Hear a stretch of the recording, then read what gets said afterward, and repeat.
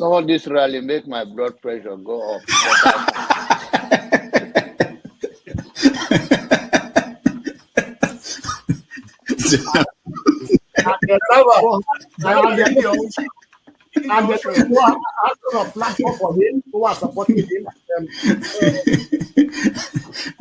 So you should get a filter sometimes, filter your thoughts before you say. I'll continue to take blood pressure medication. Why are you getting high blood pressure, Anambra? Now, I'm not taking medication for myself. I'm taking it for people like some of you guys that after the January, February something, and then people like Soludo, that is a good spoiler. I thank God for his life. He's working for my. And I am ready to die defending Nigeria in whatever way. When it is God's time for us to go, it is. And you took my time to God. You are ready to defend Nigeria. I gave you my time. No, I'm coming. Alexi, hold on. You already started. What I'm saying, defending Nigerians is this. I gave him my time and he's using it to defend No, sorry. Alexi. Sorry. Alexi. I hope that Nigeria wins. I'm never going to wish any president evil so that I can say I told you so. No, I won't wish them evil. I hope. You see, I'm not praying. There's no point. I can't pray for Nigeria to be fine. I only hope that Nigeria wins and Nigerians win. Because if you choose a dodgy doctor who has a dodgy record, who has, all sort of accusations leveled against him, to say this doctor, we think he's done this, or this doctor, this surgeon. Yes, he's a senior surgeon, he's the most whatever surgeon, but there are a lot of accusations leveled against him. If you choose him to operate on you, and you tell me to pray for you that it doesn't kill you surgery, what's the point? I can't pray. You might make it, you might not make it. My prayer won't change anything. So I hope Nigeria and Nigerians win during Tinubu's 4 years. Thank you. Thank you. Uncle, right? I have the right to address Sowore the way I like. You don't know what Sowore did to me. So learn to control your emotion, right? That's the only thing that I'm going to tell you. But if you don't want to control your emotion and you insult me here, I'm going to insult you 100%. Okay. You understand? You cannot insult me on a normal ground. Physically, you can't insult me, right? I will treat you like a child. If you insult me physically, I will handle you like a child. I don't care your age. Do you understand? You are powerful over the camera, so you can say whatever you want to say, but you can't yet say it to me physically. Do you understand? I will handle you like a child.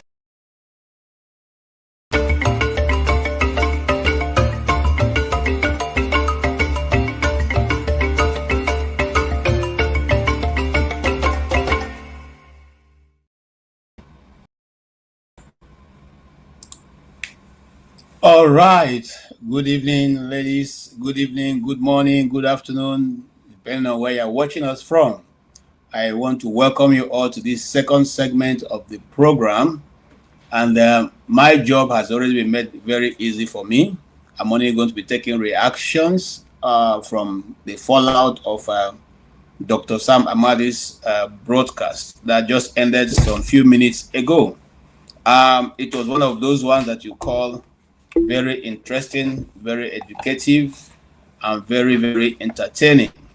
We all, at least by my taking, I enjoyed listening and responding to, his views on Nigerian politics in the southeast, politics in Nigeria generally, politics of election, of electricity, and all that. He has always been on top of his game, so we're not trying to praise him. The guy knows his onions. So for those of us who were part of the broadcast, you would have seen what I'm talking about. I have already sent out the link so that people can quickly join us. I don't have any prepared, videos to play. If we have time, we can touch on other issues that are running in Nigeria. But for now, that's it. I'm waiting for people like Kolata, my very good friend, sometime when the rain is not falling, and to come on and tell us what he feels, because I think he was strongly opposed to some of the views. And, you know, we like him to give us his view. You know, whether he agreed with us or not, we like his contribution. And it is a platform where we welcome all shades of views, as long as you are being respectful to you know, with your comment, whether for us or against us or for other people in the panel. Keep it civil. Remember that none of us here caused the issue that we are tackling in Nigeria. So no one person has all the answers, and no one is the one who should be giving, you know, carry the brunt. Please, so when you are coming in, please come respectfully, and then let us see how we can judge you and get to, you know, make some you know, make some sense out of nonsense. It's always better that way. While I wait for you guys to come in, let me quickly dive to hear one of my very, very interesting uncle as he gives us this advice. 1,911,844,833 naira and 46. I'll take that again. 1,911,844,833 1 trillion. This money is too much for me. 1 trillion. I hope that is not on the record. 1 trillion 911 billion 840. Thank you so much for watching. Thank you. Have you subscribed? Yes, you. Have you subscribed? You. Yeah, before you go, click. It's free. Click. Just that's it. Have you subscribed? You're laughing. Have you subscribed? Have you subscribed? Thank you. Thank you. Thank you. Hey, madam. Thank you so much. I can see you. We have to get to 100,000 subscribers. This by the end of the year. How are we going to do that if you don't subscribe? Yes, you. Yes, you're about to click off. Why? Have you subscribed? It's free. If you don't, ask your son, ask your daughter how to. Just one click. Thank you. Thank you. I see you. Aha. Thank you very much. Thank you very much. I'll see you tomorrow. Okay. If you have not subscribed to this channel, please do so. It will help more people to view us. It will also help us, to increase revenue. We'll probably be able to get revenue to be able to handle and pay the subscription for, to StreamYard that are charging us, charging Dr. Damages a lot of money. So welcome once again. Whilst we wait for the,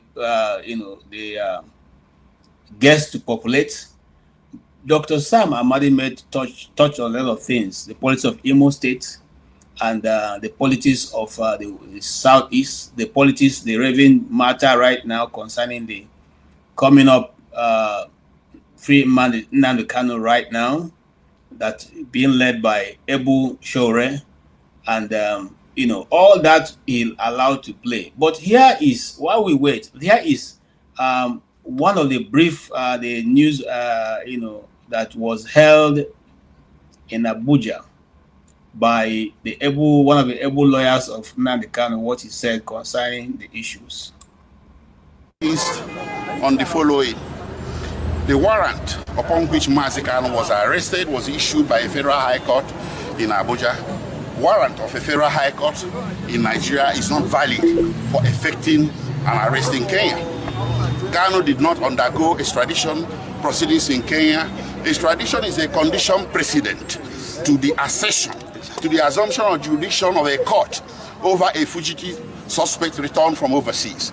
So the condition precedent was not met. That's a challenge to jurisdiction. Then we have Article 12, Sub 4 of the African Charter on Human and People's Rights, ratified in Nigeria in 1979 and codified as part of our laws in 1983 that prohibits unlawful expulsion of Africans from one country to the other. Exactly. And we have the continental counterpart that prohibits as such. It's our position that Nnamdi Kanu's exit from Kenya was unlawful expulsion that robs this honorable court of jurisdiction. So we are not talking only international law here. There's a misconception that, hey, Ejimako is talking about extraordinary rendition as if it's out of the blues. No, even our constitution prohibits extraordinary rendition.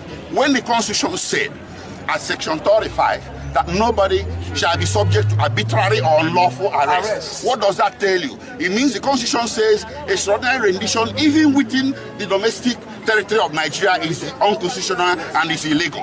So at the arrest or what happened to Nnamdi Kanu in Kenya was arbitrary and unlawful. These are our positions and they are very, very clear. We have these Nigerian authorities to support all these things, and that is why extradition is important, and that is why United States, with all her military might, came to Nigeria. They want our top policeman, Abakari. They didn't take him by force. They approached the Nigerian government. They have the military, everything, but they are approaching our courts to issue an order that is called an extradition order or extradition warrant. So why didn't Nigeria respect Kenya? If Kenya cannot come to Nigeria and grab anybody and take them back to Kenya and subject them to trial, why should Nigeria be allowed to go to Kenya and grab anybody without authority of law? Okay, sir. Okay, and sir. Subject them to trial. Sorry, sir. So that is our case in chief. What happened in court today? What happened is that I have said it before. We were outside consulting because there was a mild disagreement as to the number of lawyers that should be allowed inside the courtroom. So we left our books, wig and gown outside, and went outside. The judge had not come to put heads together in a civil conference with DSS officers to resolve the issue of how many lawyers that should go inside. Lo and behold, the judge came into the courtroom and ordered that we be locked out. We didn't know this. So somebody told us the judge is inside the room. So we broke up and went to the door to go inside the courtroom, but the door was locked. We banged. DSS officers banged. They refused to open the door. The judge proceeded to conduct ex parte hearing when lawyers are in court. A criminal defendant who was rendition since June in poor health, she conducted ex parte hearing and adjourned the case on her own motion to 19th and 20th of January next year. The law says this kind of case is day-to-day trial, that the maximum number of days or whatever period of adjournment allowed under the law is maximum is 2 weeks. So why this? So why this? Gentlemen and ladies, just in case you've not been following the development, that is how we got to where we got to. Everything about this case has been extraordinary, has been novel. And sometimes when people argue, I wonder whether they argue from the point of knowledge. Because if you argue from the point of knowledge and you're someone who has, who is prone to believing and trusting and upholding the truth, there's no way, even if Nnamdi Kanu is somebody you hate with all the passion that you can ever get, there's no way you will approve what has been going on. That's just the beginning of this charade that you've been seeing all through in the Nigerian courts. The problem that we face in Nigeria is that we think that these things are only going to be seen in Nigeria. Ladies and gentlemen, wake up and smell the coffee. We are dealing with an era where the social media and interaction and the time of travel of news have been reduced to almost zero. As the event is going on in any part of the world, it can equally be seen almost at that particular time. So a judgment can be sitting in Abuja, but if you are in Singapore, in Veranda Pole, you can get it on your set, on your handset, live and direct. So what we are simply saying, or what I'm trying to, nibble at right now, is the fact that this judgment does not only paint us in a bad light, it also makes people who want to invest in Nigeria, if there's any at all, not to want to bring their money to a country that does not obey the rule of law, or where the rule of law can be bent, twisted, hoodwinked, and then, to suit the narrative that the government want to achieve or the powerful individuals want to achieve. And that's why it's very dangerous for any of us, for yourself, for me, and for those who are currently going through the process right now. The truth is that injustice to one is injustice to all. And sometimes these things can be going on, and you think that it can only happen to, this man. No, you do not know when it will be your turn.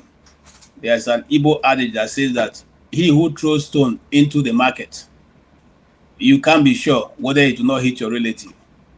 So this is throwing stone into the market and believing that your relatives will not be impacted. I can assure you that your relative may just be the one at the receiving end. While we wait also, I don't know, I can't see people joining. Is it my network or something? Because even getting on today was a bit difficult. But be it as it may, I am looking forward to having a robust discussion with every one person who is coming in, and to hear your view. Okay, here comes. Yes, so my brother Okpeholo, you're welcome, and my other brother Chim himself. You're all welcome to this evening discourse. Yes, sir. Chim, you're welcome, and Okpeholo, you're welcome. Let me ask you first. I think it's in the other way around, even though my this is put in the other way. You came in first. On politics. What do you make of? No, let him go. Let him go. You get plenty. Okay. You are not ready yet. All right. Okay. Chim, you're welcome. Chim, you followed all through. No, sorry. Before you go, let me ask Chim something. Chim,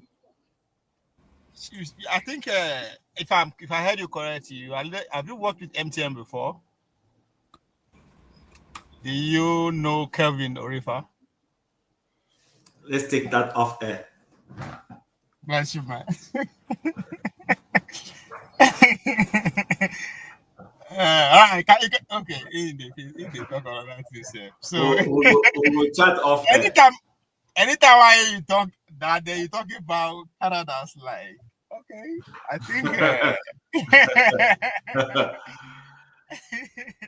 Okay. Thanks for that interlude. The small one, anyway. Yes. Chim, what do you make of the interviews today? Well, I think there is never a time you bring in and it's somebody who has that, intellectual capacity to look at things, that the conversations would not be interesting. Because you would see, for someone like Sam Amadi in particular, there's no emotions being belied here. It's not a function of I'm an Igbo man or not. He's just dishing out things. First of all, he's a lawyer, so he's coming from the angle of the law, discussing it from what the Constitution says, how we look at it and all that. And then, of course, his personality as a person who wants to just be objective. So when it comes to the question of Nnamdi Kanu, I am not shying away from discussing it. It's something that should be discussed because it's very obvious. So for me personally, I've decided not to say anything anymore because there's really nothing you want to say that anybody who wants to be inobjective, if there's any word like that, will not try to impute the wrong meanings into it. The man is being held unlawfully. He's clearly being held unlawfully. People have done worse things. Let me borrow from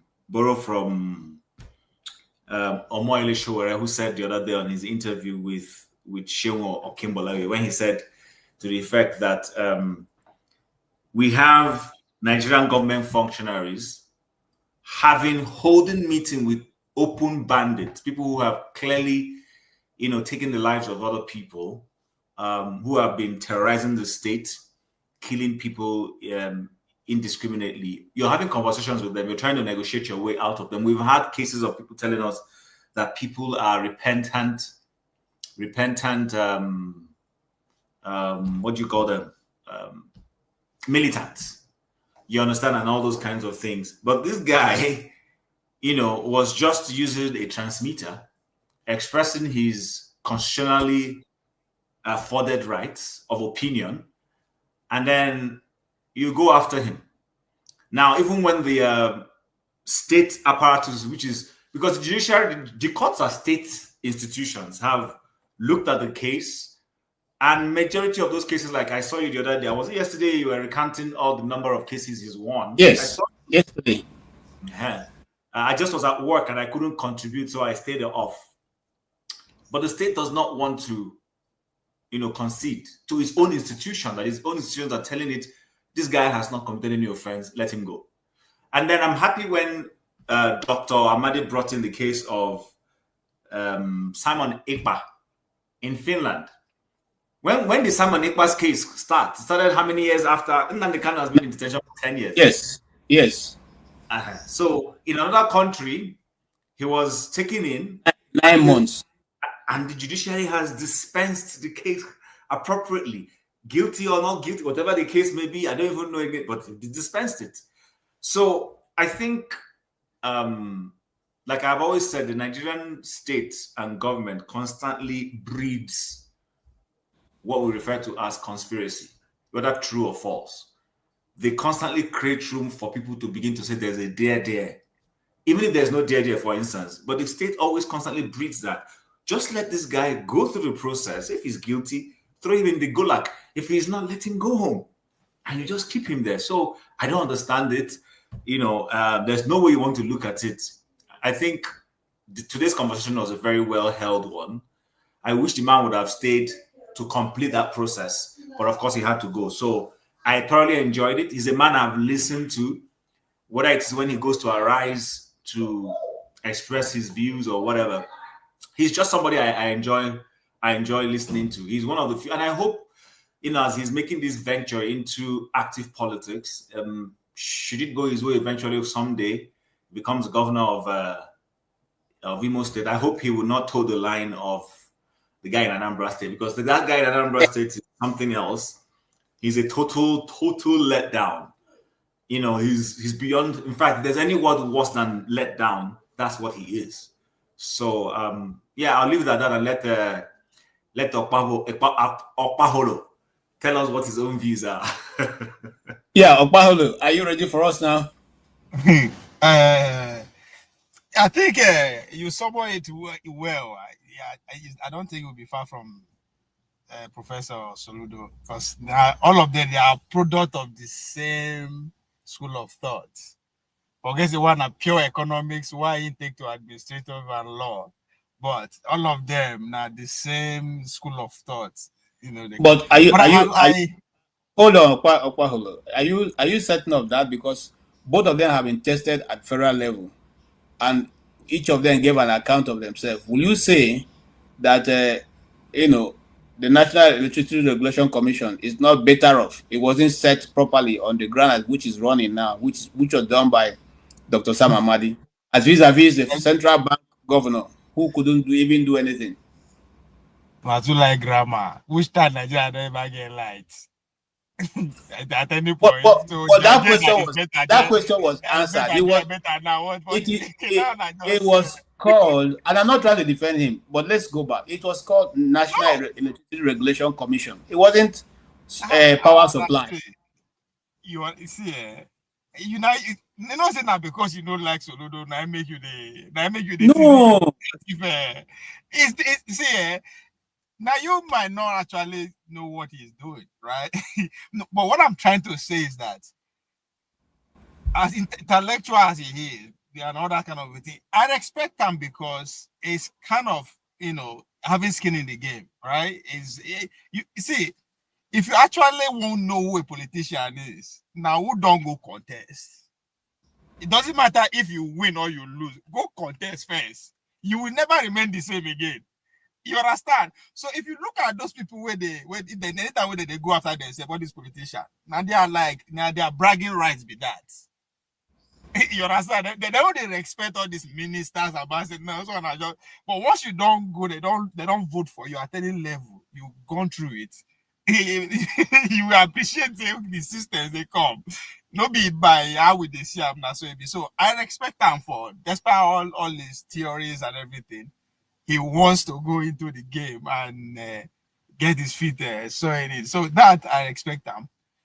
Another thing that I actually missed, did not ask him is about, he was part of the legal team of Ken Saro-Wiwa.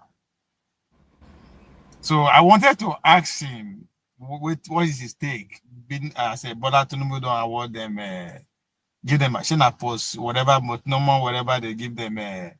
So I wanted to see his own, since it's pretty much in the thick of the whole, or that's at that time, I don't know, but I read it on his profile. So, but the fact that I couldn't get there to ask him about that. So, but other than that, I think, I mean, it's what they present him to be. He's an intellectual, he's a politician. So I am not surprised the way, not that I talk and say when he say I was not 3 people at once, right? Not because he know what he's doing, right? So he's good at what he does. He has an interview with another I television. know, I get the point. He's good at what he does. That's what I'm trying to say.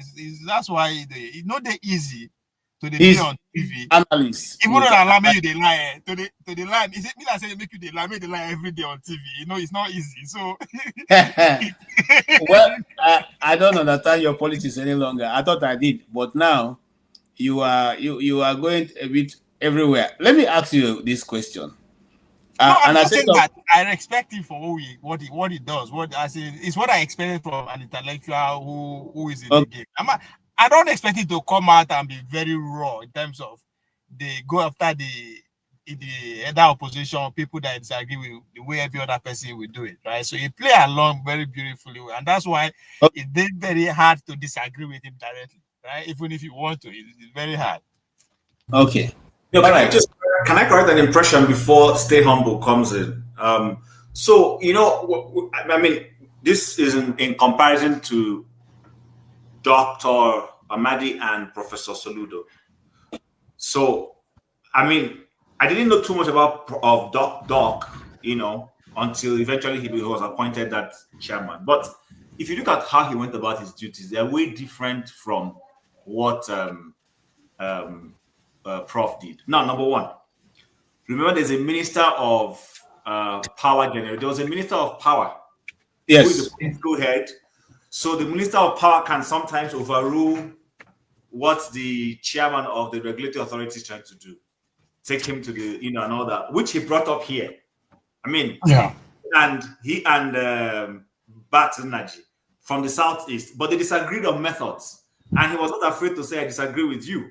We shouldn't go about it this way. The other one went about his own, trying to go to his political master, which is the correct thing in any case, to say, Mr. President, this young man in this other office is, doing so and so. I would not agree with him. But fortunately for him, like he said, the president said, listen, we can't all be on the same page. Let that one do his job. If he disagrees, let's go and settle it peacefully. Now, why I'm bringing out these authors, compare that to Professor Soludo. I'm not going to take away Soludo. Soludo accomplished a lot in the banking system. He did. Yeah. However,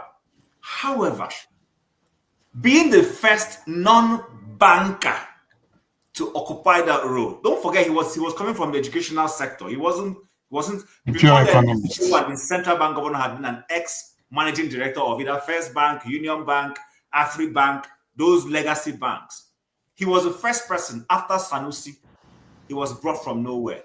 In fact, even the banking community didn't necessarily welcome him and accept him. But he did a lot. However, towards the end of his tenure, he derailed. It has to be said. He began to hobnob with bank CEOs unnecessarily. And I'm sure if we begin to probe into financial misfortunes, we'll find a lot of things here and there, which actually has been found out in any case, but that's not my duty this evening. So, and if you listen to people who have been close to Soludo, who served with him in Obasanjo's cabinet, i.e., Malam El Rufai and Madam Eze Ekwesili, you would hear things about this man. So some of the things you see Soludo do today in terms of ego have always been there. I'm one of those who, during the before the election that brought him, I told somebody, I said, if it's intellectualism, he will be the best candidate to be the governor of Anambra State. But when it comes to arrogance, Anambra people are getting into a one chance. That guy is going to go there and be looking down on people, which is what he's practically doing. That's what he's practically doing. If you ask to name one thing, you would think that the central bank governor will not be the one engaging in bogus projects. But he's the one engaging in bogus projects. Meanwhile, the trader is the one who came and was talking prudence. So I think when it comes to the moral efficacy of both of them, I think I would prefer Dr. Sam Amadi any day than over. Yeah. Sorry. Let me add this to it. KJ, pay attention to this too, because waiting Chim talk now is the same thing with pretty much what you are trying to say, and even the doctors have said that yes, higher power are always there to oppose, his policy and all that. And thank God, even though be good Lord Jonathan, which was now the highest power, himself will not lose his job. So he's now saying that if I go into executive position as a governor, maybe we're able to do that. But it's always like that too with the case of Soludo, right? There's always higher power to either say go ahead or not. So now, when you now hold the executive power, you now understand that interest now bring you whatever that interest wants. Now you either go against them and then the consequences, or you follow suit. So that's where now the character is different. But so who be the interest will bring these two persons? I want to make you this analogy where you give. Use and interpret these two persons. Alex Otin, Abia State, and the other person has just skipped my head.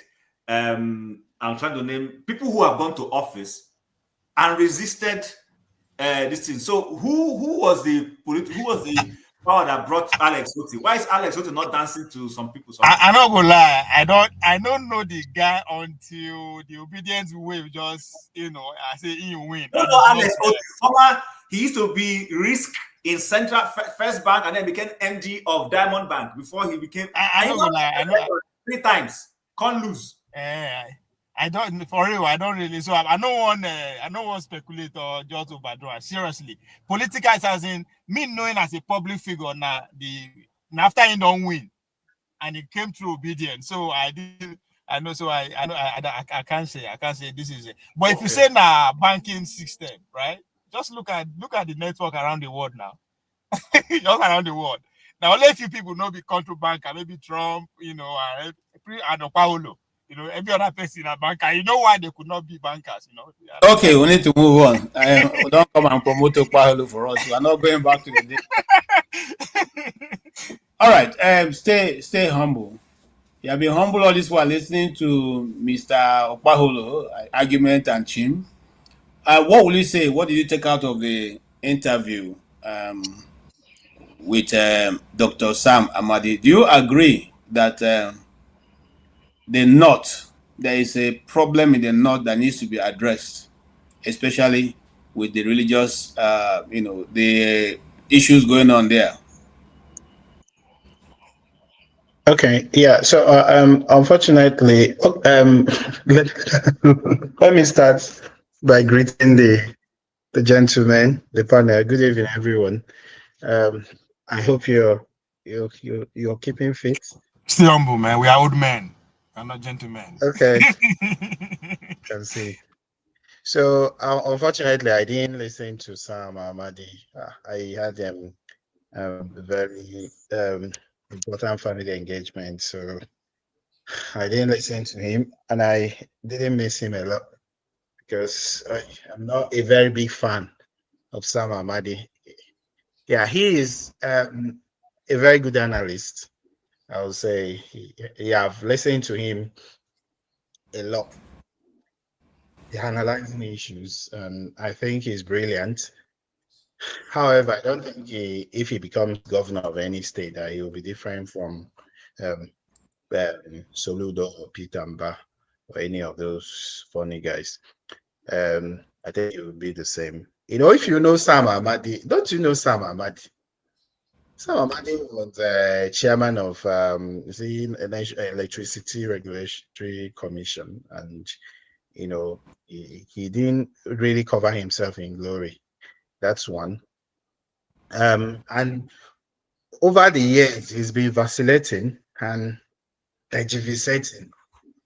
Today he talks about PDP, tomorrow talks about Labour, and then recently he's been saying that the APC is the best party in Nigeria. So, if you were a young person looking up to him for guidance and mentorship, you'll be confused.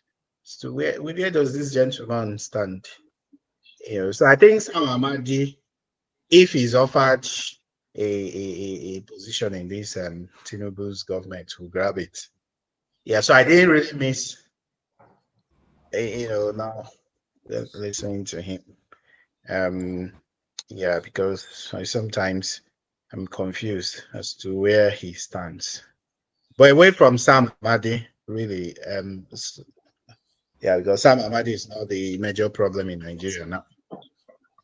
Let us talk about Nnamdi Kanu and what's going on. So recently, I heard something very shocking, that the Nigerian Medical Association declared Nnamdi Kanu fit for trial, etc. My problem is not about declaring him whether fit or unfit. Probably when did it become the responsibility of the Nigerian Medical Association? The Nigerian Medical Association is an association. It's more of a pressure group, and its main responsibility is the welfare of the doctors in Nigeria. So if the Nigerian government wants to ascertain Nnamdi Kanu's fitness for trial, medical fitness, I think they should go to a hospital and have him checked, examined, evaluated, and then write a proper medical certificate instead of going to the Nigerian Medical Association is not a hospital. So who are you going to hold responsible for whatever crops up from the report? See, the association, so it doesn't make sense, absolutely senseless. But yeah, it's Nigeria, where anything goes, there's no rule of law. So a lot of lawlessness there. Otherwise, the Nigerian Medical Association will not meddle in that. That's number one. Then number two, about Nnamdi Kanu is that I suspect, from what I've gathered, from what I've read, and I suspect that the American government, that the US is fed up with the Nigerian project, and they want to balkanize Nigeria. I think that would benefit them more, because they may think that if they balkanize Nigeria, they will strike new agreement, especially when it relates to natural resources. So, and so many people have been mobilized for that task. And maybe the Sowores of this world, and or did you think that these protests and everything, that they are just spontaneous? If you ask me, I will probably say, I always like to see things from my own end before I go to the outside. If you think that if you light a matches in your house, it will give your neighbor who is a fire service man the opportunity to use his fire hose, water hose, to break your windows. Since you already know that's going to be the outcome of the action of your neighbor, will you light a fire in your inside of your parlor? I don't know if you understand what I'm saying. Not really. Yes, because now you as a Nigerian government, the purpose for which people are being paid every day in your community is in your hands to control. The issue of Nnamdi Kanu is in your hand to control. If you suspect your neighbor who is a fire service man is going to suspect that you are trying to burn down your house, and therefore use his power hose, host to break through your windows, are you going to light fire in your house, bros? Okay, so if you look at Nigeria, for example, the contraction called Nigeria, for example, you would see that there are interests, the interests that want Nigeria, and those main interests are the UK, the European Union. They're happy with how things are running in Nigeria at the moment. And then the Democratic Party of the US, Biden's people, they were the ones that, even made things worse.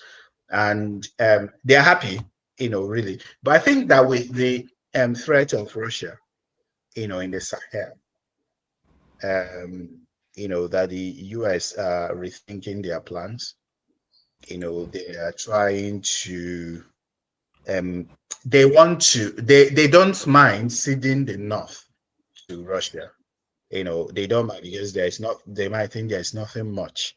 So I think they want to strike new deals. If you've been following what's been happening with the Michael Rubin people, there is increased awareness. Even this thing that happened recently, where Reno Mokri brought in some funny guys, to talk about the religious the killings of Christians in Nigeria and all those things. You see that there are some hands, there are unseen hands. I think the US is very much interested. They might want to, make new deals, and but we watch and see what happens. But what I will say is that all these protests and the rest of them, they are not just spontaneous. They are not just the Nigerian thing. The people that want Nigeria to remain as it is, they are happy for Nnamdi Kanu to be kept in prison, because you know that Tinubu is not Tinubu, Buhari, etc. They take instructions from their masters. Then to Governor Mbah and his co-travelers, the Soludos of this world, the Fubaras of this world, etc. I don't want to waste saliva on those people. Yeah, but my issue is that why do we even go to election every 4 years, knowing that it's just a waste of everybody's time? Why do we just go there and try to vote, in quotes? They're just wasting everybody's time. All right. Yeah. Thank you so much. Yes, let's move to Christian. Christian, you were actively involved in that some other session. What's your own take? And do you agree that the action now is because foreign powers are backing that and trying to see that the country comes to an end? Do you agree with that?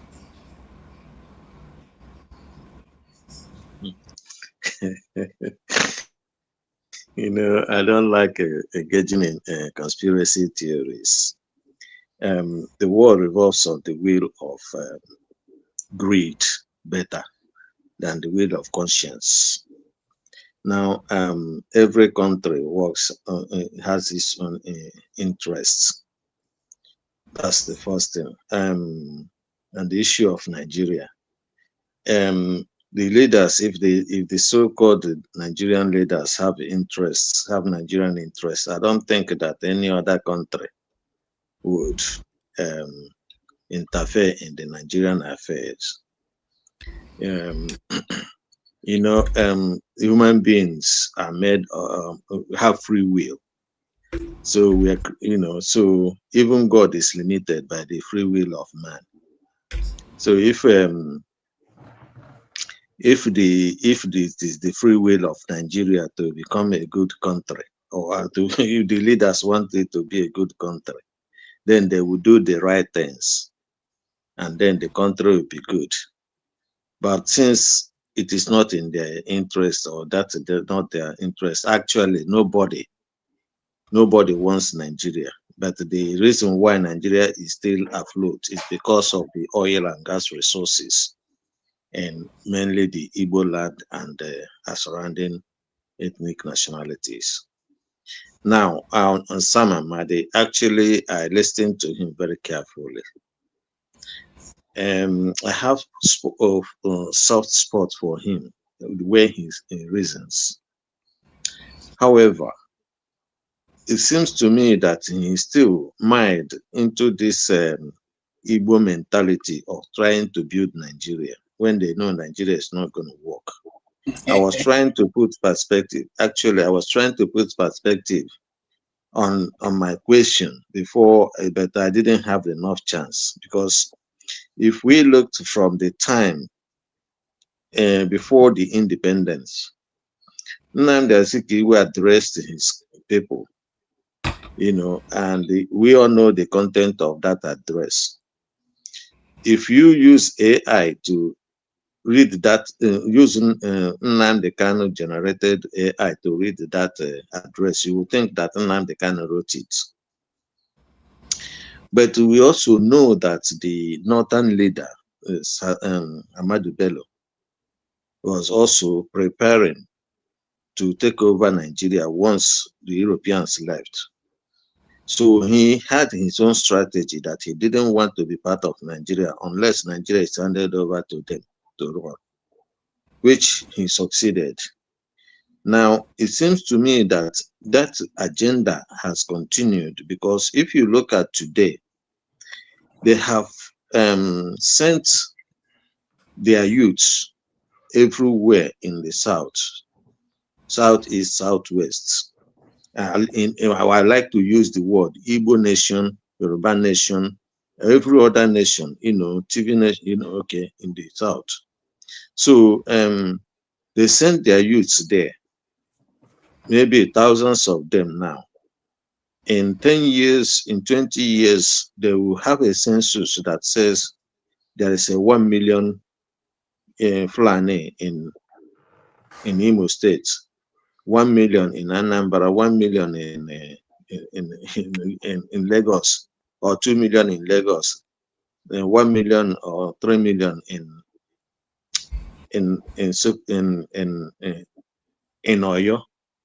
Now, what this translates to is that once they conduct an election, they now have 25% from all these states. Having restructured Nigeria into states to suit their conquest mentality, they will now be able to have 25% in all these states. So they will have no need to go to Yoruba, because the Yoruba people are thinking that today they have signed agreement with the North to support the Fulanis to take power. And then the Fulanis are helping them to also to get into power. But in due time, in due course, when these things are playing out, you know, they will now realize that they don't need anybody anymore. So they will continue to run elections, get 25% from all these states, all these nations, and then they will be the president all the time. And then they will continue gradually to, you know, allow the force the culture, the Fulani culture, onto every other culture, onto every other nation. You know, that's how this thing will work out. Okay, so but I agree with you, Chris, and I'm going to come back to you, but I'm going to just Jefferson now. What Chris said is very true, because that was the purpose of the Ruga settlement agenda. Remember that the Ruga settlement agenda was supposed to be established in the 774 local government areas of Nigeria. In Abia, Chim's community was the one they penned down as the place they wanted to occupy. I still have the document. So in Abia, Mbah is the place they wanted to occupy. And these are rich, very rich soils and places where you have, you know, stream, and the land is very fertile. These are the deepest part of, you know, Igbo land. Okay. So the question be, just like Chris has framed it, is it that we, as you know, the other tribes in Nigeria are not seeing what the handwriting they are trying to paint, or we all just said to play dumb about these things and allow it to flow? When you are answering that, also answer the fact that Sam Amadi says something very key, you know, which is also what we have said here on this channel, that the you know, the genocide going on it's not necessarily because it's targeted at not necessarily targeted at Muslims, but the Muslim people who are being affected is just a collateral damage. And because many business people have entered, the original intent and purpose have been kind of a bit twisted, because you have just like what happened in the East. When the movement of IPOB started, it was quite clean and all that. There was nothing involved until rogues elements started forming groups. Those groups that now broke into different pieces, everybody began to create their own agenda. And he's saying that is exactly what is happening in some part of the North, which has made it as if it's everybody who's a target. Do you agree with that assertion? Okay. No, see what it is there's only a caveat here, is that the only caveat here is simple, that in the East, when IPOB was formed, the governors, the warrant governors, they gave us, felt that their power has been weighted, and it was demonstrated when the sit at home was highly successful. And then they now realized that they have no power. They were in office, but have no power. So they have to do something. One is because their counterparts in the North and the West will taunt them and say, well, you don't have power, so why are you talking to us? And then they will come back and say, okay, well, you people are, because actually what it is that they try to, as MAGA, or what the way they say it, trying to make themselves relevant, So in that process, they will just tell these people, okay, let's, because I don't think that they have power to go and negotiate for Nnamdi Kanu's release, basically. So anybody calling them is just wasting time. And then they set up this, according to Dave Umahi, that he will set up parallel IPOB, which he did. So having paid those people for 3 months, 6 months, then those people are withdrawn. And then, when they stop paying them, because largely the way I know it is IPOB ESN is simply voluntary. So they don't have to be paid. So they have a lot of discipline. But those ones that are being paid, when they stop paying them, then they turn the gun to use it to do whatever they want to do. But what I'm saying is that the governors orchestrated those insecurity. And from what one Dr. Kachi, who happens to know more than I do, said it was funded by Buchi, and that is the then director of DSS under Buhari. And then, it was a string operation. So if you look at today, it seems that Bola Ahmed Tinubu has stopped funding them, according to him. Asari Dokubo, is angry because it seems that the contract is signed with Buhari. Tinubu didn't renew it. So when things are going, the insecurity are coming down now in the Southeast, is simply because those who happen to fund them have stopped funding them. Then occasionally they take over the power, they are gone to try to make money out of from the people. So that's my take on it. But definitely in the North, Boko Haram, all those things, they are not actually, in doing something that is against the state. So that is why the state is allowing them. The state, they are actually doing what the state wants to do. That is, one, ensuring the Fulanization through Islamization.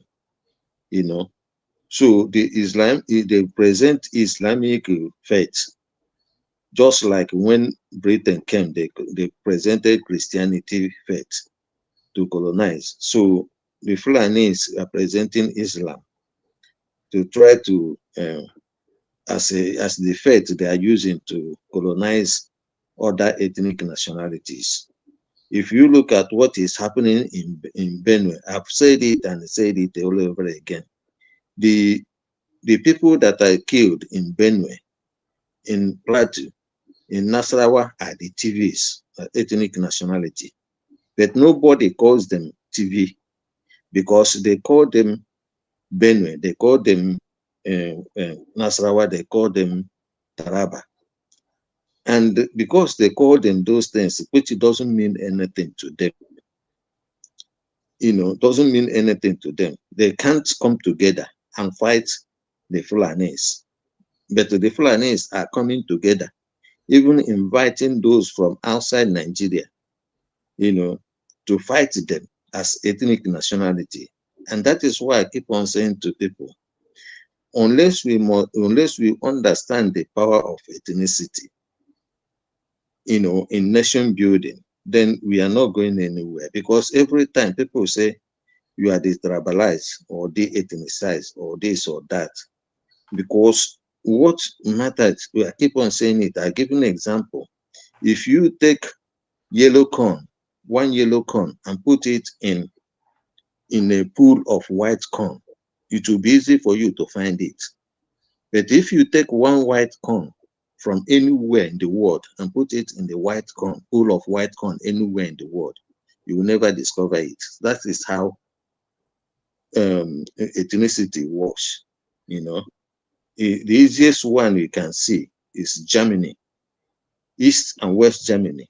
They use ideology to try to separate them, communist capitalism. But once the wall fell, both of them became one German. On the other hand, if you look at Czech and Slovakia, they're all disintegrated. So we can say this and all over and over again. I need to go. All right, thank you, Chris. Jefferson, you were here also when the Sam Amadi was there. What's your make the interview? Is there areas you disagree with him? Is there area you agree with him? Is there area that you expected him to have spoken of on which he didn't speak? So just go ahead and air your thoughts. Okay, no problem. So roughly, I just breezed in and out on the interview, but I actually agree with his assertion that, of course, there need to be reform in the electoral process, and he's also a very strong advocate for that. I've listened to him a couple of times, and the truth of the matter is all about sincerity of purpose, because if we actually care about nation building, we have to do what we need to do to actually seek redress.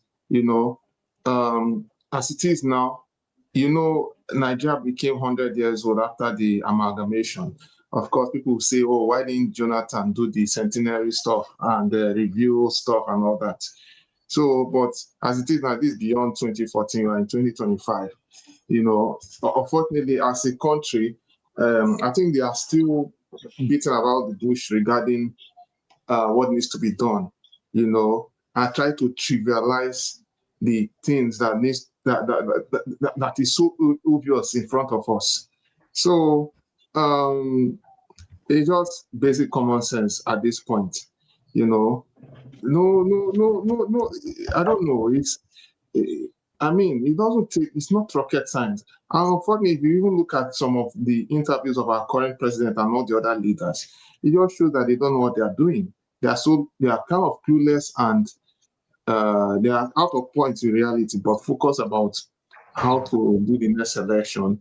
There's no sincerity or purpose in the INEC chairman.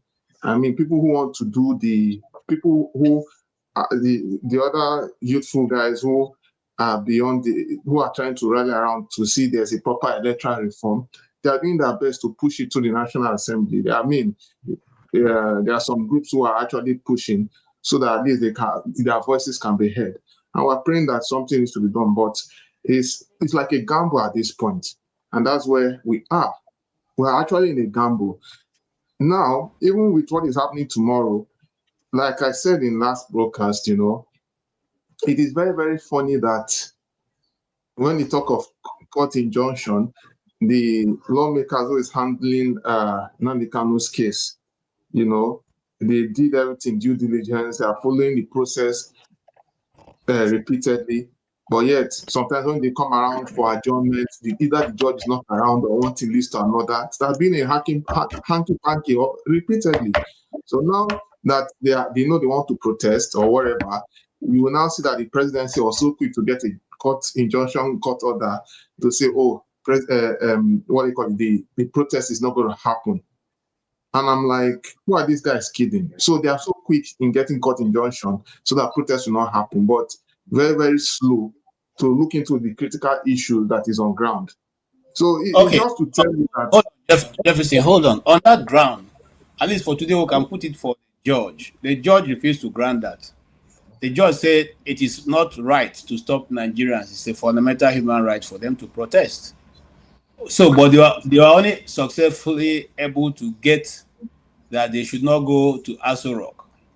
And the judge also put a caveat to that, saying you must serve Sowore this letter before the end of Friday working hours, which they did not serve him. And they are trying to. Yes, according to the lawyers, once the ex parte order is not served within the time limit, it becomes null and void. So the protest is going on tomorrow all around the world. Go ahead, sir. Conclude. Okay, sir, I don't mean to interrupt. I'm just saying that, you know, even with that, if it was not carefully handled too, you could have seen that they could have want the whole thing to happen so that when tomorrow reach, of course, trust our government because we already know the psyche already. Because unfortunately, our leadership is not ready to listen to nobody, but they are very, very quick. They are very, very quick to deploy the arsenal of the armed forces to unleash harm on citizens for protesting issues that are fundamental human rights. But when it comes to the other, you know what I'm talking about, insecurity and all of that, they are scared. They are scared like a kitten to actually confront those things. So this is, you know, it's just a little here and little there. I mean, can't we at least come to a consensus? It is a very big question that we need to our country is supposed to be asking themselves because we are kind of tired anyway. And of course, just like on a global scale where we have the issue of racism and everything, there will always be a Judas in our midst. Of course, as you can see here, the issue of tribe, and I think everybody is getting the picture of everything currently, because all over the world, if you look very, very carefully, people are being played. If you look very, even among white people that claim that they don't face any racism or they are enjoying the privilege, they are being to see now that the system is equally against everyone. It's more of an establishment against the masses, and this is the same kind of similar game that is being played on us in Nigeria. But however, it's kind of also funny that most people who are interested in leadership and seeing what is done to a certain class of people are not actually speaking up, because they say injustice to one is injustice to all. And I agree. And even if it is us that is in the helm of affairs that is doing this, it is still wrong on our side to uphold things that doesn't speak well of us. So we should be able to. Yeah, let me just stop here for now. All right, thank you. Mr. Oti, you are here, and let's hear your view. I don't want to ask you any question because you were in, and I know that you must have come away with things you want to say. So go ahead, sir. Hello. Yes, I think well, he didn't quite stay, that long, and well, I listened to him. I was much more attentive when he was responding to questions, so not during Rodolph's interview. So, as I said, what I noticed, what kind of what vital point was what Christian has already referenced. So, as an intellectual, Igbo intellectual, so I ask myself, I mean, this how is it that they feel so comfortable, with the situation we find ourselves, and that what kind of change are there? Some of the people like Dr. Sam expecting that is going to happen to bring to move the country forward, in its current state, because that's really what the issue is, So Nigeria has not always existed in the form in which it is now existing. So what this experiment, at least since 1999, and where we are today, are we okay? Progress, yes, but in which direction? And what is the prospect for the future? So what has it actually brought the people? So that's I think that's what I would expect people like him to give much more serious attention to, and think seriously about this. And I mean, well, it's again, it's not going to be up to him or to any particular set of people. It has to be the generality of the population, really, and that's where, if you like, mass movement, social movement comes in. Because if you're waiting for the politicians, those that have the reins of power, to do anything to bring about that that revolutionary change, that radical change, it's not going to happen. So they have to be forced into a corner. Right. Okay. If coming to the issue of Nnamdi Kanu, again, it's I would say the Schnee von gestern, if I allow myself to borrow from the Germans. It's an old story with something we've been talking about here. It doesn't as a government that wants the best of its citizenry, that also is interested in maintaining civic order, peace, and security. So keeping one man, in spite of all the clamoring from important quarters, and not least from that part of the country this man comes from, a section of the country that rightfully feels aggrieved on so many fronts. So what's going on in their mind? I don't understand. So let's hope that it goes well tomorrow. But the question is, what is gonna? I mean, if they were going to be moved, they should have done something by now. That's my thinking. So, in other words, probably the whole thing will bring, we come to naught. They're not gonna shift ground. And if that is the case, so the question becomes, well, that is the question I ask myself, and I will ask anybody. Are they really in charge? These people that are run our government. Are they really acting or by themselves, in full understanding of the situation, circumstances, or are they just taking orders from somewhere else, from some other quarters? So that is to me, that becomes a critical question in the face of all of this. And, okay. So the same government that is prepared to negotiate with brazen, armed, undeterred bandits and terrorists. Okay, so in the face of the whole world, and then cannot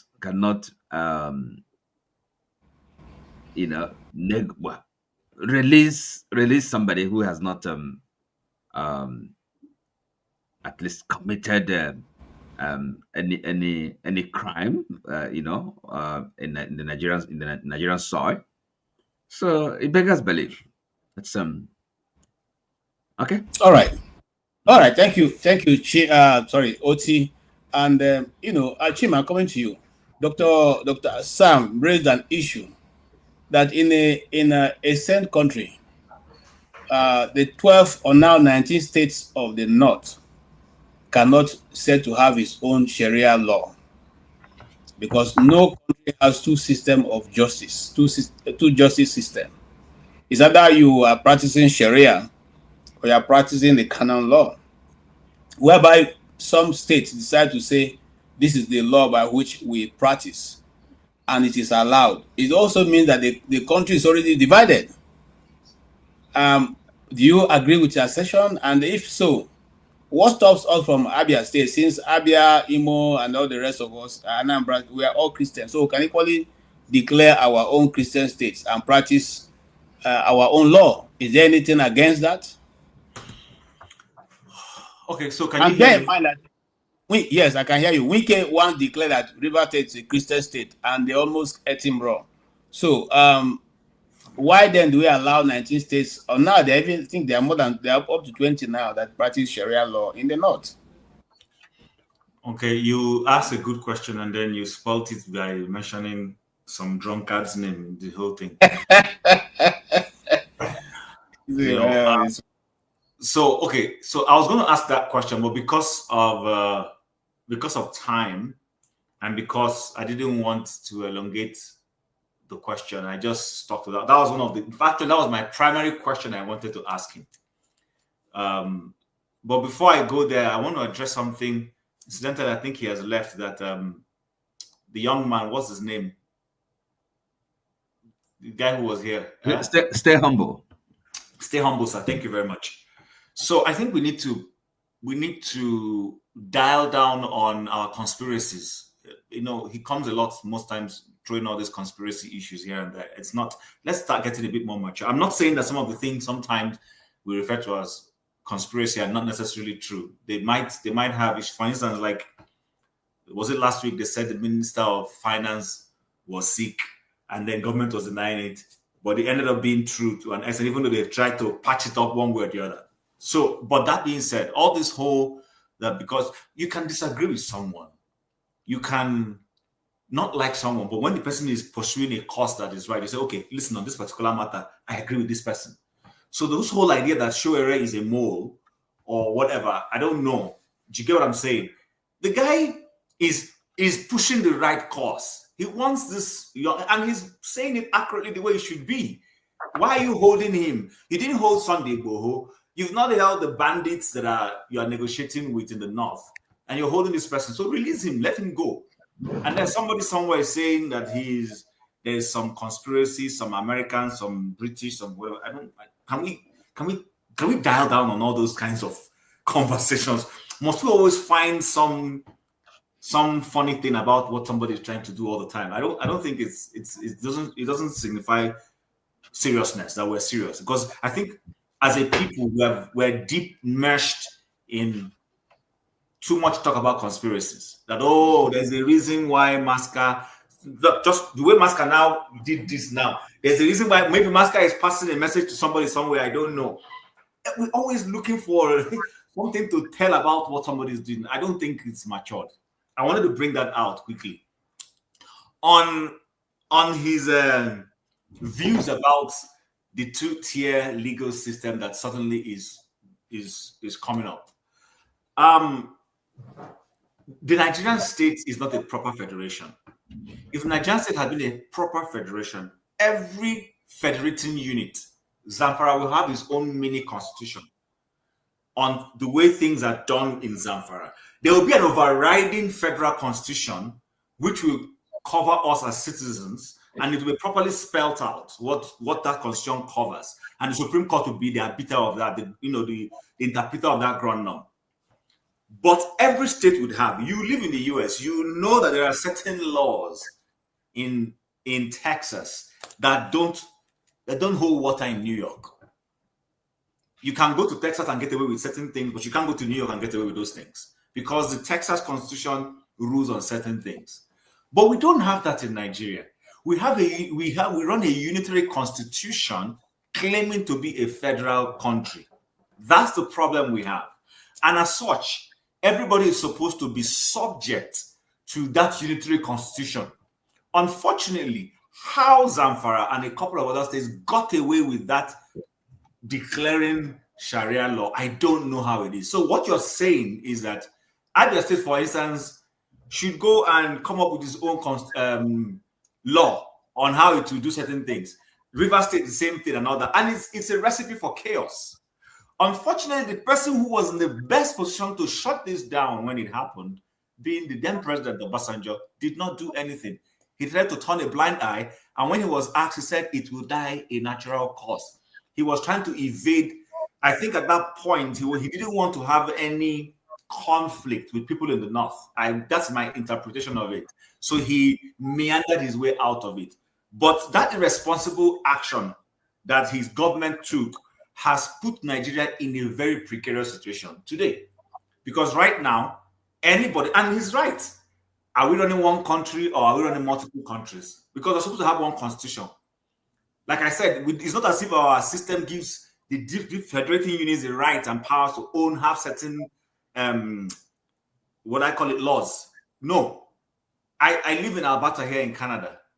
There are taxes, the way our building permits are done is different from the way those in Quebec and those in Ontario, or even our closest door neighbors here in British Columbia. It's totally different.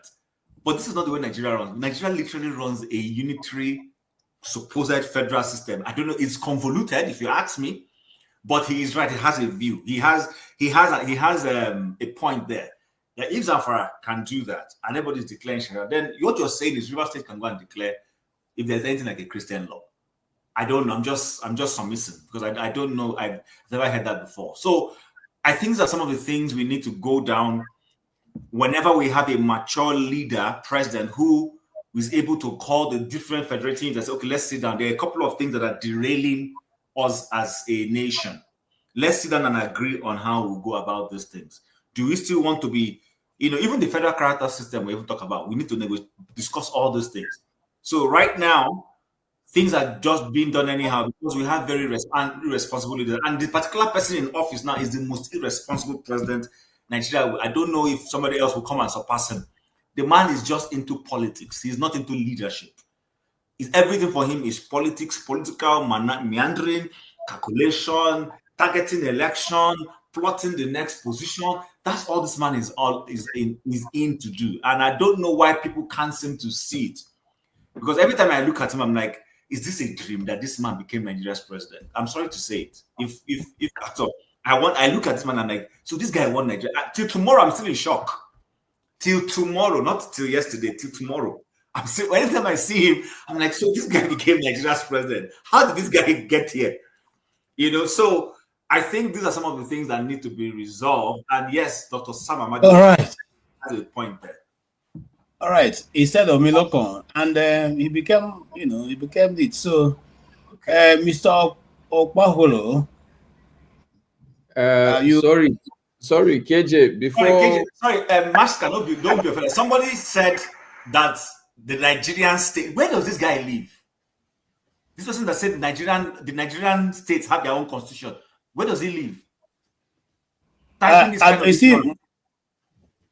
Some of them just speak because it has to do with a particular list, and I don't want to engage in that because that'll be distracting what I want to do here. So, but gentlemen, Nigeria has one constitution, and it's a unitary constitution. It then means that no state can act unilaterally on its own, especially if it's a matter that has to do with the federal law. That is sacrosanct. However, in the time of Obasanjo regime, we realize now that what we have read and studied in school as concerned Nigerian constitution is no longer obtainable, that you can now decide to introduce Sharia law in your state and then have it run, side by side. KJ, I was just listening in the background, but I just wanted, not that I want to defend anybody or any issue, but I just wanted to put a small clarification on the table. I hope it will help. Okay. The issue is not that Kano State have declared Sharia law. No. Anybody in Kano is subject to the Nigerian constitution. what it is meant to put in place is that some people can decide, let's say me and you now, we can decide if we have an altercation or an issue, we can decide that, okay, this is the law that we want to be judged. And I don't think it's only Sharia law that is the issue. There is customary law. I know that there are customary courts, and these are not conventional legal systems. Okay, so I mean, even if I am a Muslim, for instance, in Kanu, I can opt to say, no, look, okay, yes, I stole, but this is the law that is applicable to me. I think the issue is not that a state have supplanted the constitution or have created its own legal system. No, it's just saying that, okay, for the generality of the people, if they want to avail on this, it's available to them. But it's not going to apply on anybody who doesn't want to opt out for it. I'm not defending the Sharia law. I am not saying that it's okay. One of my major issues with even applying the Sharia law is because, look, if you really want to start applying it, the governors themselves should have started applying it themselves. But I'm not saying that, look, it's okay, it's not. But I just want, because people say it and make it look, once you enter Kanu now, it's a different law. That's not true. Thank you. Okay, thank you. And I'm happy that you're here. And I don't want to, give myself any form of praise, but I can let you know that I follow these things very quietly and well. Also, I have videos here that I can show you to prove how that law has been applied to people who are not even Muslim, who live in Muslim or live in those Sharia states. People whose stores, shit, I don't know, somebody's mic is on. People whose stores they've gone there and seized their bottles of beer and all that and gone to trash them. Those people are not Muslims. That's one. Two, the issue of Deborah. Okay, so let me, sorry, KJ, just a quick pushback on that. So that is where I am standing, because look, when people say this is what I want to implement in Nigeria, what happens is that they go and implement what they want, irrespective of whatever that law they want to implement says. Okay, I give you a good example. We've been talking about Nnamdi Kanu. Is it not the same issue? Is there any law now in Nigeria under which the man is being incarcerated? So it's the same thing that, look, when you talk about applying the law, whether they will apply it as it is or they will do an arbitrary application is a different matter. That's the point I'm making. Okay, so let's leave it there. But you see, Masker, my fear in this has always been that if I'm doing injustice to you, and that injustice is a dangerous one, once the person does no longer have life, it becomes an issue because nobody can replace it. So from the onset, let us understand whether we are running a country or we are dividing a country, and can anybody, just like Jim said, in America, no states run the same law. They all have their constitution, but there's certain laws that are agreed that this you will do this and do this, and when the federal law comes to play, every other state will follow the federal law. But there are areas where I live, I pay tax. Okay, I pay grocery tax. Some states don't do that. Some states don't do anything. They don't collect tax on anything food. Okay, so it's all different. In fact, there are certain things that are better in some states, and there are some that are not that other states are better than. Okay, and that's understandable. The system is working. Nobody is saying, So what we are saying is, if we are going to operate such a system, let it be known across board to everybody that you can now put your domestic law as long as you want. But then let us go ahead and discuss, because I have a lot of videos that I'm going to play later on. So since you are here, you will be able to explain to us what is really going on. Okpabolo, you heard what Sam Amadi said, and then what the pushback that Masker has brought now. What will be the real position? Are these things political? And if it's political, how do we handle it so that those who are not Muslims and who do not believe in what they are preaching will not be affected. Remember the case of the little girl who was taken away from the father's house and led into the house of one of the emirs, and they refused to release her because she's in the emir's house, and she has now accepted to marry the man who kidnapped her. And they said this cannot be reversed. Okay, so I don't know how that case ended up, but I know that at the time I followed it to a stop, that had not been affected because the police couldn't even go into the emir's house to rescue the girl. So, but I'm saying that to say, what is your position? What should be the position of a country that wants to go forward and giving everybody a level playing ground?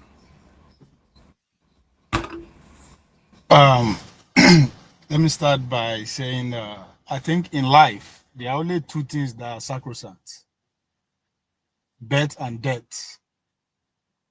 Anything in between is movable, is changeable, is destructible, is rebuildable, is constructible, is shareable, anything you can think.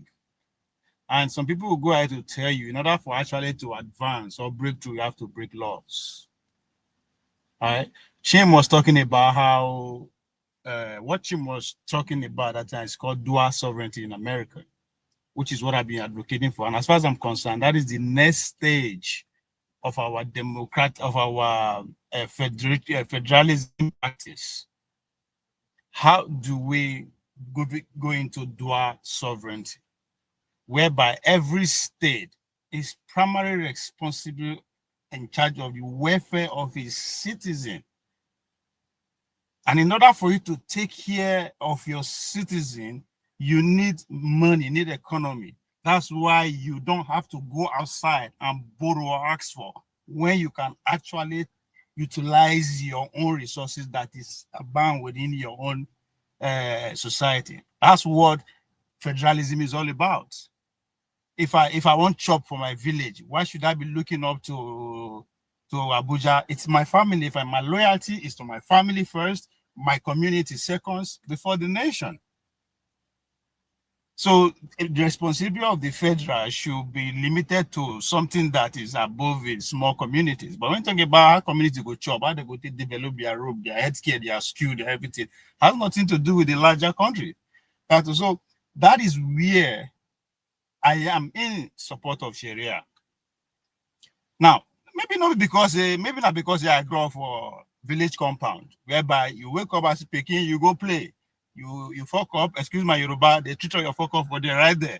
You move on. So when the Sharia thing come, of course, everything was calculated. They are actually practicing what federalism is about.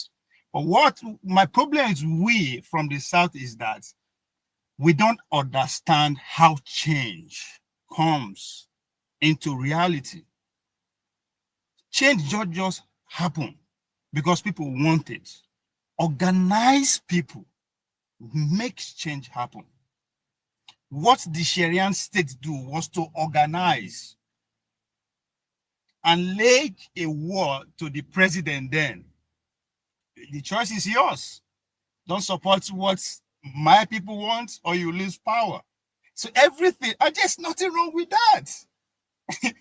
Now when they complain, they write you, life goes on. My goal in life is my small language for so we be saying now only 200 people they speak is to be the national language in the country. And if I organize the majority of the country, the name of democracy, I will make it happen. I will use the instruments of the state. The get one Nigerian author with Dr. Damage bring come, but a couple of months ago, I think it led to what we are saying, that we should take cognizance of the gentleman agreements, that some political agreement that is developing outside our constitution. And Sharia law is one thing he alluded to. He said, yeah, this is a good thing. Turn by turn is another thing. It's not in the constitution, but it's a gentleman agreement. They are using the power of democracy, which is the majority, to bring it to bear. Another good example of that, which Dr. Sam Amadi bring before us, not be on talking loud before I actually say, oh, is the Deborah case. That the murder of Deborah in the name of blaspheming, and the fact that the state let the perpetrator go free is an endorsement that is a law. You can prove me wrong, Google it. How many countries have religious defamation death as their capital law? Now about 7. Nigeria is one of them. It is not in the constitution, but majority is bringing it to our practice. Again, that's why I said there's nothing wrong with that. It will not depend on you to do that. So again, going back to the next stage is the dual sovereignty. There's a reason why the elite take hold of that conversation. They turn it to resource control. That's a trigger to those people who don't have quote unquote resources. But there's nothing like that, right? So it is the adjunct of that debate. It's not about resource control, it's about every state taking care of their own people and grow accordingly. Of course, with the federal government as the arrowhead. Especially now that the numbers are growing, because one of the strong arguments against going back to regionalism is that the control of one person is too much, over 200 million people. But what they are not factoring into that argument is that 50 years from now, each region go to approach 200 million. Then what we use, you begin the conversation all over again. So you understand when these elites are having this debate on TV, which resource countries. No, it's not. It's pretty much here. Everybody wants to have his own law. I want the cultural way of our living of Edo people to take precedence of our lifestyle. If we have our own a way of doing our life without necessarily subject to the federal government, we will take government house to Oba Palace and turn the current government house to engineering room builders. Let the elders deliberate how the norms should go. Then why the educated ones should get to work? So as far as I'm concerned, I'm not against it. Just organize, stop crying, and get to work. I think that's our problem. And that's what I said it yesterday. There's a great difference between organizing and mobilizing. Very soon they will start to demobilize to win election, get their 70 off without say. But who really want to organize is a long journey, it's a marathon, because a lot is involved. You have to educate, you have to inform, you have to actually provide, you have to empower, you have to stay with them. So it's like actually planting the seed and wait till it germinates before. That's exactly how organizing is. And this, our leaders, quote unquote, they understand the process. They know that if they embark on that, the pushback is very engaging, and they might not even live to see that they are planning. So that's where the greed come into play here. But it's all upon to us, or with the common people, or anybody that have idea. The only way your idea can come to fruition is if you get to work by bringing other people, organizing other people to bring it, because nothing is unchangeable. If you want to reverse the Sharia law, it is possible. It's about numbers. It's about work. It's about resources, because those that brought the Sharia to fruition, they just wake up and say Sharia and it happened. No. A lot of education now, a lot of things. But it cannot be by numbers. If you say by numbers, then it will never change, because I don't think there was any number from the south that was going to support that. It's going to. No, they use regional. You I know. They tell you now. Now they tell you, but if it go change, it's going to be by reason and rationality. People are going to be able to say, you know what? This is what is supposed to be the right thing, whether I'm a Muslim or not. We're a secular state. Let's not have this duplicity of laws. Simple. Yeah, but it didn't come to be by pronouncement now. It still went through law. They still have to go through the legality, or that's why you get the numbers. When I'm talking of number, number to even bring your idea to national conversation. And if you pay attention to the outside Nigeria, or even pay attention to Nigeria, some of the presidential candidates, they enter the race because they have a message. Because at that presidential race, that's the biggest microphone you can ever get. Right? So when I say numbers, is how many people can you get to support what you want? If you want the Christian state to have equivalent of Sharia law, Now state you go mobilize now. Nobody can become president without winning the south or southeast. So talking about when it comes to voting we need to office. No, sorry, KJ, I want to correct something that people don't seem to realize. Okay. There will never be a time. Listen, let's be honest. I'm not here to pander to political correctness. If the entire senators and members of the House of Reps from the North are pushing a particular thing that favors them, they will see this and say, okay, you know what, for equity and fairness, this might not be right. But they will never do that. They will always vote along with their caucus and vote that way. But if Nigeria is going to ever do the right thing, there's going to be somebody who's going to say, yes, I'm from the North, but you know what, this thing my brothers are pushing doesn't make sense. I'm not going to vote along with you guys. That's why you see sometimes, that's why you have the senator from Pennsylvania, sometimes going against the Democratic Party. Some of the things his caucus is pushing doesn't make sense to him, but because he lives in a society that is liberal enough to accommodate his views, he's able to vote against his party. Right now, the Nigerian senators they are not that matured. Whatever they come and tell me that they're intelligent, they're not that matured in their reasoning to be able to. No, Chim, you are taking this. All right. No, Pablo, hold on. We need to move so that other people can feel part of it also. Chris is gone. Jefferson, I can't see you, so let me move to Maska, what's your view? About what?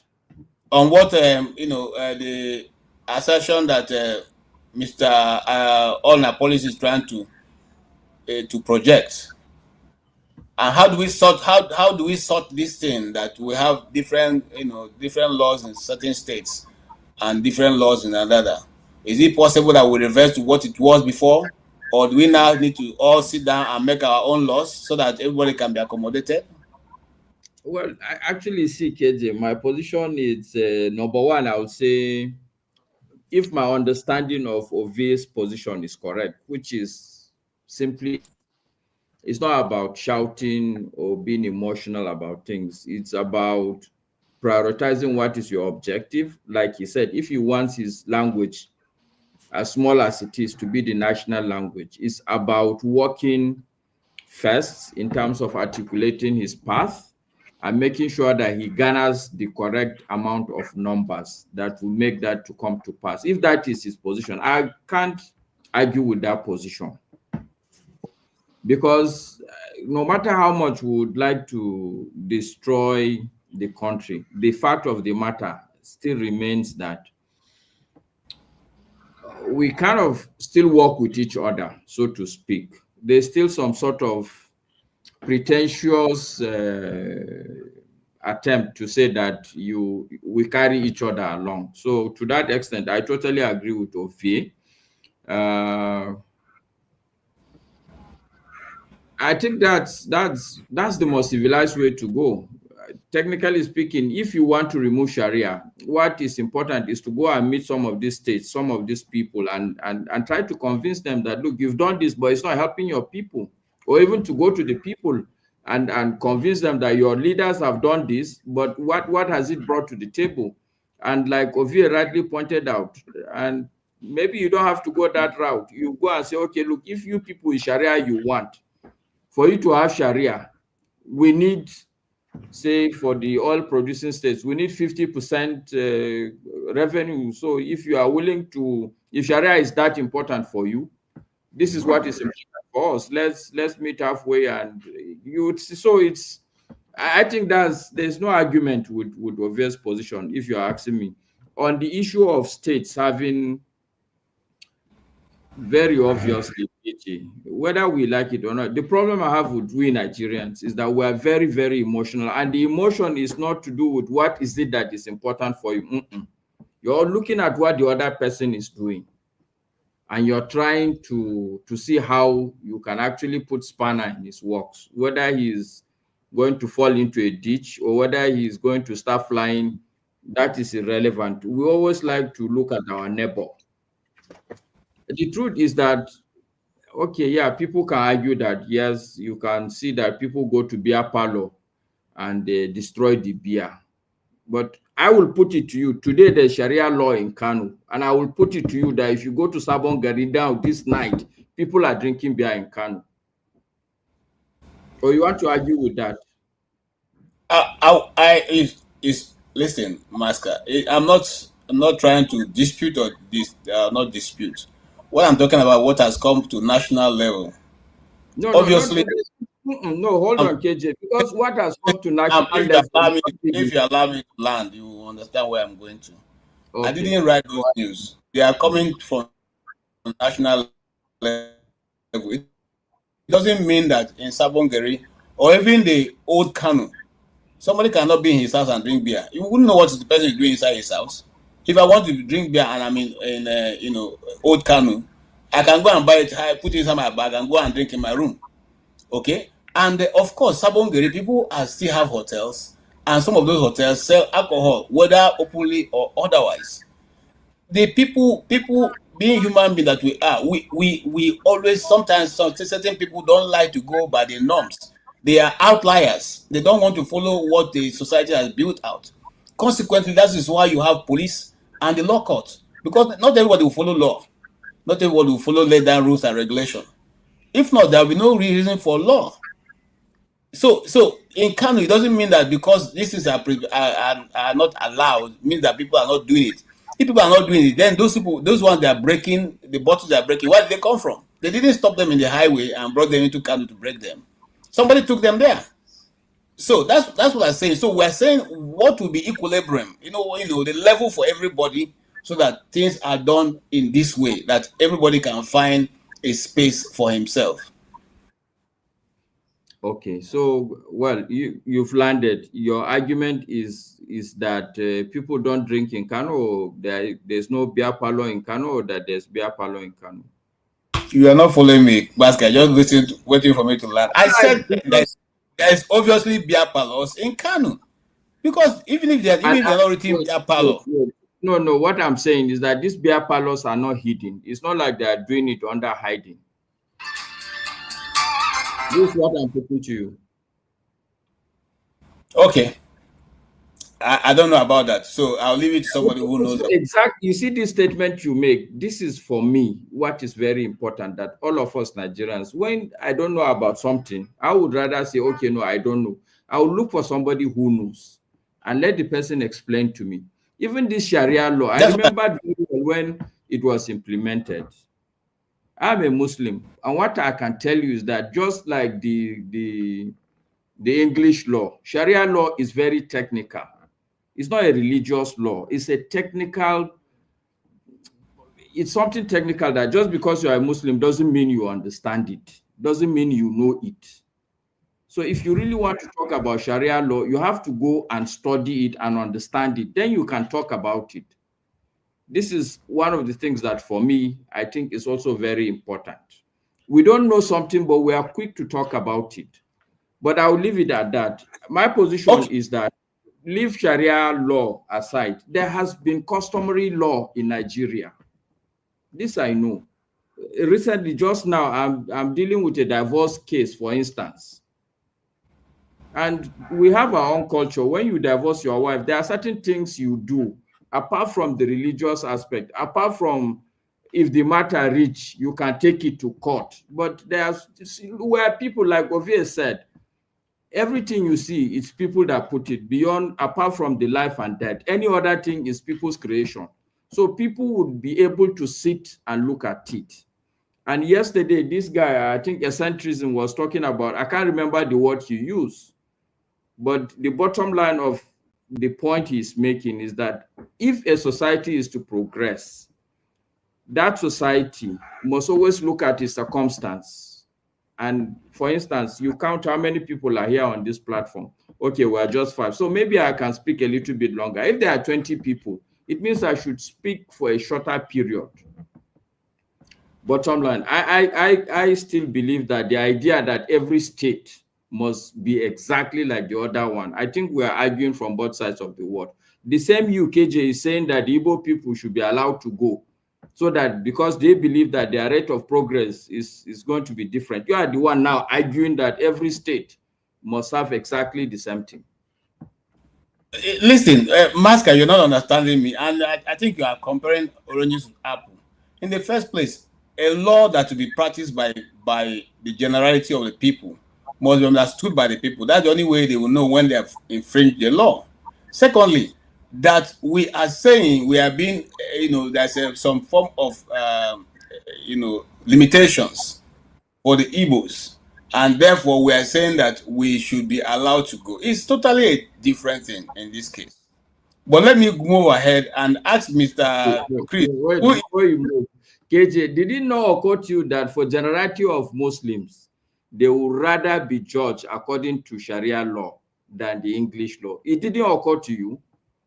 So that's what we are saying here. You see, what we are saying here is we are not begrudging Muslims who want to be judged. You are. No, see, let's not sugarcoat things. KJ, no, the truth is that people are begrudging that fact. And if, for me, I would rather like people say, let this thing be implemented properly or educate us on this thing. See, Masker, you're rather putting words in my mouth, but I don't want to go there. Let me leave it. You see, the thing is this. I will never, I'm a Christian. I like the Christian practice. I will not impose it on you. Don't impose your own on me. That's what I'm saying. Nobody, I don't know what language I will use, how many marks I used to say this thing. You are still making a mistake. You are still making the same mistake you are making, the same mistake that we are trying to deal with. That is, if Kanu decides to implement Sharia law, then allow me in Abia State, who are Christians, to also implement the Christian law. So if I go to Kanu, I know that if I don't want Sharia law, I won't go there. I don't think anybody stop you. It's just that you are not able to win the debate. Nobody stop you from implementing Christian law. No, don't. Let's not go there. I know the politics of that. I know the person who introduced the you first just said it, politics. Go and play the politics and win. No. You said it yourself. That politics. Hold on. So hold on. I don't want to be dragged into the argument, but let me tell you something. The politics of number have never worked for the Southeast. The politics of number has never worked because we don't have. What are you saying? Why? You be politics. You say all. Don't ask him why. Ask him. All right, let's move on. Ask why. Ask KJ what politics will work for the Southeast. Okay, when I see Masker. Let me tell you something. You see, these things are the things that they played over and over for in the Nigerian constitution and the Nigerian politics that make some of us get annoyed. You know, for instance, that no matter how the South is come together to vote for a purpose, that purpose can never be passed. You know that. No, what are you saying? KJ, you are not. See, the reality is that persuasion is government. Why don't you allow me land now? You keep jumping in and you are asking me the questions. Nobody today will begin follow this thing. How many senators do you have? Hold. Wow. Okay, let's move on. Chris, please go ahead and make your comment. Okay. I've been listening to this conversation. When we say Nigeria will not work, people think that we just simply hate Nigeria, or Nigeria will not develop. People think that we hate Nigeria. Not so. You see, one of the things you are taught in any business school is business environment. One strong aspect of business environment is the legal system. Now, countries that are highly developed have very strong judicial system, and the ones that are not developed have bad judicial system. Now, when we are looking at Nigeria today, I mentioned it when Rudolph was asking us to evaluate what Dr. Amadi said. And I said to him, he still believes in this Nigeria can work erroneously. Why? Because Nigeria, there's something I keep on saying it. There's a difference between multiculturalism and multi-ethnicity. They are two different things. Now, every country drives its constitution from its culture, cultural and social values. Now, if you are telling us that you are free to have Sharia in the north, and the other people are free to have this thing, this thing. If you look at Nigeria Constitution today, it has at least four contradicting values. So that is why it has been difficult to have a rational framework to govern the country. It's not, I went to a white man's church. He says, human beings are by nature sinful. That is why we make laws.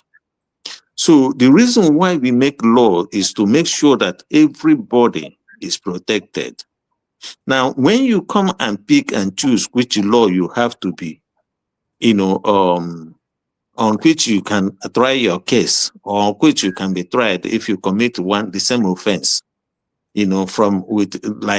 say two people commit the same offense.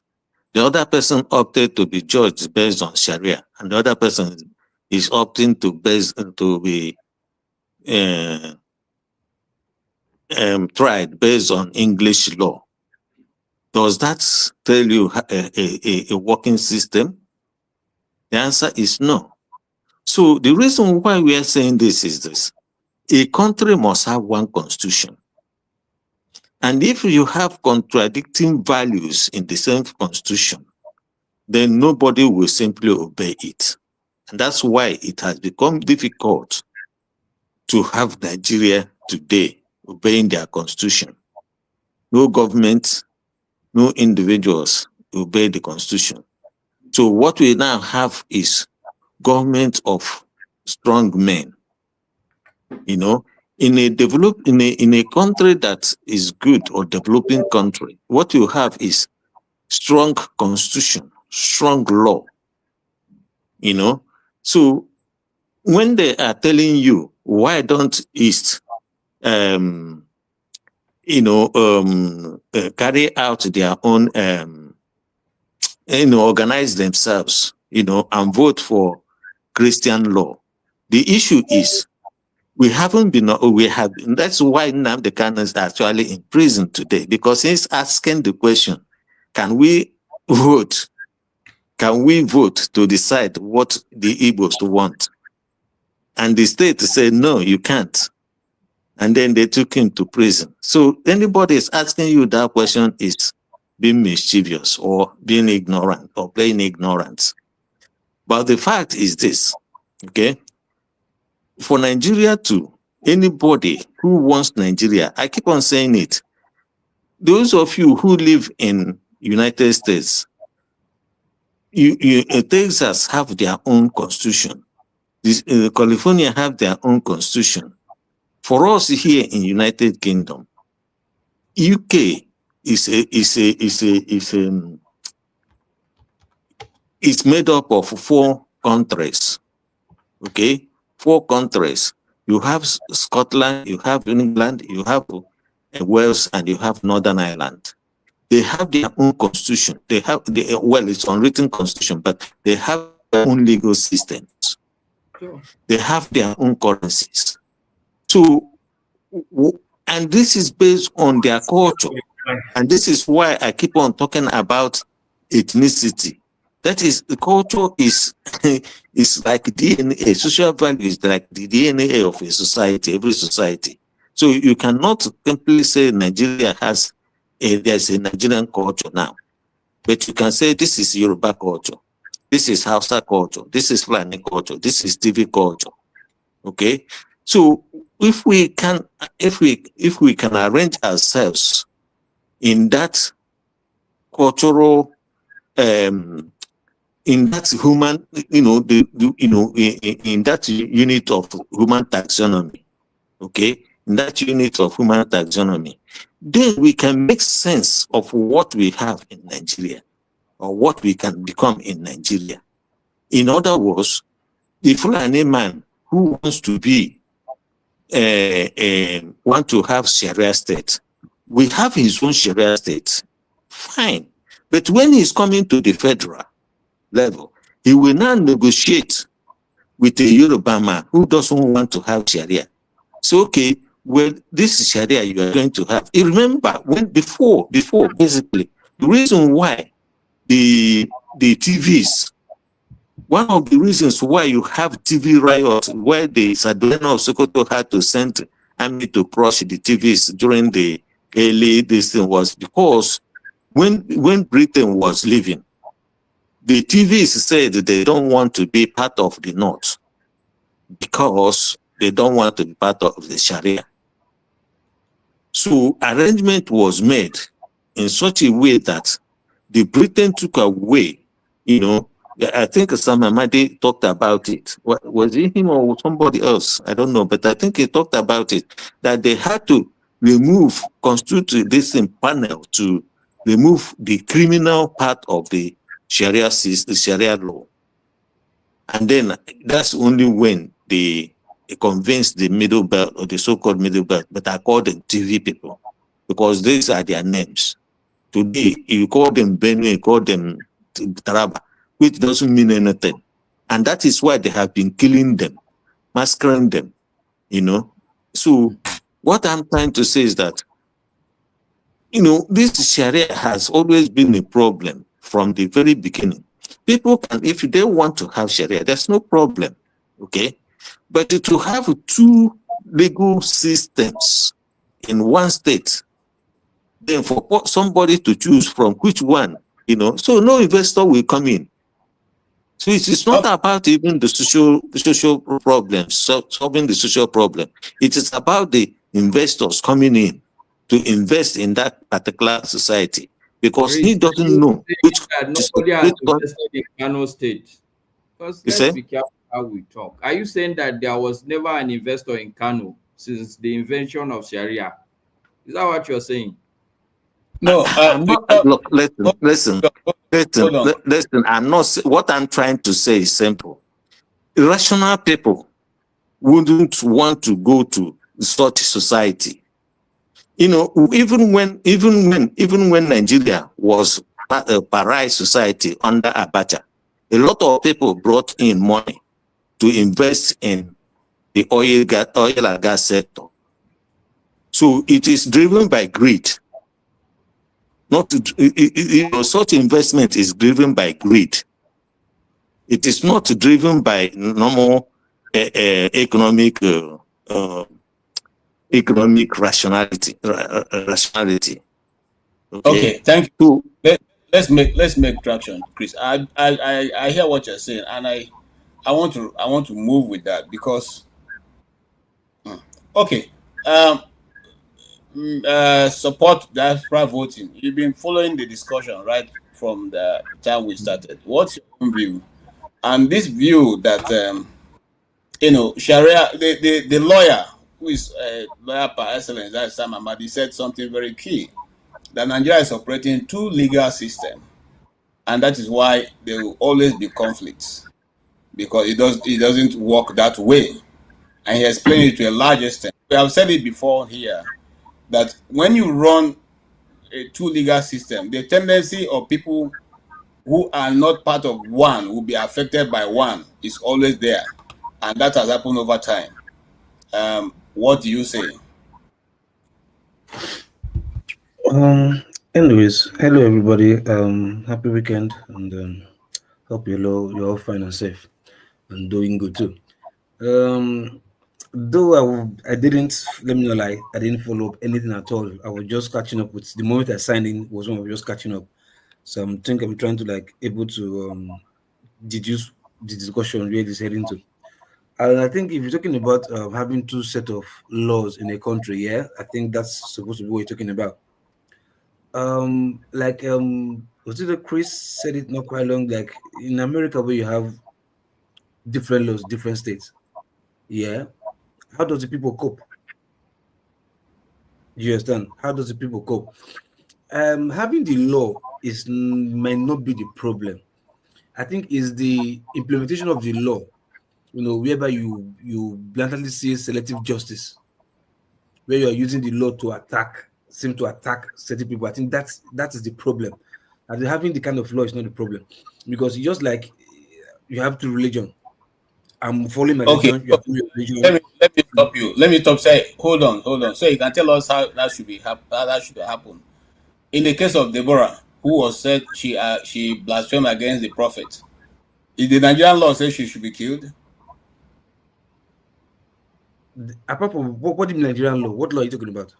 Nigerian the law. Federal Constitution, the Constitution of the Republic. Why are you sounding as if you're not in Nigerian? We have to. There's criminal, there's penal, and there's penal code. Which one are you talking about? The penal code says she should be killed because she blasphemed against the prophet. So was it the penal code that asked that she should be killed, or she was mobbed? And well for you. I beg, let's move on. Hold on, wait. Listen to me. Listen to me. You asked me a question, so give me the floor to answer. Don't gag me because you don't keep your throat. Relax. Even in the certain part, where we have our own criminal law, whatever you can call it. When you see somebody who kills somebody or rob somebody or trying to kidnap somebody, and they mob the person and kill the person in the south, was it our law that asked those people to do it? No. Those people. Now you see, you are making a mistake, and I don't make mistake. You asked me a simple question, and it's simple. Fallacy called something of generalization. I'm trying to remember it. You are just generalizing whatever you are speaking. You asked me a simple question. Hold on. Listen. Hold on. You see, let's not run. In the south, let us assume now a person is mobbed because the person is said to wanted to steal. They caught the person and burn the person alive. The people who burn them alive, when the police come there, do they leave them to go? They allow them to. If they catch them, they arrest them. You catch them. Are they arrested? Are they prosecuted? Are they jailed? Or are they even sentenced to death? If they are caught, yes. If they are caught, they are being prosecuted. Then what are you now telling me? What are you saying? Now, show me. Hold on. Now wait. Show me one evidence or a video, or whatever, or statement put by the police that those people that mobbed Sarah, that they were caught, and they were released. That they have. I will not only show you. I will not only show you video. Just hold on. I will show their faces. Their faces have been trending on the list. What are you saying now? Hold on. Just listen. Listen. You have a proof of the faces of. I'm not trying to hold brief for them. I'm just trying to how the law works.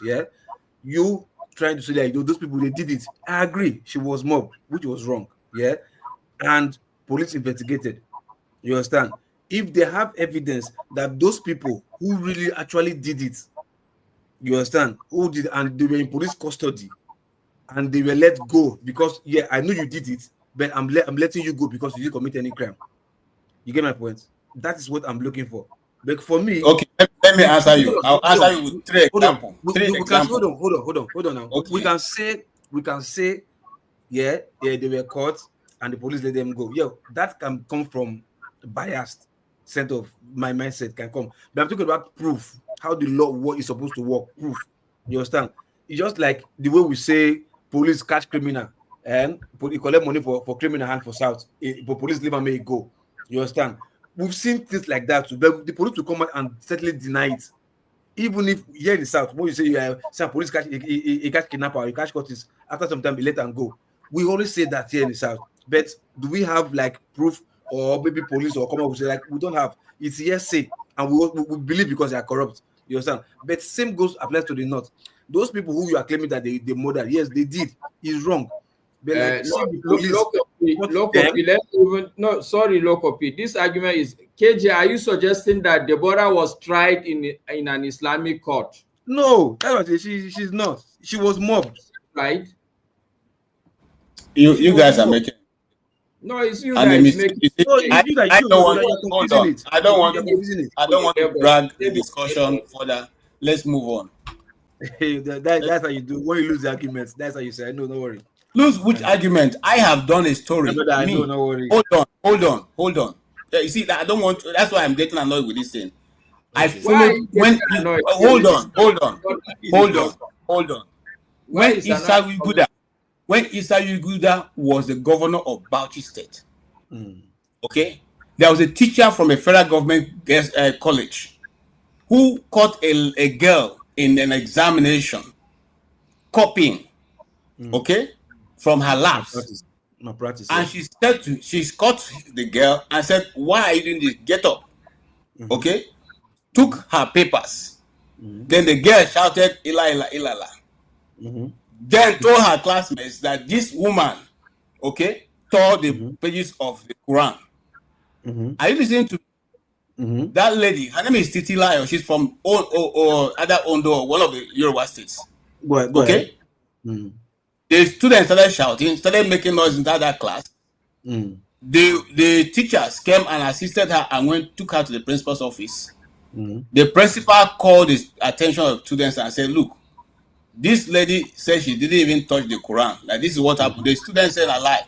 This lady must be what? Executed." Are you listening to me? In that principal office, while the principal was trying to call the police, they were still shouting and trying to break down the door of the principal. Eventually, the principal had to open the door. They came in, beat the principal, beat her, tore her clothes, beat her. She was running because other people were trying to help her. She was running. There was no police coming. In fact, when the police came, the police sat by the side. Okay? Now, they call us. I can still remember the story because you know what? I shot the story myself. They call a particular guy called Angel of Death. Angel of Death. He was one who is always called when there's something like this happens. The Angel of Death came in a bike. And now, at this time when he came there, he just brought out his instrument and finished up the lady and they burnt her. Bishop Chukuma, I can't forget the name. I say I'm calling names of people.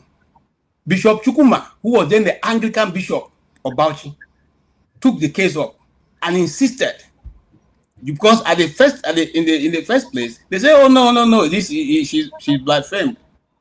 Okay, and the case was pushed to the point that the police won't take up this case. Police won't take up this case. The only thing the bishop was able to successfully do was to make sure that the state government paid for the transportation of this woman to her community and bought the coffin for the burial of that woman who was pregnant. Okay, and the husband was living somewhere in the west. KJ, I understand the story. Now let me tell you. Hold on. That's just one. You want me to go? I have three more stories. Hold on. Listen, just KJ. Sometimes when people come and begin to say this, just listen now. Are we crazy? Are we just talking? Can you just listen? Just listen. Now look at the story you painted. Yeah, she was falsely accused. Yeah. Now they mobbed her again. The law or the Sharia. Hold on. Just wait. Let me finish. The penal code did not say no. It is right for them to mob her. Now you call the police, who are supposed to be law enforcer. Yeah, those are also biased. They are only enforcing. Doesn't mean that is what the law says that they should do. The police only came with bias and they didn't do anything. Hold on, they didn't do anything. They came with bias. But is that the position of the law? No. Let's move on. So can I ask you a question? No. Can I ask you a question? Can I ask you a question? Can I ask you a question? Can I ask you a question, please? Yes, sir. Okay. Now, you see, the reason why I don't like arguing this a particular case is because it will generate into unnecessary or some kind of necessary argument. But what I'm asking you, the principle of having two laws in a society, is it right or wrong? Okay. My premise, yeah. Let me answer it like this, and give me, please, just grab me this audience to answer it like this, yeah. When I started, I said the implementation, when it seems to be one is like practicing in a biased format to harm the other. Sorry, I'm not talking about implementation. I'm talking about the principle. The principle. Not quite long. You quoted America just now that each state have their own law. You said the law does not negate the federal law now. What are you saying? Just listen. Hold on. Listen. Whether federal or no federal, yeah. You just quoted that each state have their own law, and they are still there. They didn't kill each other. The law did not contradict each other. They have different laws in different states and still working. Let me tell you the problem.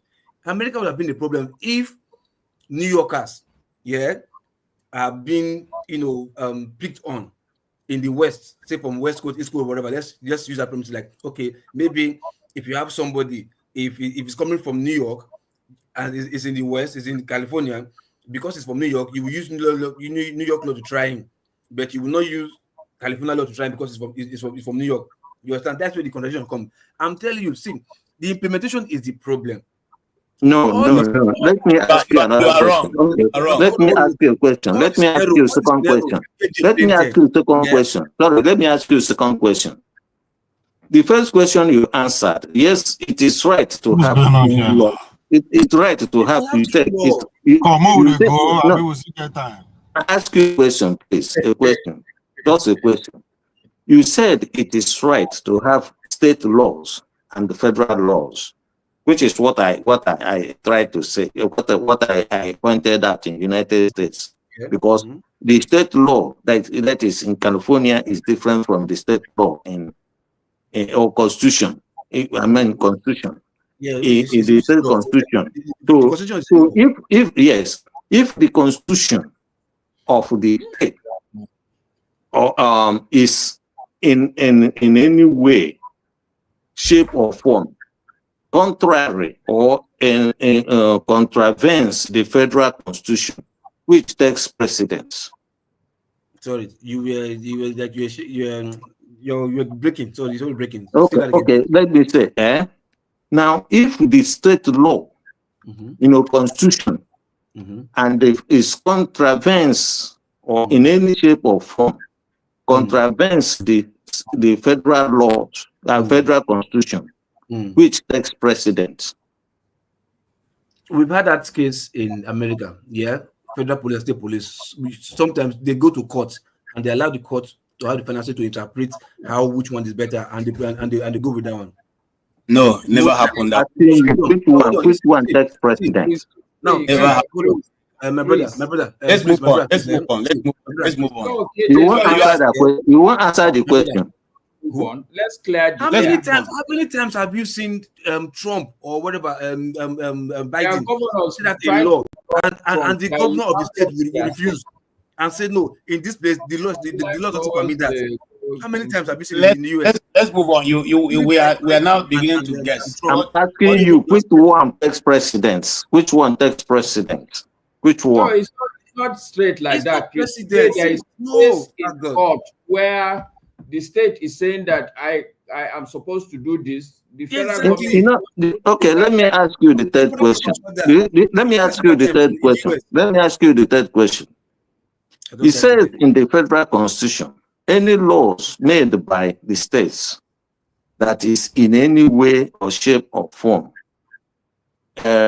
or traverse to that of the state, of the federal takes precedence. That's what is written in the constitution. Right?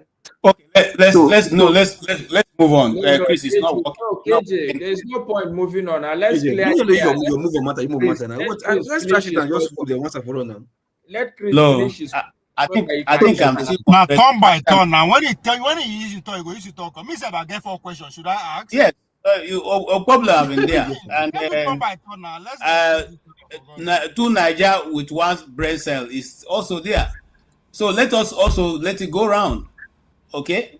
They also have their own idea and they want to canvass it also. But it's not fair. Chris was asking a question and we won't answer question. Let him wait. Now when he reach in time, he use his time to ask question. I understand the question, let him go.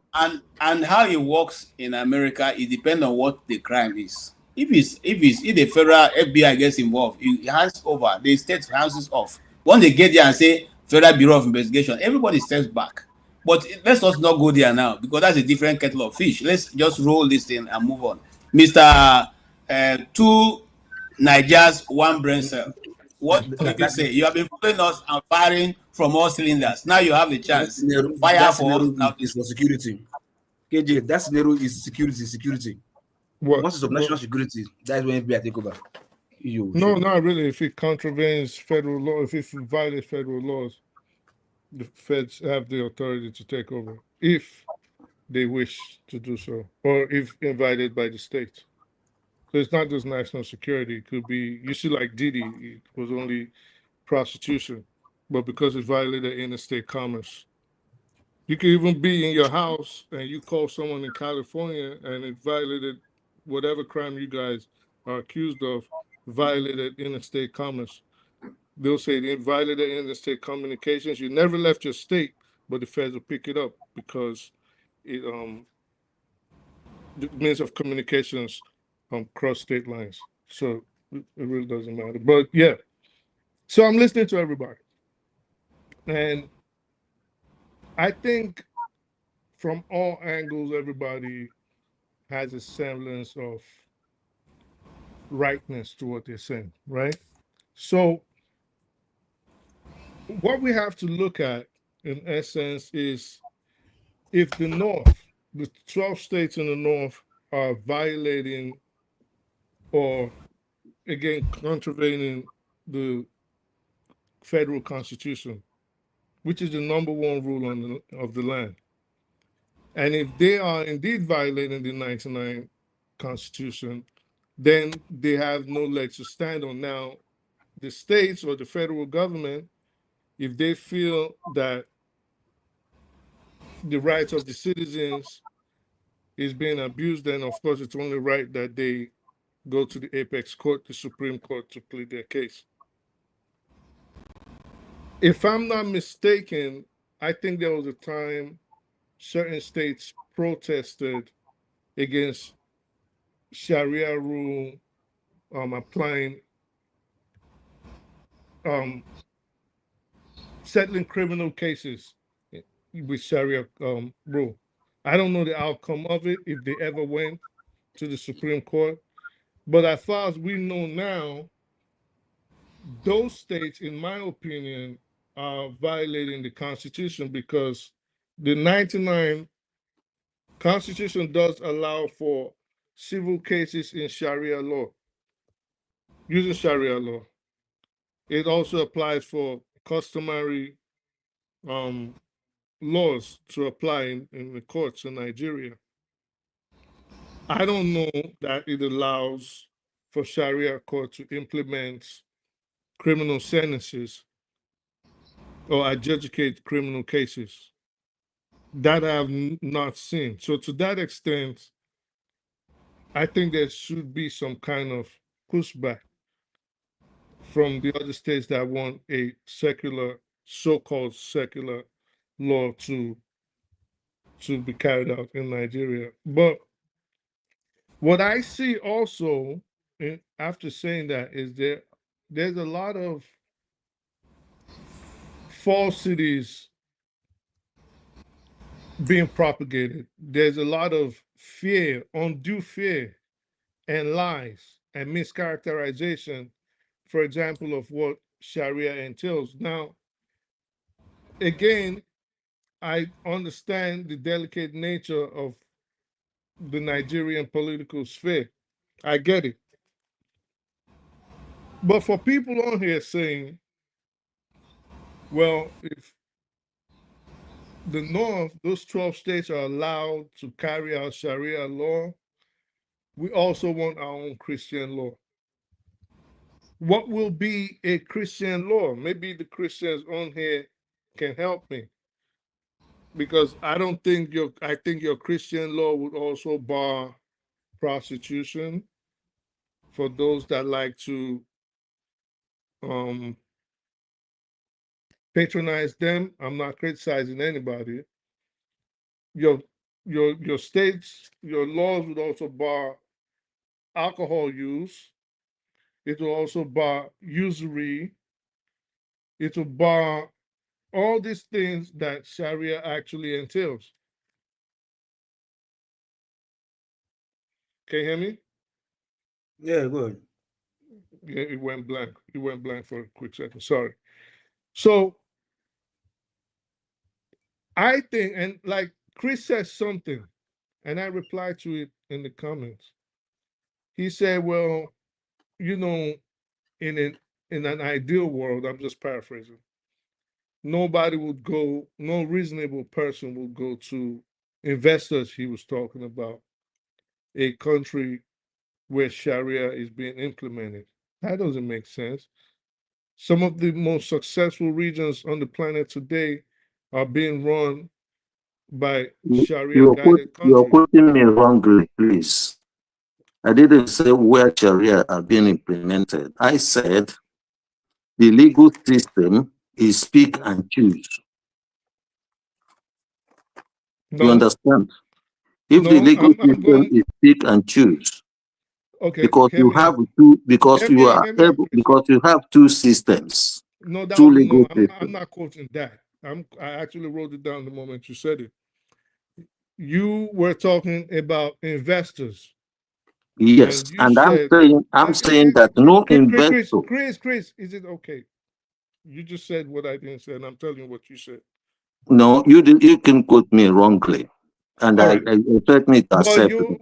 but Chris, you spoke about investors, yes or no? Yes, And of you course I said, did. I all right. said So, yes, I did.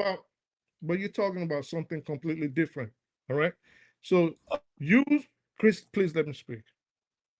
You said about investors. You said no reasonable investor will go to a place where Sharia is being implemented. That's not correct. That's not what I said. Tell I us what didn't you say said such about a the thing. investors.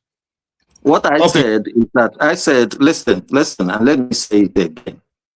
I'm saying that in business environment, one of the most important aspects of business environment is the legal system. Now, when you are talking about the legal system, countries that are developed are known for their strong, effective legal system. Countries that are underdeveloped are known for their weak ineffective legal system. Now, to have, in principle, to have two systems as initiated by Dr. Amadi, that Nigeria in the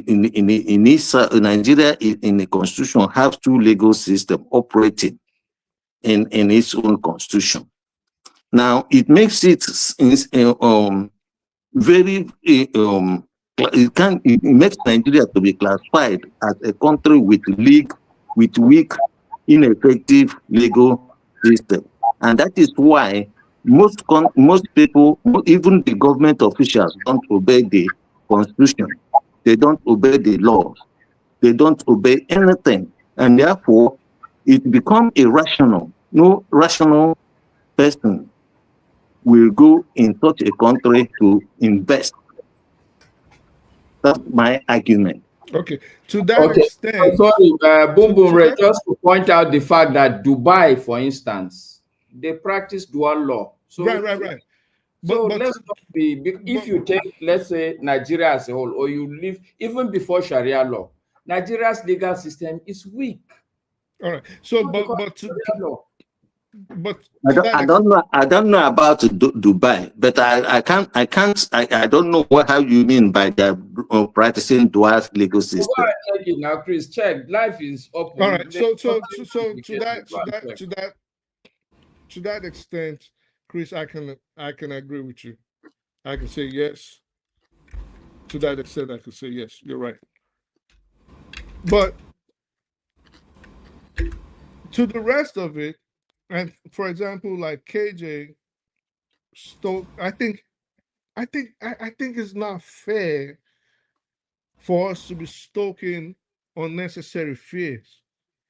Local P asked you very simply, give an example of state-sanctioned killings. You brought up an example of mob justice. In fact, you brought up two examples of mob justice. Mob justice, as bad as it is not something that is unusual, sad to say, in Nigeria. This is how people usually settle disputes. This is how people settle criminal cases where the person is supposed to be taken to court. They just mob them. Are we now to say, knowing that there's no Sharia in the South, are we now to blame the Christian? Because to be honest, Nigeria's constitution is basically Christian based. So are we now to blame the Christian religion, for example, for mob justice in the south of Nigeria? We can't do that. And it okay, not be. I think you made your point. Let's move on. I need to round up this this and move on. Yeah. Thank you so much. I'll play 1 or 2 more videos. We'll talk about it, and that will be it.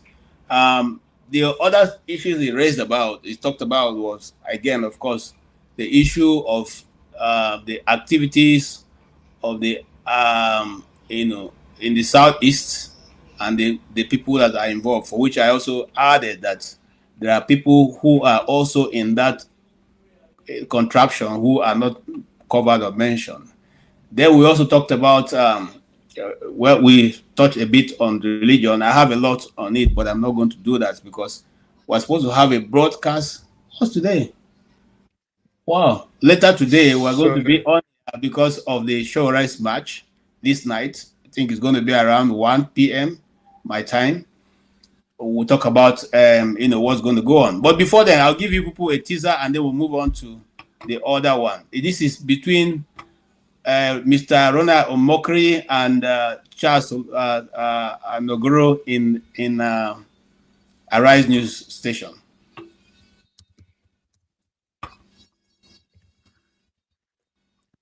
I'm sorry.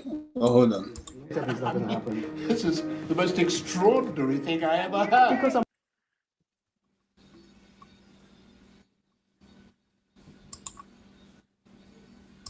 can't have it that way, then it's not going to happen. You're going to walk out. I'm not going to walk out, but it's not going to happen. The interview is not going to happen. This is the most extraordinary thing I ever heard. Because I'm an extraordinary person. No, you're not an extraordinary person. You're a difficult person. I'm not. You're difficult. I mean, this is the last. It's all right. Go and sit down. Go ahead and sit down. But we're not going to do this again. Ever. Okay. Okay, gentlemen, we just have 2 minutes on that take, and then we'll move on to our last issue. That was Charles Nogolo telling Mr. Ronald Omokri that he's an extraordinary person, and he's also a very difficult person. And what was the argument you didn't hear earlier was that when you come to an interview, you who is bringing the guest, your guest takes the what we call the director's chair. He sits on the place to have more of the questions, and then you that will have less of the questions. Since their studio can only take 2 people at a time, you will now sit at an adjacent studio, which may not be in the same place. But this guy comes in and he insists that he's going to be the one to sit on the guest chair, as we call the talent chair. And you're not even going to take majority of the question, but you want to sit there and direct. And if that won't happen, then he'll call off the interview. And that exchange you saw went on for almost 30 minutes, almost before. In fact, if you listen behind, you see that there's what we call the sick tune. That's the music before the program start was already playing. Okay, so in other words, they already queued it, and it's going to go on air within the next 1 minute, and they rush them in. Why am I bringing that to you guys? So when the video of the white guy, the American guy, and Ronald Omokri made the rounds in the social media, some people found it difficult to accept what the man was saying, and people criticized him and said all kinds of things. Some even said he is in cahoot with Ronald Omokri, and that's because it didn't work out well, and so the man is now spilling the beans. Anyway, what do you say, Mr. 2 Nigerians, 1 brain cell? What will be your take on that video? Nothing really, to be honest. I think it's inconsequential. Okay. I don't think there's any importance to be attributed to it. So. All right, that's just we'll call it a teaser. All right, go ahead, Mr. Support Niger diaspora voting. Support diaspora voting. Okay, if I may understand that video, yeah. You said the guest is supposed to sit where? The guest normally will sit on the most prominent chair. Since the studio can, when you set up for an interview, sometimes the studio can only take 2 people at a time, max.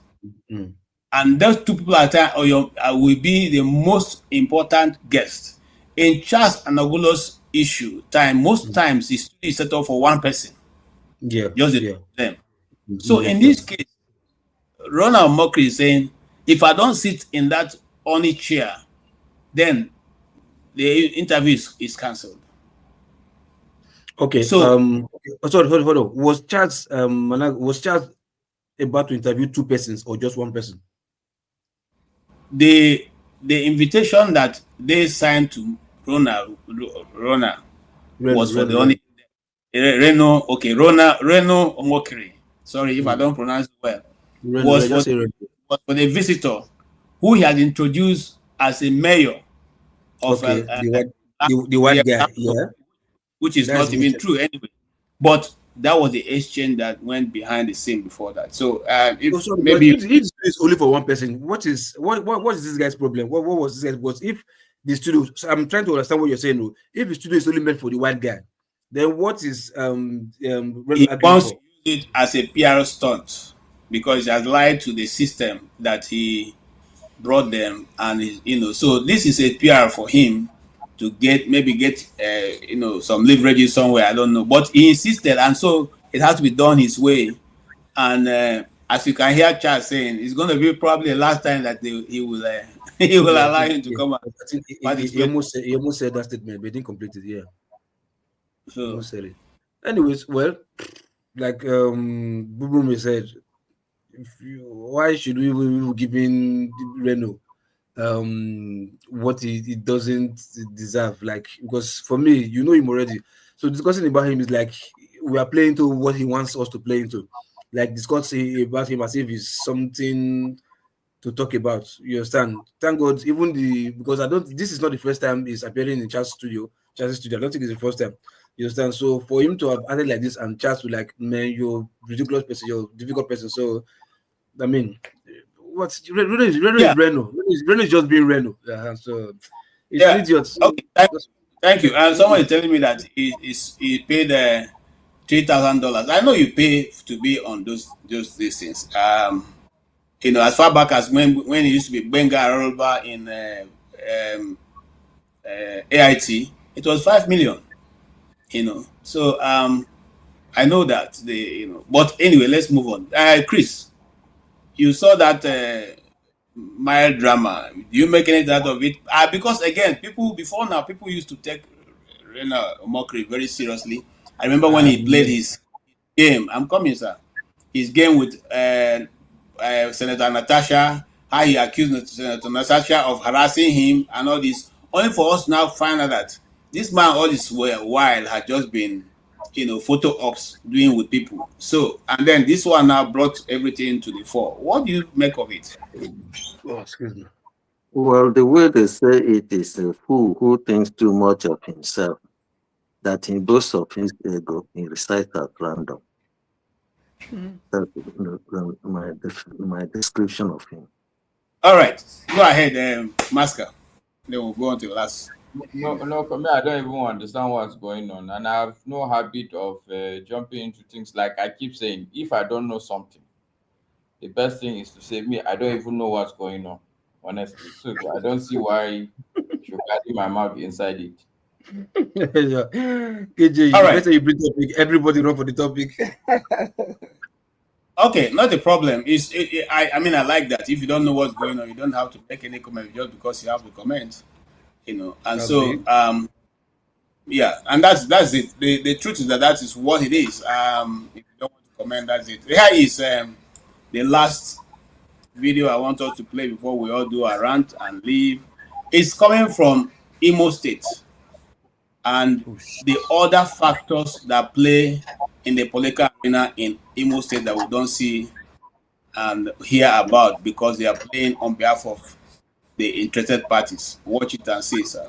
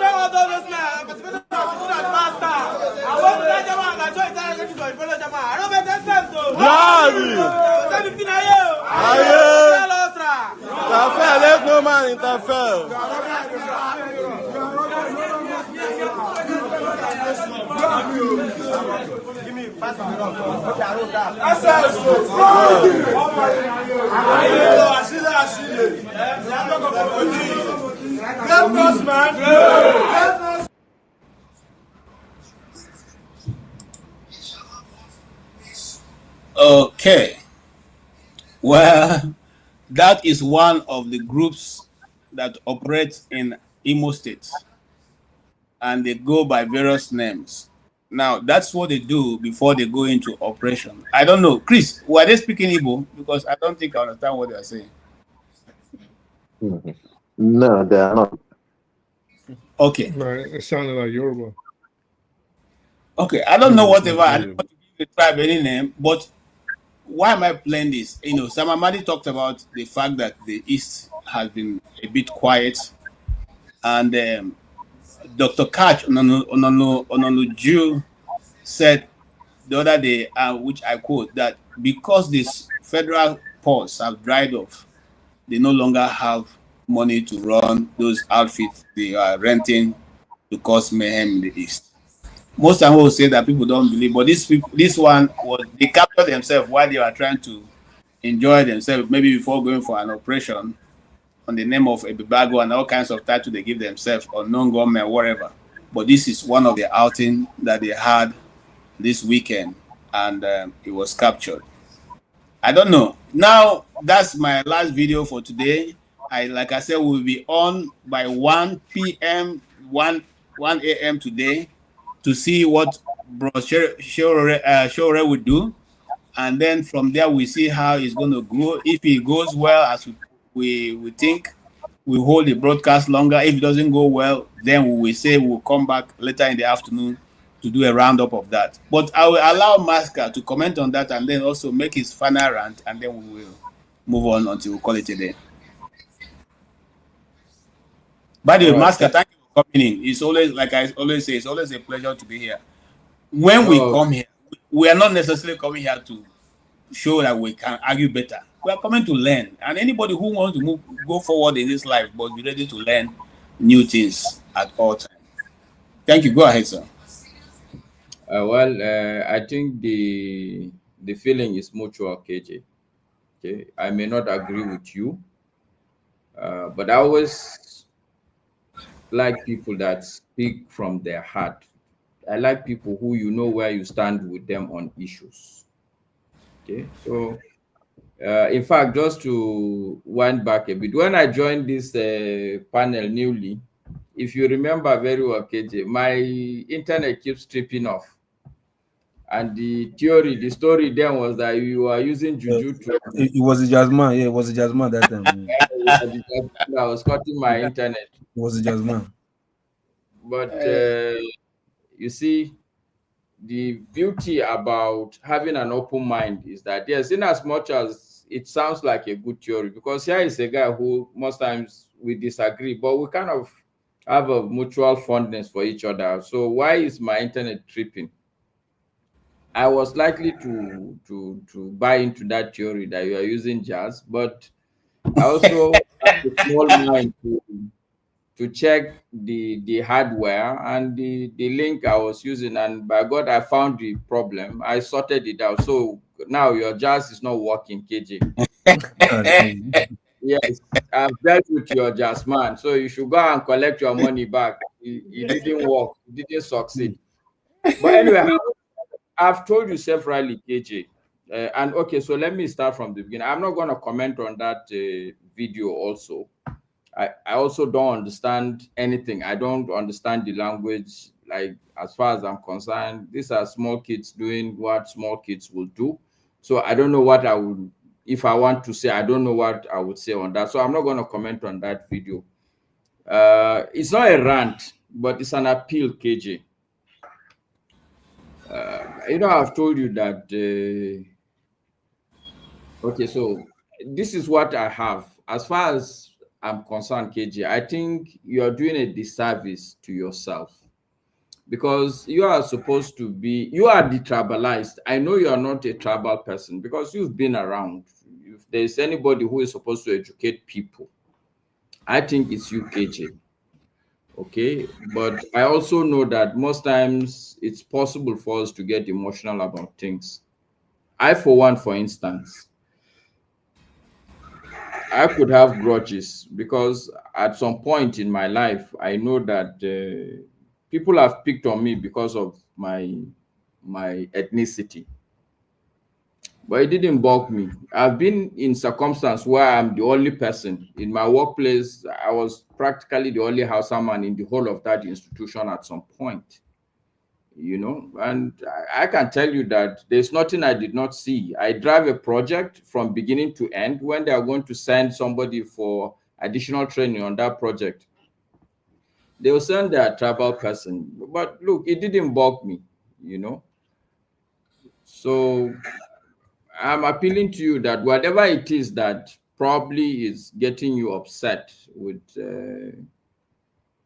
other people apart from the Igbo people, I think we must learn to step back and look at things in finer details. Let me give you two examples, okay? I know that today the Igbo and the Yorubas, they are not on good terms. That I don't need anybody to tell me. It's there, it's obvious. But the truth is that it's not the Igbo man in the market or the Yoruba woman inside the market. Everybody in this country is facing his business. Of course, the Yoruba elite, and when I say elite, I do not even mean the elite in the real sense. It's the people who today are at the helm of affairs. Let's use that word. Okay?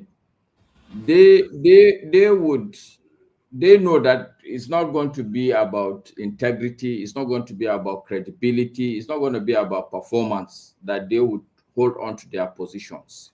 They have to find something else. Okay?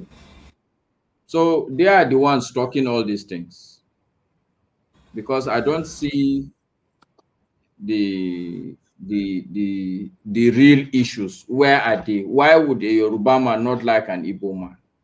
Because if you take, for instance, the North has been having, we've been in position for God knows since when. And I can tell you that if there's any poverty in this country, it starts from the North. So having your people at the top does not change anything. Even the killings you keep talking about, I've told you severally.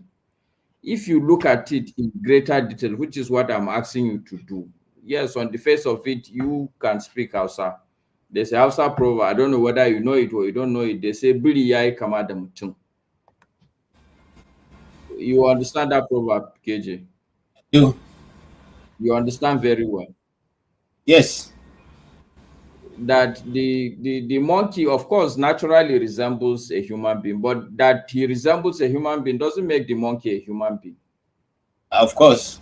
It does not. So all these things looks like, and the truth is that if you take Boko Haram, for instance, I believe that if I'm a terrorist, if I try to fight the government and I'm not winning, I will have to go and revisit my tactics. And maybe I'll say, okay, maybe the best I can do is to make Christians and Muslims fight.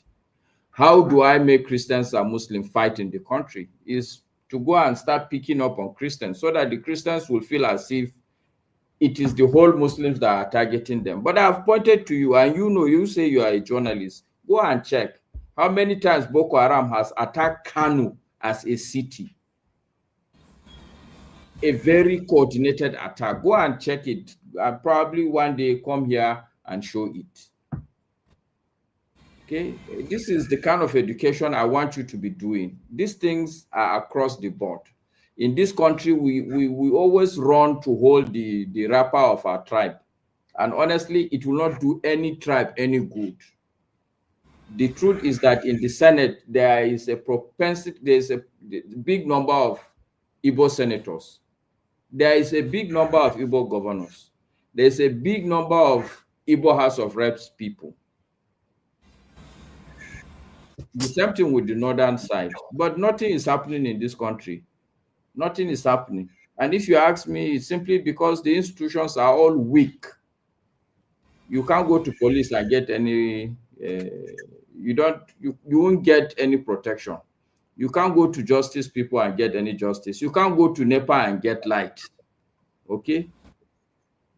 You can't go to everywhere you go. The institutions are not performing. That's where our problem is, sincerely speaking. The Hausa man has no interest whatsoever of trying to kill an Igbo man or a Christian. Or if you go to, for instance, Kadarko, is that a thief name? Well, if you may say it's not a thief name, but the people who live there are thief people. No, is it a thief name? That's what I'm saying. Now you may say it's not a thief name, but what I'm telling you, KJ, even in Benue State, as I speak to you, we have a house in Otupo. My family, we have a house in Otupo. We used to sell watches. My family, we used to sell watch in Otupo Central Market. This country is intermixed, is intertwined. Okay. So I'm saying that you of all people, I will expect you to do a better education of other people who have not moved across the country. But unfortunately, every time you speak, half of the time, you come from a position of some sort of, I don't know, honestly. I think we should have a deeper discussion, me and you, sincerely. Okay, whenever you are ready, I'll be on for that discussion, Masker. And you see, what you just said is exactly what Dr. Amadi said today. And the reason why majority of Igbos run away from defending the Igbo cause. But I want to say something, Masker. Because I defend the Igbo cause doesn't mean I have any hatred for any particular tribe. I have mixtures of, in fact, the person who helped me be anybody in this world is a friend of mine. He still remains my best friend today. He's from Nasarawa State. He's Madabai tribe. So I don't even want to go into that. But it doesn't stop me as an Igbo man from holding the cause of the Igbos. I will not change that. Because you know why? There was a time that I was made to feel as if it was an evil to be Igbo. And because of that, majority of Igbo politicians, just like Sam Amadi said today, shy away from even defending their cause, even when they know that what they are supposed to say, it is right. Because they'll be termed as being tribalistic and, and then sectionalism and all that. They are given all kinds of names. They are even called IPOB. Remember, even as a journalist in Nigeria, I was called an IPOB reporter. I was called an IPOB documentary maker. Okay, so you see, and not because what is this name? The village where Senate President comes from, is it an Igbo village? Agatu land is not an Igbo village, but we are one of the first people who did the story from that side. Okay, so what am I trying to say? I'm trying to say that if anybody is expecting, and you see, when I came into this program with Rudolph, the first times I was talking about the Igbo issues, everybody loved me. They all loved me. They all celebrated me. And I said it the day I was going to talk about Igbo. I said, soon now, you will not love me anymore. Why? Because I'm going to talk about the Igbo issue. And I cannot see innocent men. I know some communities that all the young men there who live in those communities have been wiped off. Okay? I cannot see those things, and I have those evidences, and I want to talk about it because I'm from the Southeast, so someone doesn't think I'm being tribalistic or being sectional. Okay? I did a story from the south in Ogoni land, where the whole land has been wiped off. Okay, there's no single grass, there's no single clean water. All the water there is oil soaked. The land is polluted. The grass are all dead. There's nothing anybody can do with that piece of those part of the land. I'm not from south. I risk my life to go there, because when you pass through some of those places, you only meet typical, I don't want to use any wrong name, but these are drug warlords who will tell you that you have to do what they want, or they will put you inside the ocean there and you drown. I don't know how to swim. I don't have any river around my place. But we went there to do that stories. I support diaspora voting. We know a place called Obuangwe in Big Warri. It is almost 30 minutes into the Atlantic Ocean. I've gone there to do the story of, in the villages there where there's nobody been able to do anything. One. Am I from that area? I'm not from there. So if I have put my life in the harm's way just to tell people's story, why don't you want me to tell the Igbo story? Why? No, what I'm saying, KJ, is sorry. What I'm saying is not to tell the Igbo story, but it should be balanced. I know when we're talking about this Boko Haram, I saw in the comments somebody mentioning Jangebe. But do you know that about 300 girls were kidnapped by these bandits in Zamfara from the government girls secondary school, Jangebe? 300. I don't think they've been released till today. If one is going to go to and tell the story, you are going to go to Dogona Hawa and tell the story. It's important that you also, as a journalist, ask yourself, is this thing happening in Zamfara? What is the story I can tell about Zamfara? This is all I'm saying. Now you are making a mistake, Masker. I didn't want to respond because you go back and forth. I've told that story. I've told stories for Dogona Hawa. I've told stories from Barikin Ladi. I've told stories from, in fact, I have pictures. If you want me to, I will put the pictures here. Even as I'm here now, my friends who are on ground are sending me the story of the every activity going on in Plateau State, because they know that I will get it across. So I don't know why you said that. I don't know. I'm not looking at any section of Nigeria as different because I'm speaking. Anyway, I've done my rant, KJ, and I respect the fact that you are responding. The truth is that for you, I'll be coming back to this channel so that one day, hopefully, I will convince you that, look, you need to repent. Okay. So I'm coming to say you also repent. All right. Thank you so much, Masker. Can I hear from Chris? I see Mr. Forefather coming in. And I don't know why you are trying to play video for me, or I don't know what that is, but I'll ignore it. No. So I wanted to share the information because Masker has said it before about greetings everyone about Boko Haram attacking Kanu, and I wanted to share it because I actually have some report from this thing. It was quite interesting, actually, quite vivid, from BBC. 2014. No, but I don't want you to share it because I'm not going there today. Yeah, I'm running the program. You can't jump into the program and tell me you want to share something. No, I'm just saying that it's just to provide evidence for what he's saying. Yeah, because he's saying I'm not doing. I don't have it. Today you become president. No, that is not how you do. I get enough evidence of religious issues here. You want me to play, I can play it. I deliberately refuse to play them. Okay? And it's not that how it's done. I'm the one running the program. You can't come into a program and say you want to share. And somebody tell me not go verse. Which one will not go verse again? Please let me tell my words and then I go. Yes. You speak, Mr. Chris. Okay, thank you, everyone. You know, in the Middle Ages, when the Europeans started their enlightenment, in the time of enlightenment, the people from America used to cross all the way to Europe to listen, to learn. about the, you know, about life and everything. And this, you know, when it comes to logic, you know, one good thing about logic is always good reason, always give way to a better one. You know, one of the things they said Babangida wrote in his book is that Nigerians are badly educated. And the bad education, they asked him who did, he said by journalists, by influencers, by leaders. I was thinking out loud and say, okay, is it because these people are illiterate or ignorant is the reason why they pass this bad education to the people, or is it they know and willfully decided to deceive the people?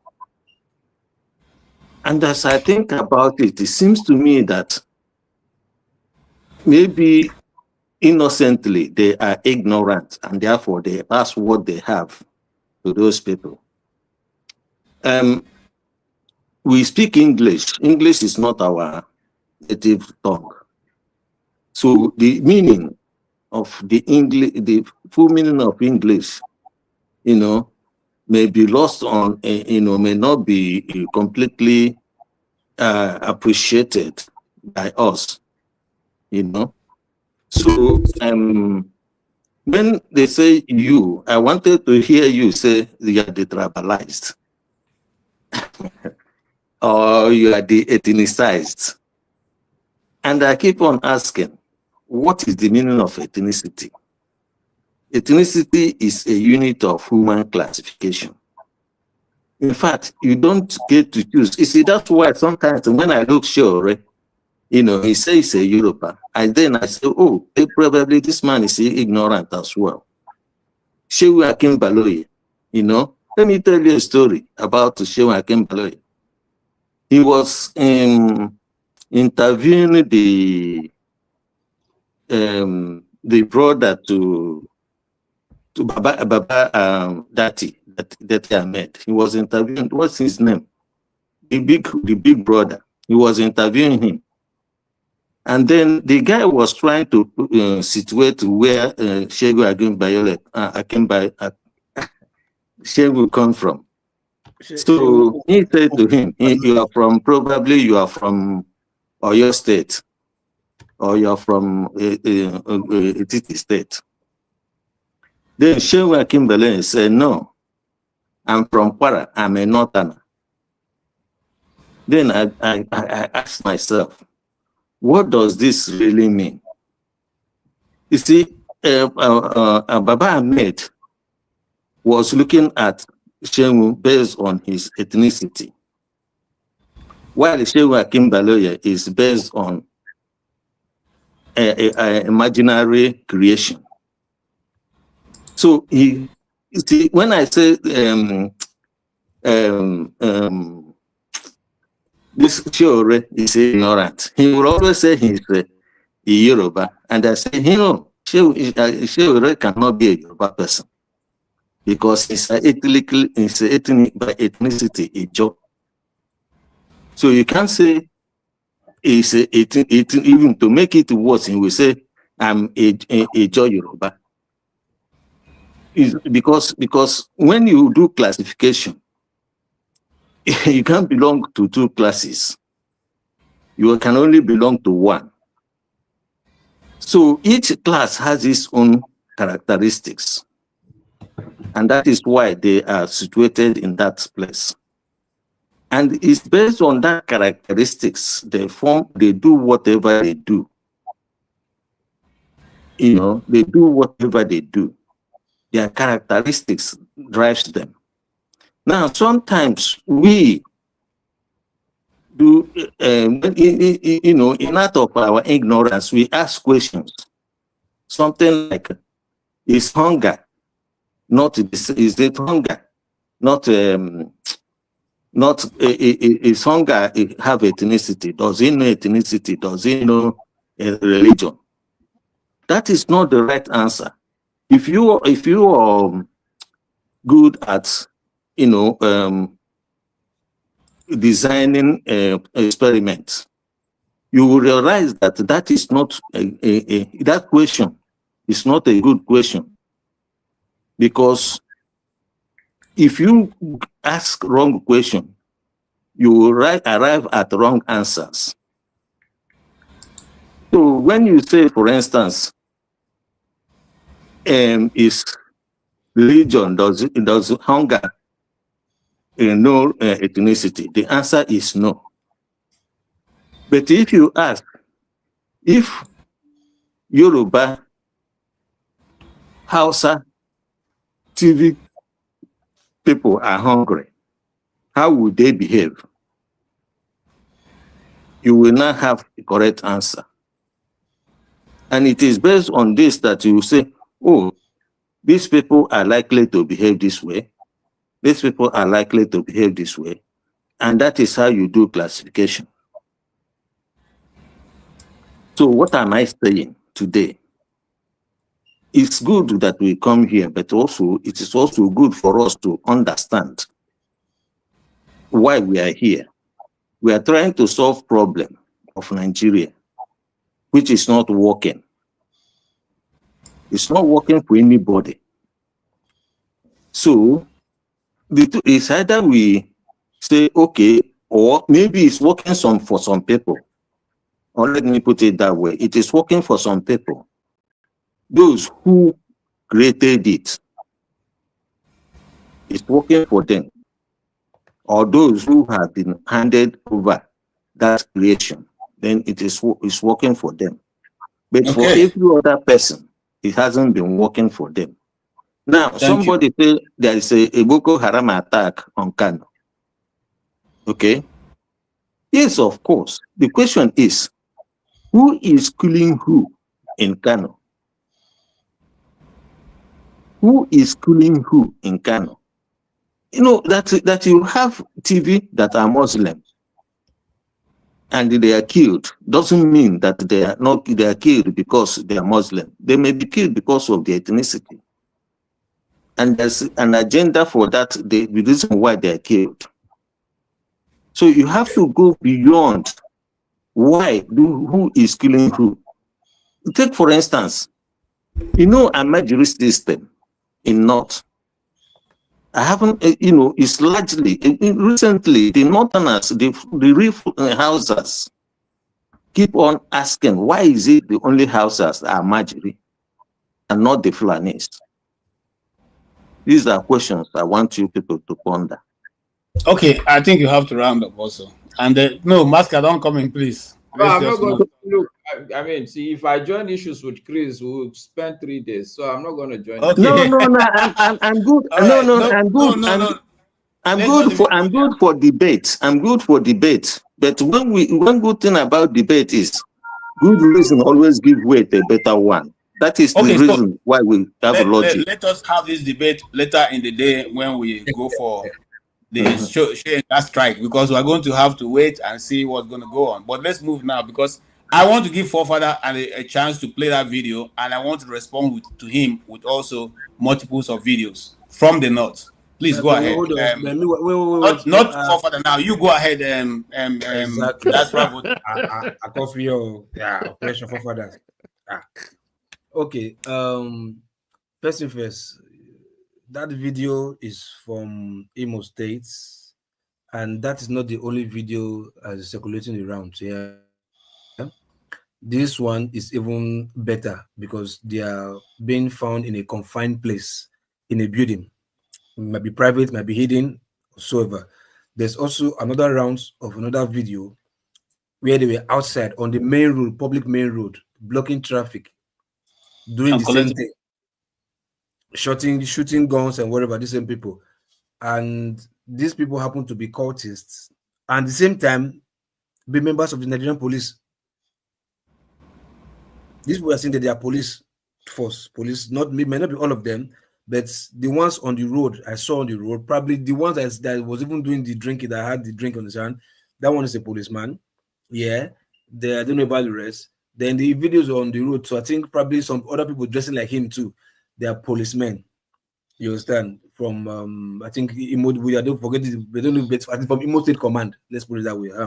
Imo State Command. I don't know if it's head of the headquarter or state or division, but from they are policemen from Imo State, and they're also members of a court group. And whatever you're hearing them saying is their whatever chants and kiniko, boss you heard kikolobaki, kikalabaki, whatever. That's what they were saying, chanting. You understand?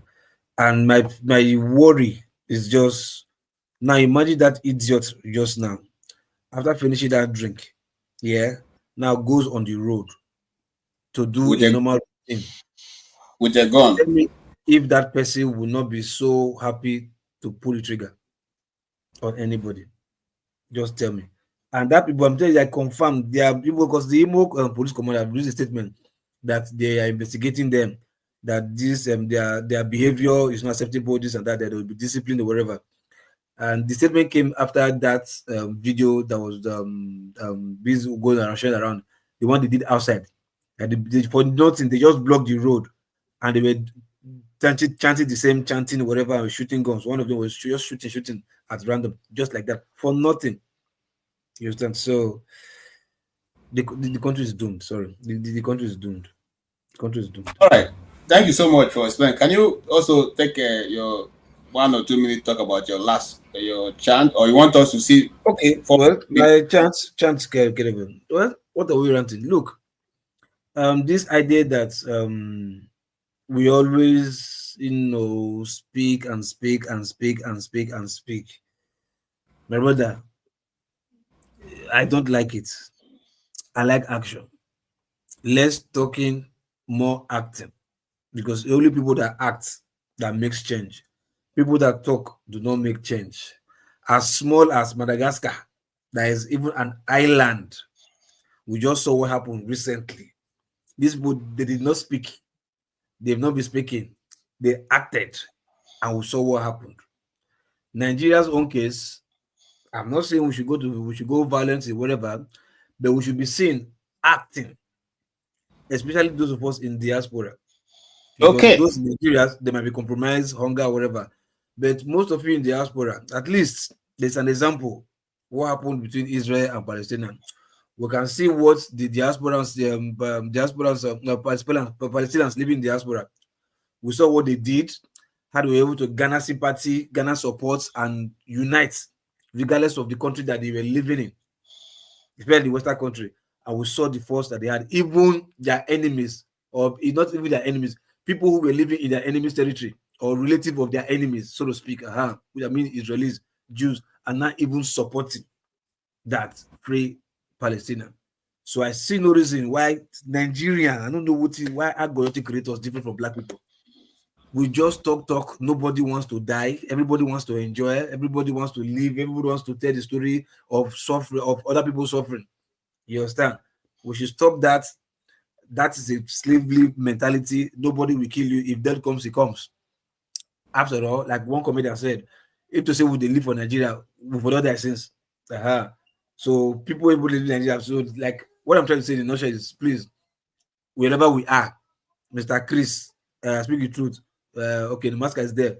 The forefathers, please, we should be seen putting something forward. It might not be money, it might just be time, dedication.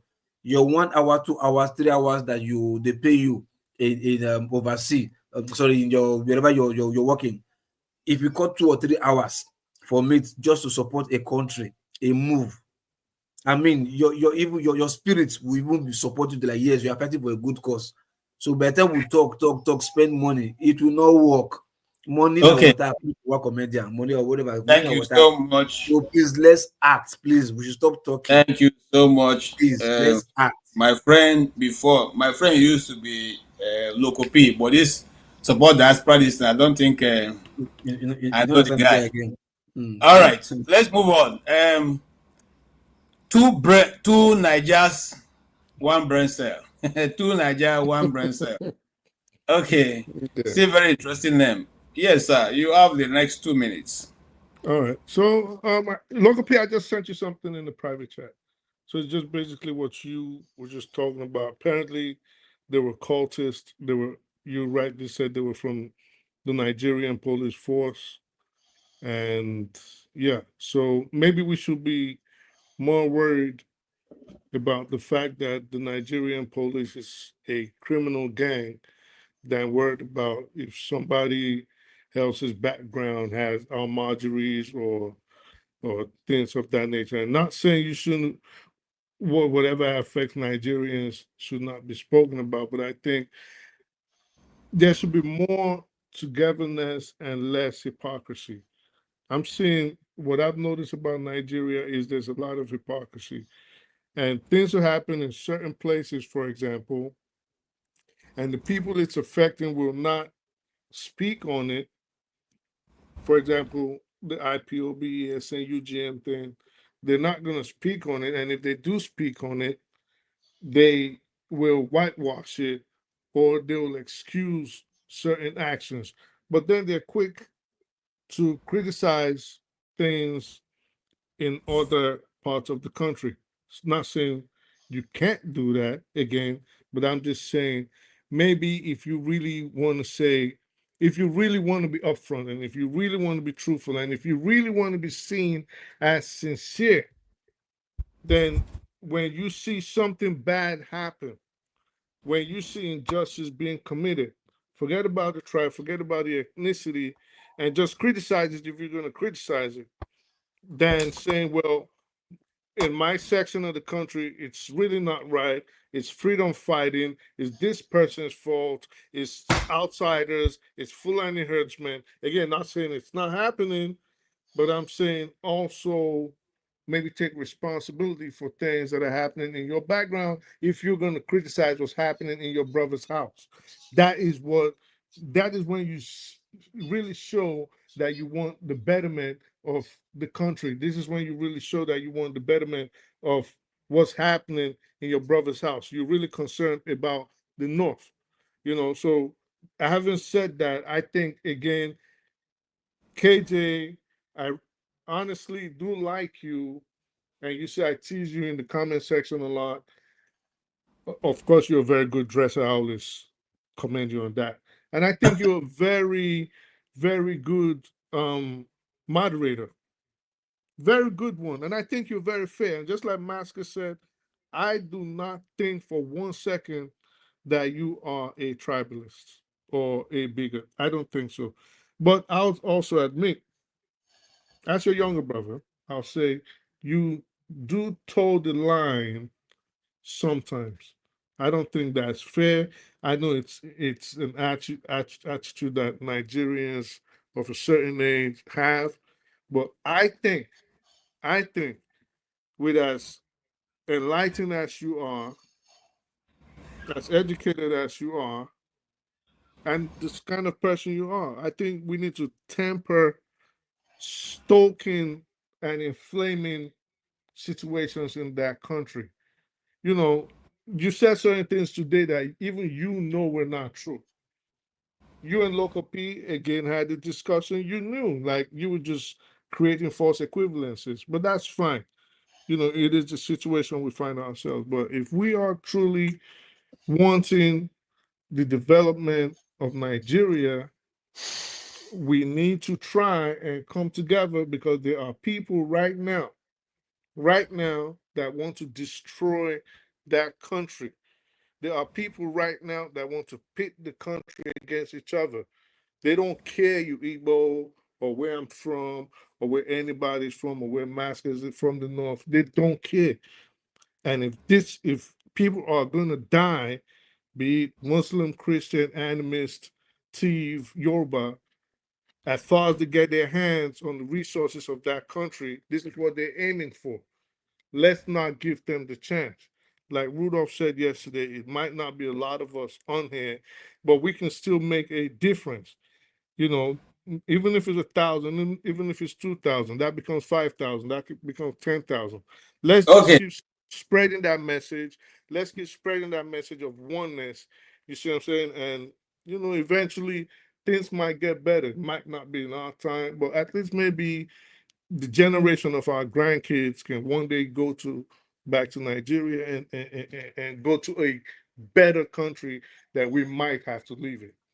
I'll say amen to that. Thank you so much for that. I want to say this again.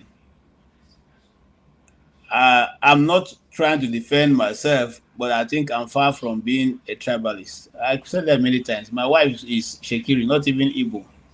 Meanwhile, you guys know that Igbo women are very beautiful. So if I left all those my sisters and I went to Shekiri land to go and marry a Shekiri person, and you people now what for you Nigerians? Are you now suggesting that you leave all the Igbo women so that you can make Shekiri people happy?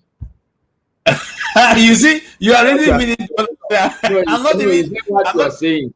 That no, is that's not what. Your head. Okay, Masker. That's not what I'm saying. I'm simply saying that a tribalist would have just stick to his own people. Okay, because that's the longest. That's the long term. Comes to love, we know now. We know. No, don't say that. But let's go ahead. Let's go ahead. Lokopi was here, and I talked about the day Ishekiri, and he knows how far it is into the sea. And nobody will do that if not because you believe in the unity of Nigeria. I don't think I'll do that. There's no river. I don't even have any river around my place. Talk more of an Atlantic Ocean, or me to be on a flying boat. Say I want to go and do story, for somebody who I may never ever know. So it's a different thing. But I'm saying that to say, look, when we come here, just the way I come here and I discuss the plight of the T people, I discuss the plight of the Idoma people, I discuss the plight of the people in Dogona Hawa. No, in Zamfara. No, yes, No. Masker. I've gone to that. I've done. See, let me tell you something. The only northern state I didn't do any work in, and for many years, is only Borno State. Only Borno State. Every other state in the north I touched, and I must have done, if not weeks, I must have done at least 1 week there. No, so let's leave that. I can attest you are a northern AKG. That we know. So, see, I'm not even concerned about. Don't be biting the finger that feeds you. Don't be biting the hand that feeds you. See, Masker, I know people say I know people reach the Tortif Palace.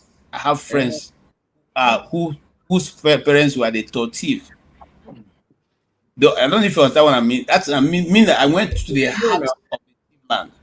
So I cannot afford to be biased, but I must tell the Igbo story, even at the danger of being called tribalistic. But it's okay. Somebody must have to tell a story, and that is where I am. That is exactly what Dr. Sam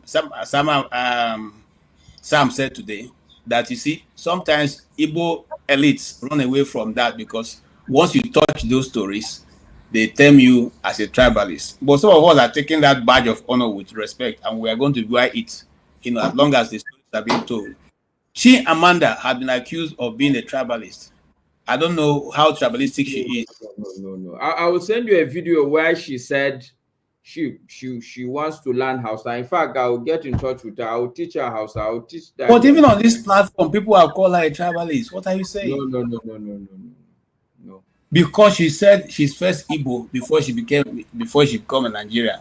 That is what made them to be saying that. So, my brother, having said that, let me give forefather who came in just at the breeze of time to say he has a video. Forefather, what's your video? Hold on, but let me say this here. Just 2 seconds here. Look, telling the Igbo story is not a bad thing. Don't get it twisted, yeah?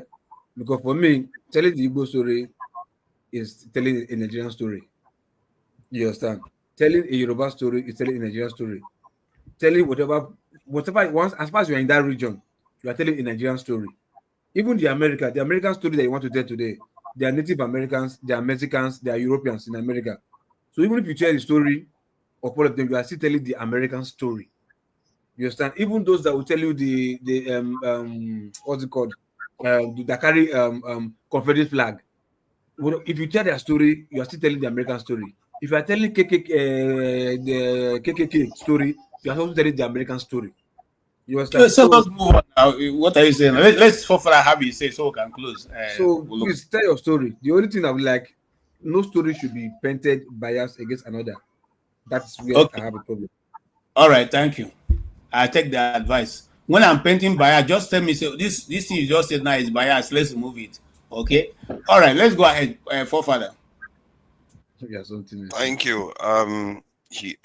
Ethnicity is a unit of human classification. That is interesting, isn't it? Chris has a talent for being able to teach. It's a shame that as far as he has come, I don't know how he concluded that is the only unit of human classification. You are a father, it's a human classification. Sisters, a human classification. Nation is a human classification. And religion is a human classification. You shouldn't just stop there.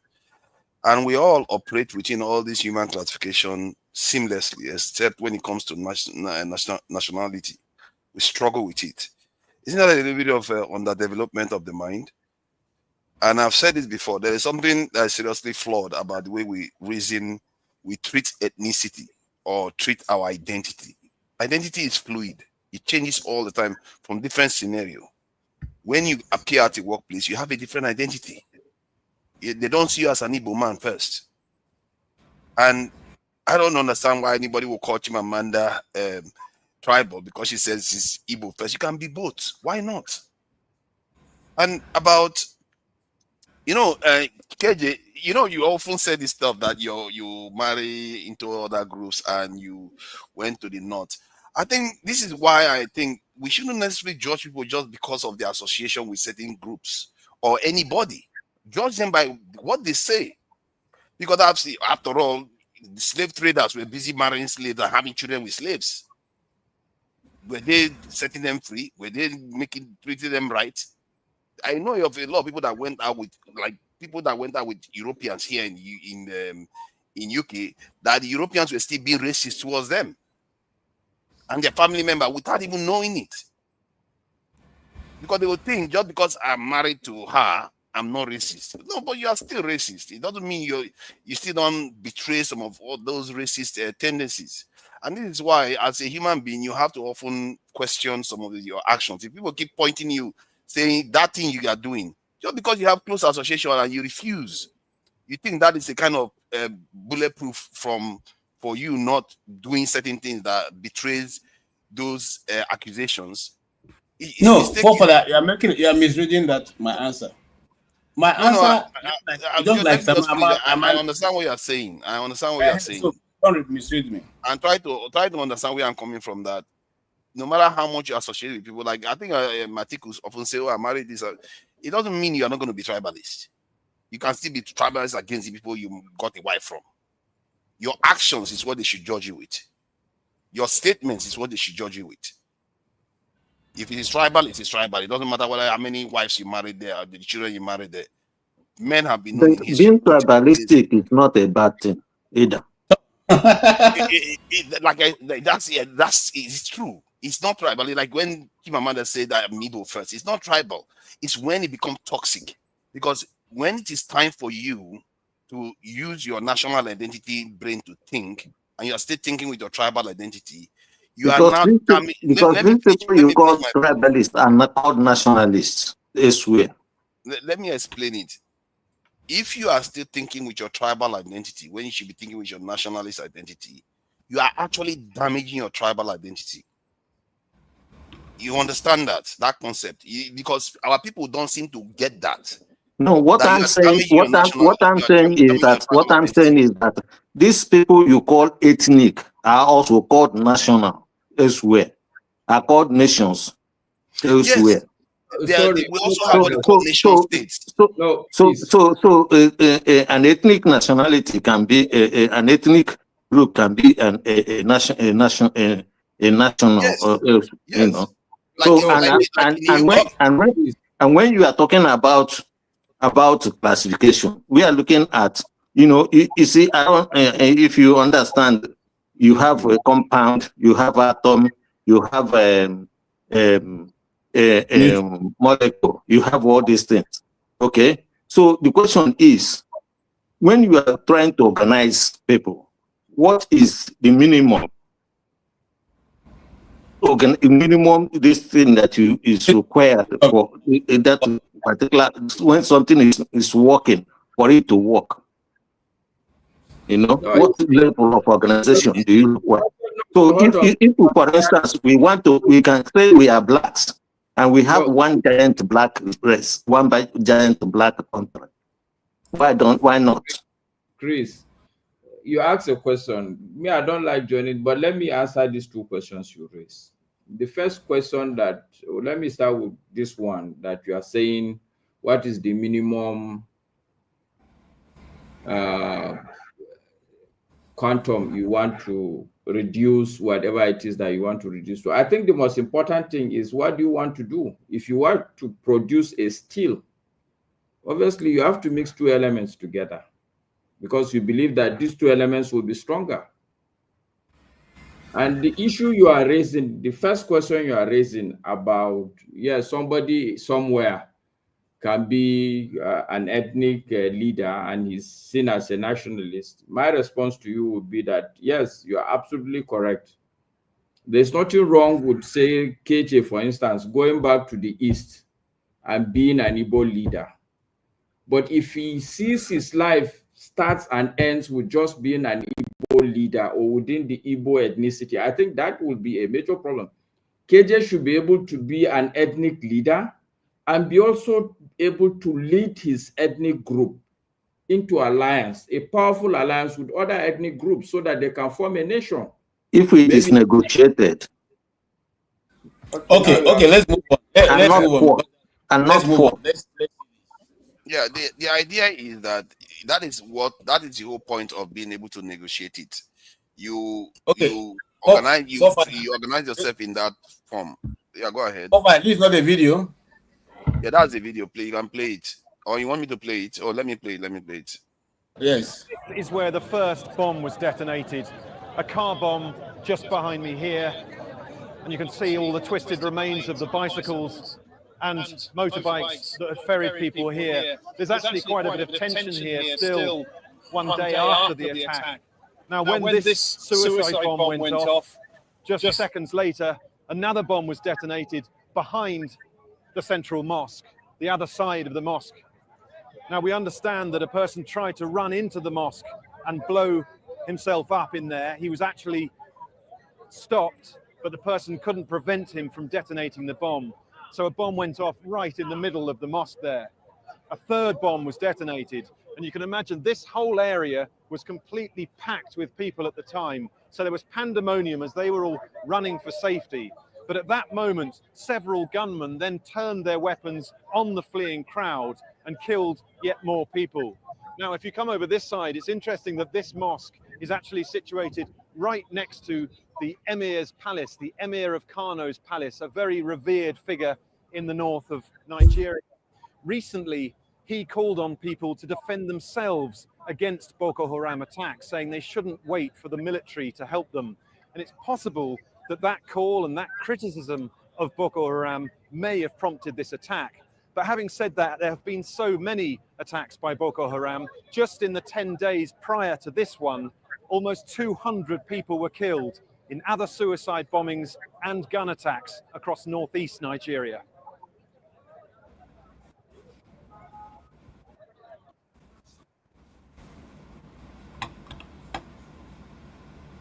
Yeah, it's good to have evidence of some of all this stuff.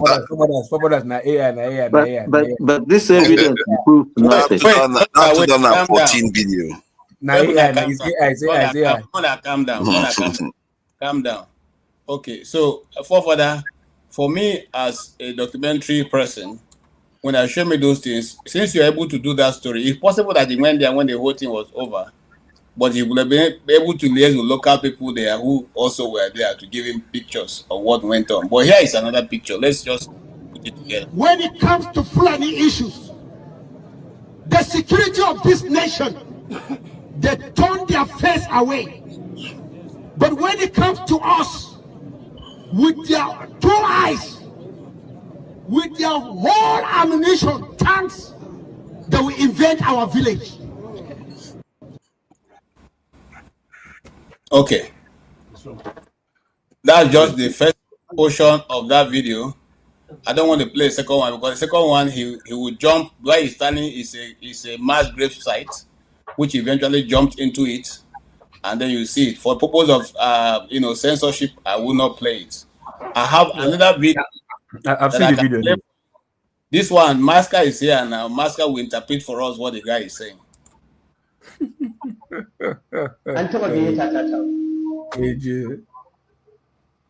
Abin da zai bada mamaki taron na waɗanda ya kamata su taimaki harkar tsaro ne, amma suka gayyace mu matasan malamai waɗanda suke da murya in sun yi magana ana saurare. Muna da yawa aka tara a wata jiha a cikin ƙasar nan. Abinda ake so mu yi shi mu fito mu gaya wa duniya cewa fulanin nan yan ta'adda na daji abinda yasa suka ɗau makami zalunta su aki, don haka kar a ga laifinsu sosai. Zalunta su aka rike shi yasa har suka ɗau mataki. Na ɗaya kenan mu yi orientin al'umma akan wannan. Na biyu mu ta kira wa gwamnati kar a yake su, a kirawo su a yi sulhu da su, manyan masu kashe mutanen a ba su mukamai. Na uku, a lokacin da muka yi taron, gwamnanmu na Katsina ya samar da wannan ma'aikatan na 'yan sa kai, ya yi training ɗinsu, an ba su makamai da motoci don su taimakawa harkar tsaro.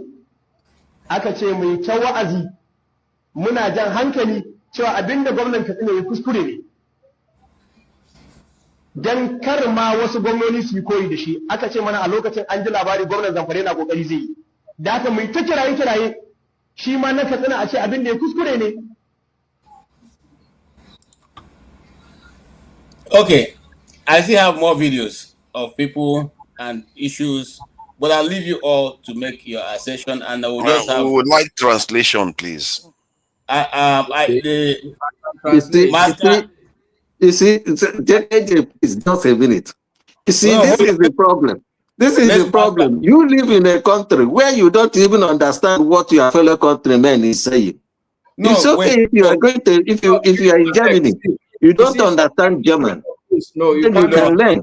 Chris, here you are in a country. No, you are in the UK, Chris. For instance, if an Irishman is speaking, Chris, no. Chris, Canada. Not everybody understands French. Come and speak Welsh in the UK. Let me see anybody that can speak Welsh in the UK. Not everybody understands French in Canada. All right, let's close. Let's close. Okay, so what forefathers, what the guy is saying is that a couple of the imams have been gathered somewhere, and I'm suspecting probably it's in Katsina State, because from his discussions, he's in Katsina State. I mean, if you look at the guy, you can see he looks like a Buhari, roughly, so to speak. He is saying that they were gathered and they were trying to canvass that they should go and spread the propaganda that the Fulani bandits actually have a justification for what they are doing, that they have been maltreated. That's why they are doing what they are doing. You know? And he said they have been justified. Is it like it's true, or they just want to tell this that that's an excuse? Okay, no, so propaganda. Let me interpret, but after interpreting, I will give you my own take. These questions you're asking. So he said that this is what they were gathered to do. That on top of that, that the governor of Katsina State has started mobilizing self-help groups and giving them arms so that they can fight the bandits. But the people that gathered them were even saying that they should say that what the Katsina governor is doing is wrong, that they should advise that they shouldn't kill bandits, they should sit and negotiate with bandits. That's what the guy said. But guess what? This video that KJ played, this guy is coming out with anger. If you look at him, if you listen to him, he's upset that somebody would put them and ask them to do something so ridiculous, something so ludicrous. That's why he's coming out and telling people that this is what Can you imagine? This is what they asked us to go and do. Yeah, so and you see the reason why I played the video is to let you know that our side as a journalist is to show both sides of the argument. I loaded this video not because of forefather. I've loaded it to be able to play, but I didn't want to do beyond 3 hours. And that's why I was running. But what you are making it sound as if the video made any much of a difference to the point we are making. What no, the video made it. What you played,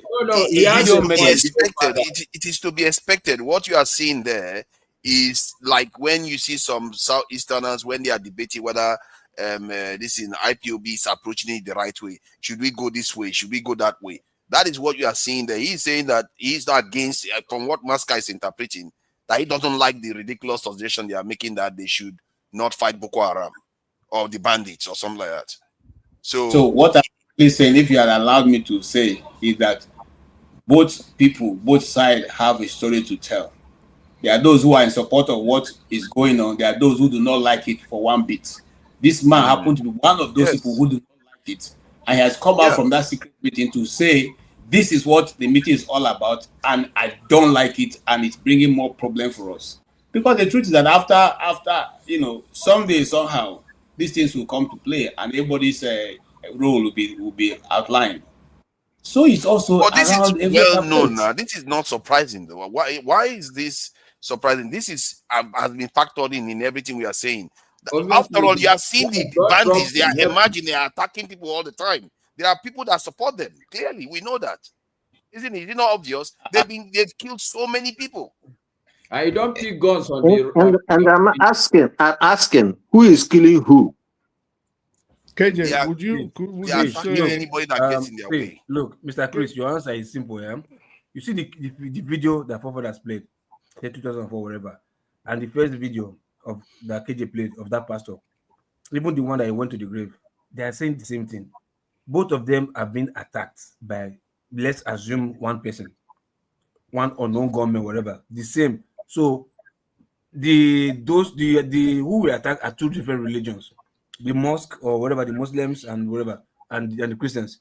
Attacked by who? Group of the same people or sponsors by the same people.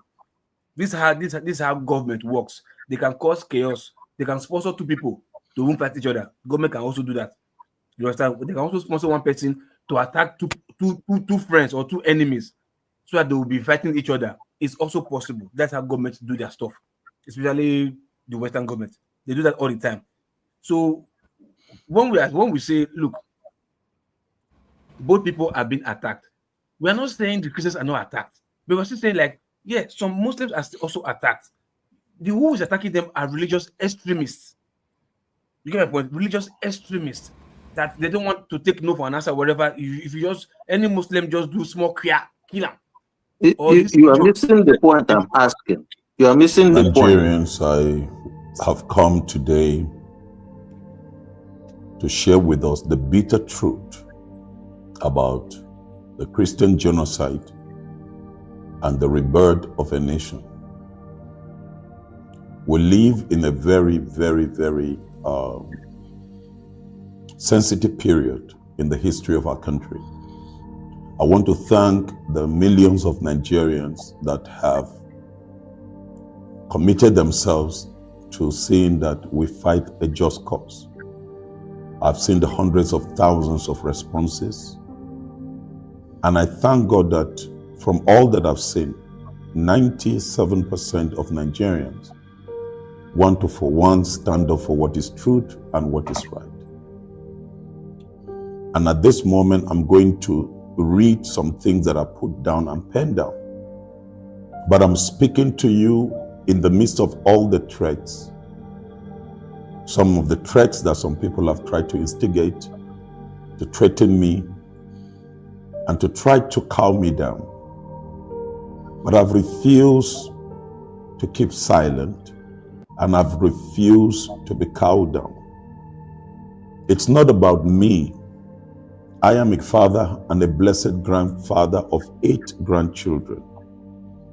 I can live like any other person and be silent and just cruise with life and just enjoy life and forget about the suffering of the people.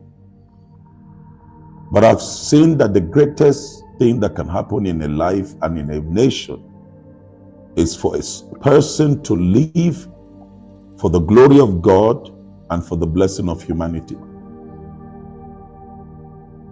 Money, silver, gold, position will all fade away. Buhari is no more. He was part of the people that brought in bandits together with some of the politicians in this country. So it's not that you don't know who were the people that established Boko Haram. The social media will always keep the records. Even when some traditional rulers in the north were saying if you touch a Boko Haram, it is a fight against Islam. What we're seeing that is going on, it started with wiping away Christians first. I raised my voice. Most of you Nigerians are witnesses that the president of Nigeria and the government of Nigeria went after me because of speaking the truth against genocide, against the killer Fulani headsmen that were not proscribed as terrorists, and IPOB was proscribed, and the Yoruba agitators were also proscribed as terrorists. We can't live in a nation with double standard and double law. I am a northerner. I love the north. I love my people. And I am paying the price for the lives and the destiny of my people. I've been on the road for several days. There is no state that I've not gone to. In this year, I have been to over 20 states in Nigeria. Right now, I am speaking to you from South Nigeria. I travel by road. I see the real Nigeria. I see what the true Nigerians are going through. I didn't come here as a politician. I came as the voice of conscience. This video is very long. This is not just another statement. And I want to speak to the younger and he's people. already made a lot of false statements. Nigeria is your country. You see the president of Nigeria, President Tinubu, give him the next 10 years, he will become vegetable. The next 10 years, he will need help because they are aging. We are aging. I'm a grandfather. You must know that you don't have any other nation like Nigeria. Okay. That guy, is, man, he started off with the genocide. So he actually was on Dr. Damage's show now. I don't know. These are exactly the same How can you not understand the difference between Fulani herdsmen and these terrorist groups? Fulani herdsmen, they have it. There's a lifestyle. If you ban all of them, then nobody can do cattle ranching anymore. How can you not even understand that?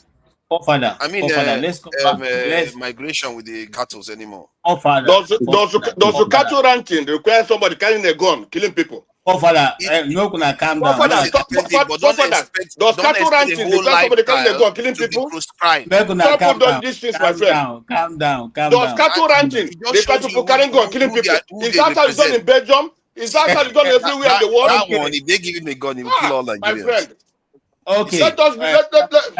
Calm down, please, gentlemen. Like I said, we'll have a broadcast in the next 4 hours. I want to go and find how to sleep and come back for that. But concern, you came in, so I wanted to give you an opportunity. 2 minutes only. I didn't want to leave you out. Just 2 minutes to make your this thing, and then that will be 2 minutes. 2 minutes is 2 minutes is small, please. Oh, yeah, no. Please, Dr. KJ.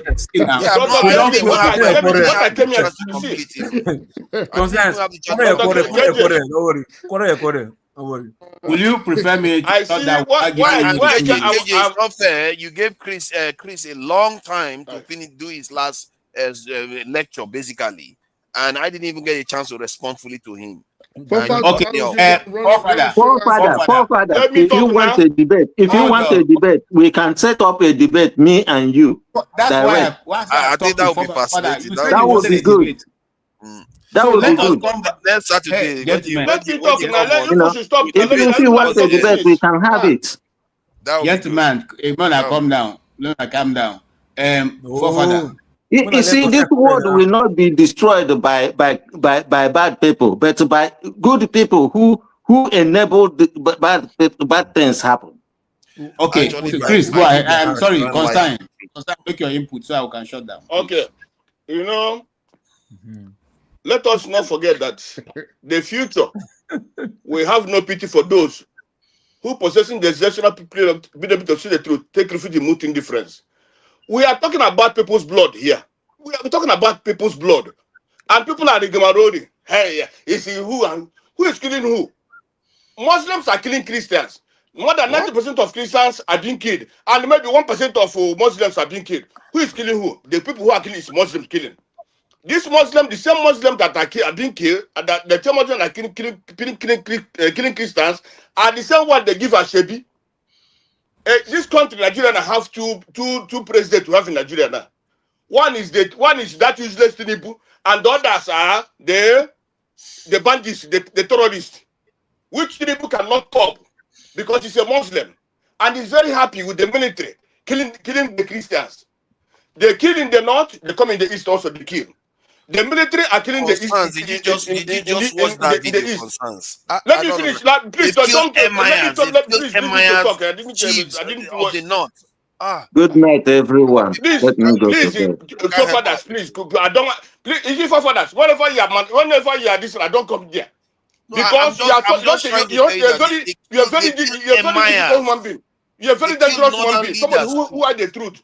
You are a dangerous human being. You had the truth. If you allow him to just I don't come whenever you are. I don't come here. I'm just Don't leave me, please. Go to hell. Sees the evidence and he's saying something else. I don't Which understand. evidence? Let me tell you, the government even played they make own goal this week. They make that last week. They make own goal. They brought somebody with this stupid this data man to come and he think that Americans can come and lie against him, come and lie. He didn't know he bring a responsible human being. Who came and exposed him more? The government they shoot their foot this week. They gave you that idiot. They gave that idiot. What is that his name? The one from Delta State. What is that his name? Reno Moko. They gave him money. The government gave him money to bring this man from America, and that man came and exposed him. The government scored own goal this week. Look at them going to channel television, going to Arise, giving Arise money. Hiding the truth. Look at that Christian father who was who was burning people. Look at the way he was shouting. The man is really paying him. How can this thing happen in Nigeria? Concerns. Do you know what I will agree with you? I would like you to say that Christians are not killing Muslims. But that's what I'm saying. If you had said that, I will agree with you on that. But what my brother, let me tell you. You have to be factual. The truth is that most of the killing is happening. Who are those in IDP camp? Who are those in IDP camp? One thing I will agree with you on is if you say Muslims are killing Muslims and killing Christians too, that is the truth. My brother, let me tell you. Muslims, let me tell you. These terrorists, they can kill 100 Christians and kill 5 Muslims. Then you say it's who killing who? Then you say it's not genocide against the Christians? No, answer me. They are actually killing the Muslims. Okay, this is not going to stop, and I need to stop right away. No problem. Dr. Kempe, you can give. I think that's what he's trying to say. I think maybe that's what he's really this thing that's happening to these people may affect you. Not saying it properly. Continue playing with these people's blood. It will affect you. Okay. I'm telling you the truth. Okay. Thank you, gentlemen. You see, let me say this again, and I like the disposition of some of our brethren who are here. If we keep emotion a bit out, we may be able to discuss and understand. The truth is that these things that are happening within our nation. And that is why right from the first place, I took a stand. I said, instead of Nigeria to continue to lose more people,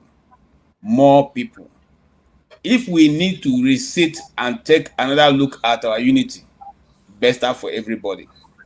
If we don't need to do that, let us also sit down and have a national discourse with the intention of implementing it. But here is the catch.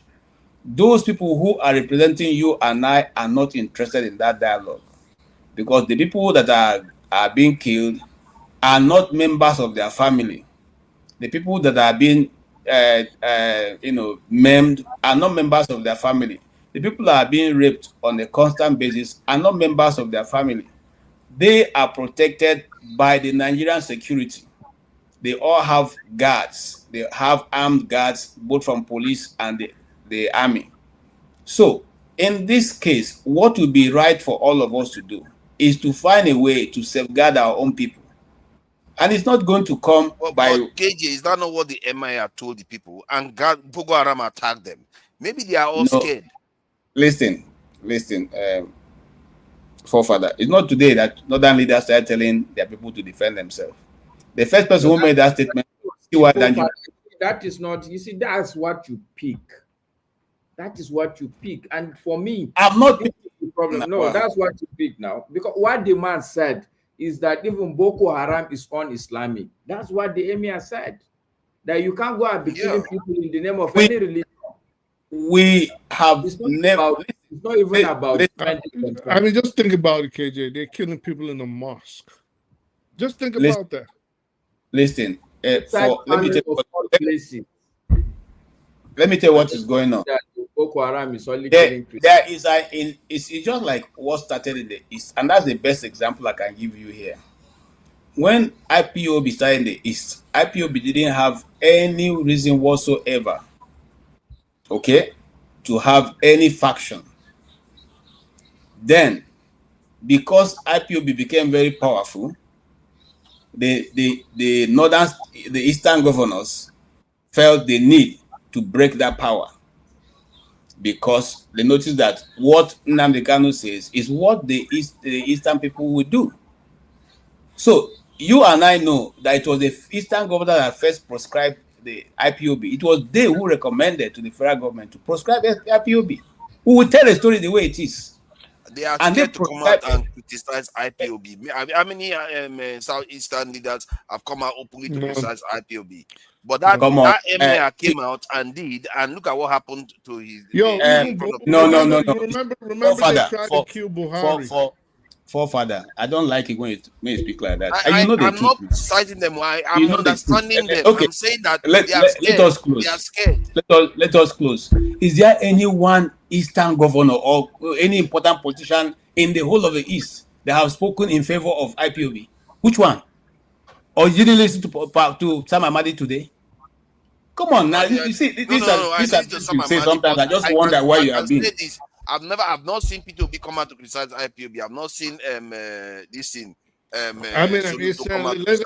Because they are all scared. Hold on.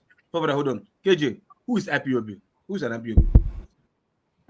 IPOB is Indigenous People of Biafra. No, I didn't ask what it means. Who is an IPOB? IPOB are the people who are the movement that Nnamdi Kanu formed. Oh, what else you want me to tell you? So hold on. So it's the movement that he formed. Then yes, which is Biafra movement. And the Biafra movement. Hold on. And hold on. Listen. And the Biafra movement has a geopolitical space, sort of, which is the 5 Eastern states. If you care for me to educate you, I will educate you. Hold on. Listen. I will break down. Now what for now? Okay, let's close. Since we cannot have a discussion, I've heard you now. I'm respecting what you say. Because listen to me. Sometimes when you talk, and you do that, you are talking. You are asking your question. Which governors are spoken to support Biafra? I don't understand. It's the governors, the House of member, the whatever. Are they not part of the Biafra people? I don't understand you. Are they also not the people of Biafra? You are making a mistake. The mistake you are making is that you are joining two things that doesn't mean the same thing. Because you're a Biafran doesn't mean you're a member of IPOB. And IPOB. So it's not people of Biafra. So that means the governors now, because they're not speaking in favor of Biafra, that means they're not indigenous. No, you are making a mistake. Okay. I said, you see, there is a movement. Other people are Igbos. So I don't know how you want me to explain it. There's a movement called Indigenous People of Biafra. It's a registered organization. Are you IPOB now, KJ? Hey, am I Igbo? To drag KJ down No. Let me answer him. You think am I Igbo? No, Am I that's the indigenous? question. You are running away Then I from must be what IPOB. you're saying. So the leader also No, you are the one making a mistake. You are the one. You are the one making a mistake. Then you are the one making a mistake. You are making a mistake. You answered it now. KJ, you've answered it. You said, am I Igbo? Am I Biafran? That means I'm a member. So same thing with the governors. They are Igbos, they are Biafrans automatically. They are indigenous people, Biafrans. No, you are making a mistake. You are Igbo. No, it's not Igbo. You are making a mistake. You are making a mistake. You are making a mistake. And this is the same mistake that Buhari made when he was speaking and thought he was addressing IPOB, where he was addressing the whole Igbo people. He said, you know, these IPOB people, they're just a dot in the circle. But KJ, do you remember that Boko Haram tried to kill Buhari at least once? Do you also remember that another elder said KJ, hold on, KJ, you remember why also, are you acting? Hold on, KJ, why are you acting as if it's a me versus you thing? Like, it's not me versus why are you acting like that? It's a me versus you. Why you acting like that? That is my problem with you. You want to counter. You can say that, but you cannot accept your own side. You cannot accept your own side, but you can say that. You can say that, but you cannot accept your own. You know, there is truth to what KJ and Chris and even Constance is saying. I think maybe they are not just articulating it well, because if you hear what Constance was saying, if he had just simply said Christians are not attacking Muslims, but Muslims are often the ones attacking Christians, nobody would dispute that. So what does that? Nobody would dispute that, but he doesn't put it the right way. He just No, said, no, no, no, they are genociding Christians. They are genociding Yes, Christians. so I think that's the problem. And then the fact that they also don't want to admit that Muslims are actually the overwhelming casualty numbers in the north. Exactly. So we're not saying that Boko Haram is not attacking Christians, but we're actually saying if we were to dive deeper into it, then we're going to go with the whole, well, they're not really Islamic, like Pat Masker is saying, then that would lead to, oh, they're not Muslims. But we're not even going that route. We're saying, let's even admit that they are Muslims, even if their actions are un-Islamic, right?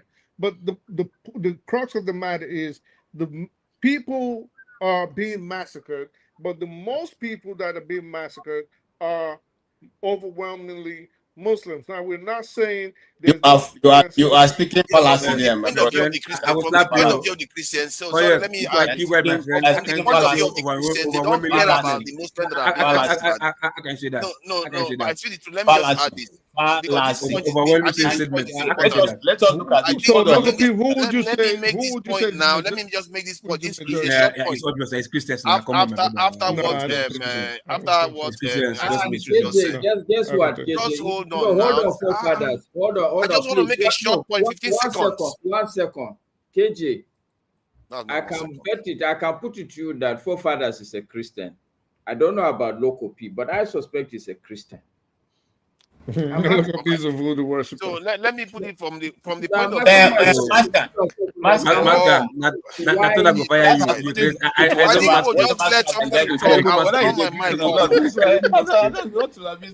want to listen. Look, hold on, but this is important so that next time, when we have this debate, next time if you come into my program and you're coming to make sure that I remain for under 1 hour scattering the discussion, I will not allow you. But today, that has happened. I will not do that next time. There's nothing like scattering discussion. What do you mean by scattering? It's interesting. Because right now, everybody seems to be talking, and nobody's hearing anybody. Let me make the last point. Other people need to hear. If you guys are not interested in it, people need to hear this. Because what my spiritual just said just now is that, okay, Muslims are being killed, Christians are being killed, even if there are more Muslims being killed. But the clarity you need to understand from the point of view of the Christian is that they are not the ones killing Muslims, but Muslims are killing Christians. That is all Christians care about. Christians don't worry too much about whether Muslims are getting killed. So you have to try to understand from the point of view of Christians, they are the ones being attacked. No, but this is the point I keep telling people. You see, when you when you don't do a proper diagnosis of the problem, that's it. Your solution will be wrong. Because if a Christian is saying that, okay, it's okay to kill a Muslim, They are not saying that. They are just saying that they are not at war with Muslims, but Muslims are killing them. It is okay. It's the same thing now. It's the same thing. thing. It's not. They don't put that at the top of their priority. It's the same thing. Listen now. So how are these people different from Americans that are saying that are coining black on black violence? How is this thing different? Yeah. Okay, let's end here. But you can understand it. I just wish they were putting it that way. Like someone like KJ now, he came out and said, "Oh, yes, maybe Boko Haram is killing fellow Muslims." So are you saying that in America? I think it's a fair point to raise. No, seriously. If black people are killing black people, there shouldn't be a problem. But that no, it's a problem. See, okay, hold on. I think that Father may want to continue this broadcast. So let me end it. We can do it 15 minutes now. Let's just talk for 15 minutes. No, I'm already 4 hours. I'm already done 4 hours, and I was there with Rudolph. If you do 4 hours, KJ, 15 minutes cannot kill you. KJ, you can go and sleep. How do you know? How do you know? Let Father finish it. I can finish it in 15 minutes. No, 15 minutes too much. Okay, I won't do 15 minutes. Let's do 10. Let's do 10. 10 minutes. I can finish it. So no, 10 minutes too much. You have only 10 minutes. Okay, let's close. Exactly. Let's close it if you don't want to hear it. Close. Yeah, I think this discussion would have helped you, especially if you don't want to learn how to put your point across. KJ is not interested. It's very clear now. KJ it would have helped you. This conversation we're having now will help you make your case better. Father, don't say that. Don't say that. Because the way you are making your case now is very, very clumsy. Listen, my brother. I've been on this issue since 2012. Okay. I wonder why nothing so that's something you are telling me. Hold on. Somebody can be in school from 2012. No, the mistake you are making, Masker.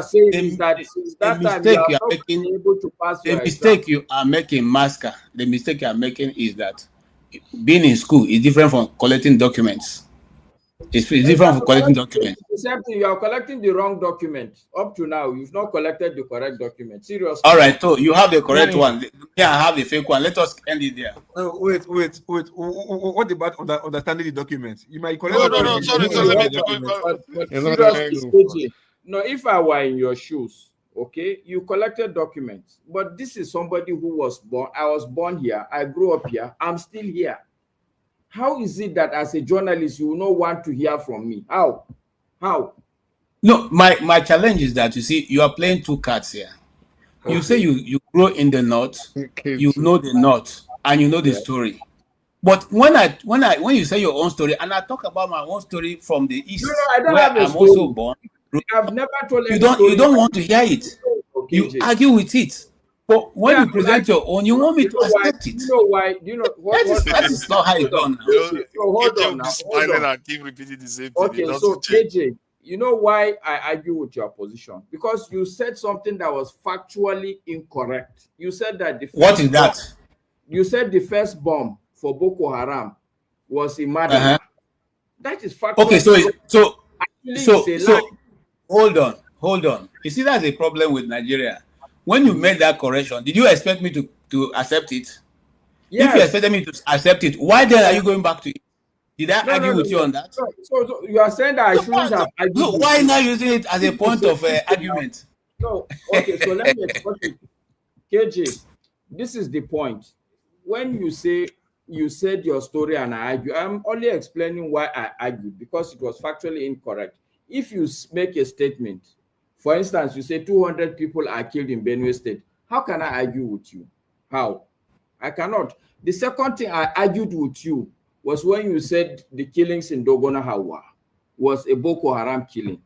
You said all these things. This is tape. I can go and replay this thing, KJ. So let's not. My brother. Arguing. Okay, so here's what we'll do. I will bring you the next time I'll be on this program. I'll make sure I go to my hard drive, and bring out the stories that follow the Dogona Hawa killing. And follow. Hold on now. You're not gonna let me talk. You are saying your own thing. No. I can't wait for you to make that statement because you are. What I'm telling you now to your face is that you've lost credibility in my eye. So you can't bring any document. Making a mistake. You are saying. You see. Let me tell you something. Masker.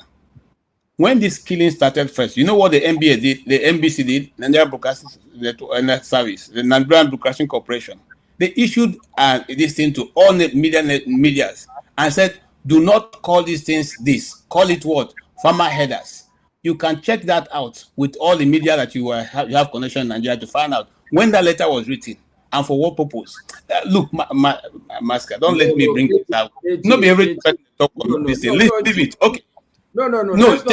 Believe what you want. It's okay. No, hold on. No, it's good. Look, this is the important discussions we are having.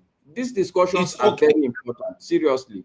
Now, that point you are making, honestly speaking, KJ, as an elder, I will understand it. Because if you say that one tribe is fighting another as a leader, you're also only going to escalate this thing. There was a time forefather made a video. I was part of the people who are saying that, look, you are going to escalate something that it should not be escalated. Am I lying, forefathers? Yeah. So I don't do double standard. No, hold on, KJ. The truth we are trying to ascertain is very simple. That is it only Christians that are being killed? The answer for me is no. They are killing Nigerians across board. But yeah, but you also, Masker, though, you also have to take into account that from the point of view of the Christians, all they see is Muslims are killing them still. That's what they see. So you can understand that you don't see any of the Christian groups going to attack Muslims except when they are being attacked. Fair enough, but that's not even true. No, that's not fair enough. That's not fair enough. Let me add this caveat. So I said fair enough, meaning I understand where. No, because it's not true. No, it's not true. Hold up, man. Okay, gentlemen, one of the panelists on our keyboard. Hold on, KJ. One second. So let me go and face the Afan soup. On this channel, I sent a document. I documented where Christians were killing Muslims. I sent it to KJ. Right. There. No, listen. Was there as a result of retaliation? No, now listen now. This how retaliation if Christians do it. No, hold on. This how we do it. Hold on. That document you sent is a government white paper which was published. Now, when you as a maybe a fact finder, a researcher gets a government white paper, you read through the government white paper, you make your deduction, you go to the location of the place of the incidents, you take pictures, you look for relatives of those who are involved, you ask them questions, then you find from the authority of that locality, what can they say? Can they collaborate what the government has written? Now, if that is not collaborated, you cannot go with the government this thing. You see, I give a very quick example. When the NSAS movement happened in Lagos, the white people did what the white people say. They said nobody died. AJ, honestly, I think you. I'm not telling you how these things work, but I don't need to go further than that. You say, honestly, KJ, that is ridiculous. You are saying ridiculous things. That government white paper, are you suggesting that government sat down in their room and wrote it? No. No. Hold on. So let us go back to the one that just happened because Dogona is long time ago. Let's take with the paper. Hold on now. I think KJ doesn't support the government white paper because he doesn't think it's credible. That clearly that's what he's saying. Because if the government commissions, hold on now. What I'm saying, I sent a paper that is endorsed by a state government. That paper, if KJ had read it, that paper is a paper where people have called both parties, interviewed both parties. Over time. It's not process KJ is talking about. Go and read the paper. I put it there. That's why I'm saying that we cannot be spiritualized. The fact of the matter in Nigeria, Christians are also killing Muslims. But for it's irrelevant. Masker, let me give you a personal. Hold on. But Masker, is it out of cold-blooded attacks on Muslims? Now you are looking for reasons. No. Because I'm looking for reasons. No, it's true. Because if a community feels under attack and they retaliate, it's a different thing from when they just go from their own ideology and attack another group. That's different. It don't matter. Okay, so Christians don't have an ideology of attacking any other group. Christians don't Let have me that. tell you, my What do brother, you mean they don't have an ideology? for What's want going of on in sounding Ghana right now? repeat. How many times have you seen a Christian murder a Muslim because of ideology? Oh, Okay, have you for, not, George no, Bush, are you George not aware of the Bush. crusade? If we about, let's not go No, down no, no, that no, no. route. That one is a different. I'm talking about Oh, Nigerian that one, context. oh, that one is Nigeria different. now. Okay. No, no, no. That I'm one talking is about different. Nigerian context. That Of one is course, now different. I know say, that one is That one true. is different. But no, no, I okay, know that one gentlemen, is true. let us But I'm close. talking I about don't Nigerian think context. I don't think I've told KJ there is a place in Plateau State in Barkila, the local government, called Haipang. I know Haipang. Every single Muslim that was there has been killed. Yeah. Yes. That's interesting. Okay, That but is true. you see, now you are telling the story from that angle. But what led to No, it's not an Haipang? angle. It's not an angle. It's not my angle. I am not happy that these killings are happening because I think we are, Masca, I think we will have this discussion someday, so I will clarify some of all these points because I You know really what, think Masca, that I understand where if some you of the Christians are coming from, but they are not making a good if case you for themselves. if you feel Actually, if see, you the feel real strongly, issue, forefathers, if we are going to call a spade, because let me be very blunt, okay? The truth is that there are people from far away who don't understand the issue, but would want to take sides simply because they believe that the fight is between two people and there's one of them that they don't like. So they don't want to even hear anything. They just want to create a story out of that so that they will give the dog a bad name so that they can hang him. Even this Muslim we are talking about, these Fulani bandits. Have you ever seen a Fulani bandit with a mosque there? No. No. These are not okay. people who are religious in nature. In the first place, my brother Masca, unfortunately, you are dealing with somebody who have a lot of these informations. So What you have is misinformation, KJ. Honestly speaking, I have to be very blunt with you because I can see. You like see, Master, but hold on. Even if they don't have mocks there, even if they don't have mocks they there, are very biased people. They are the even same if people they don't that have are mocks there, biased. Master, but we see them when they indulge in general prayer, and they pray They the same actually way the no, Muslims pray. that's not true because I've most of seen- them actually are traditionalists.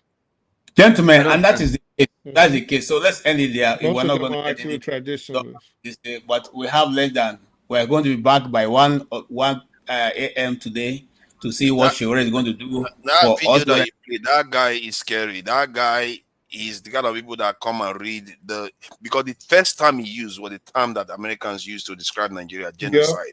You have to be careful. People like that, they are actors. You have to be very careful about them. But they have a motive. We always run their forefather, and I don't believe what you said. You know why? If we keep our house in order, nobody will come to look for how to get in. I agree with you on that. The issue, the onus is left for you and I and our government. If the government is sincere to deal with it, they can deal with it in less than 1 week.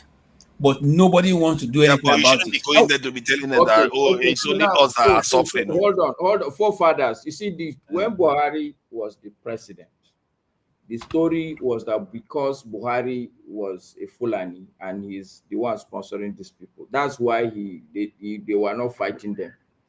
Today, we all know that Yoruba has everything. How come are they also following these people? And the truth also is that the secretary to this government is a Christian and is a thief man and is from Benue State. Give all these ones and create stories so that we can give a dog a bad name and hang that dog. Masca, my brother, you are dealing with a media man. I will play you the Totif. Not a media man. You are a propaganda man. So you see now, so you come to insult now, Abi. No, I'm just not come down there. The verse now. See what I respect. I thought you said the verse. What I respect. I thought you said the verse. Now, forefather, when I leave here now, go back and look at what the Totif, the chief of the thieves, what he said to Tinubu to his face when he came to visit Benue. Still reverse back to when Buhari was in government. And what he said to the T people when their people were killed, he said to go and make peace with your people. Go out and make peace with your neighbor. That's the right word. I'm quoting him now. Buhari, go and make peace with your neighbor. When these people were sleeping in their villages and they were attacked and massacred, That's the response of your president, That's President horrible. Buhari. That's a response. That's horrible response. Okay, to what? it. Wait. Now, so when you come to me and begin to talk this thing, selective propaganda. The man was inept. This nobody can deny it. Sincerely. Oh, he's not inept. He's always been inept. Maybe you don't know. And also, we may be taking him out of context. Maybe the context he's saying that is a different context. He meant something else. He meant that he may have said other things to contextualize it. Okay, hey, listen. I bet me not put my leg on what I said. I not talk anything. But you see, why I respect you is because I know you speak from your heart. And this when is all I finish, respect, I'm talking to you frankly. When I finish to talk now, go back. Okay, let's leave Buhari out. Go back to President Tinubu when he went to Benue to commensurate with them with the last killing. What he said to them. He said it was a header farmers clash. What the Totif told him in his face. Totif said, this is not header farmers anything. This is pure genocide. Okay. So how did the Totif? The videos are there. Now, wow. You see, I find it difficult to continue when you guys are mixing these things. I'm not telling you what I said. I understand. I hear you, but I just asked a question. I'm saying, how does the Totif know it was not a farmers herders clash? Look, see, in this case, I support KJ in this one. Look, they're not fighting. It's not two fighting. You understand? No, because I support the Totif because if you are Totif, you will be speaking for your people, and what you see on the ground is okay. What I'm saying is that it's different if that Totif is now speaking as a journalist. That's two different things. I think it's a fair point on that. Yeah, I can understand the emotions involved. I'm just saying all this finger pointing. What's your argument, Master? That what I'm saying is not what the Totif said. No. What I'm not doing any argument. Honestly, there's no argument inside this thing. I know what I know. If you give me spurious information, I will take it. God knows I will take it because it will make me better. Okay. My only point, KJ, is that when you speak, I can see clearly you're leaving a lot of information off the table, including things that are passing only a part of the information. Yeah. Okay, please fill me in the information that I'm leaving out, so that people can understand. Okay, so the information that is available to me, I know that these bandits, the number of people, the number of years they have been, in 1 to 15 minutes. It's possible to say that they have already killed the same amount of people. Since we say 1 to 15 minutes, not me make a video. Talking about the fact that these people actually have decimated Zamfara state. I see you being biased.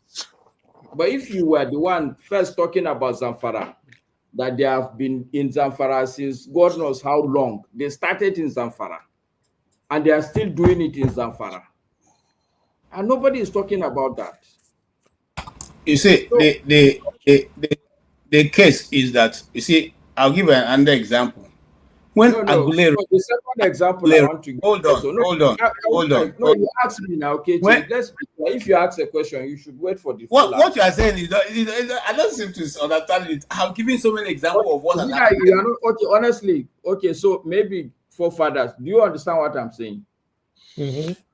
From the context that when the last time I heard, I was listening to someone else. The last time I heard was you were calling him out that as a journalist, he shouldn't be portraying the information the way he does, that he keeps some information away. A lot of information. A lot. So tell us the information I keep in now. Let me show you, KJ, what you do. Okay?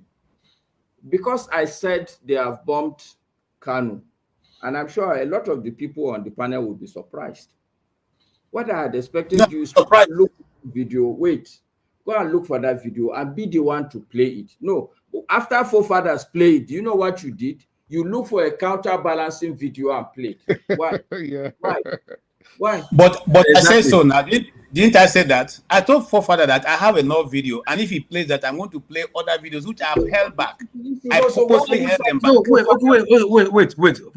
KJ, are you playing the videos because to counter what forefather is saying that is not correct? No, I'm simply hold on. You guys, I think, see, KJ, let me try to understand. See, I'm beginning to hear what KJ, the video you played and the video Papa has played, for me, they are the same thing. Loco. I think what For you me, are, they're the same thing. I don't understand. Maybe what I'm saying, I'm not saying it very well for you to understand. But I'm beginning to hear where KJ and people like Constance are coming from. Because if you look at the way the events are unfolding, it's mostly Muslims killing everybody. Well, they are killing Muslims and they are killing Christians. But it's like when you lose a loved one, you don't care whether other people's loved ones were lost their lives. You care about your own.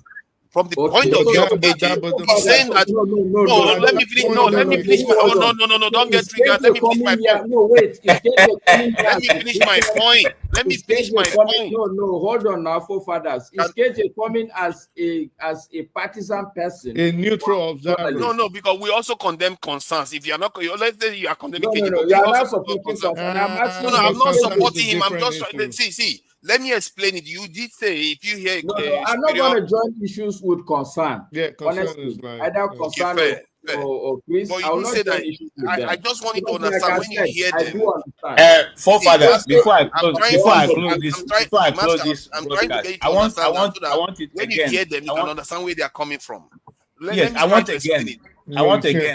want again to make it clear for the uptime time that I've said here on this broadcast many times, that I, for once, I do not approve whether it's the killing of Christians or Muslims or atheists or anybody. I've said this many times.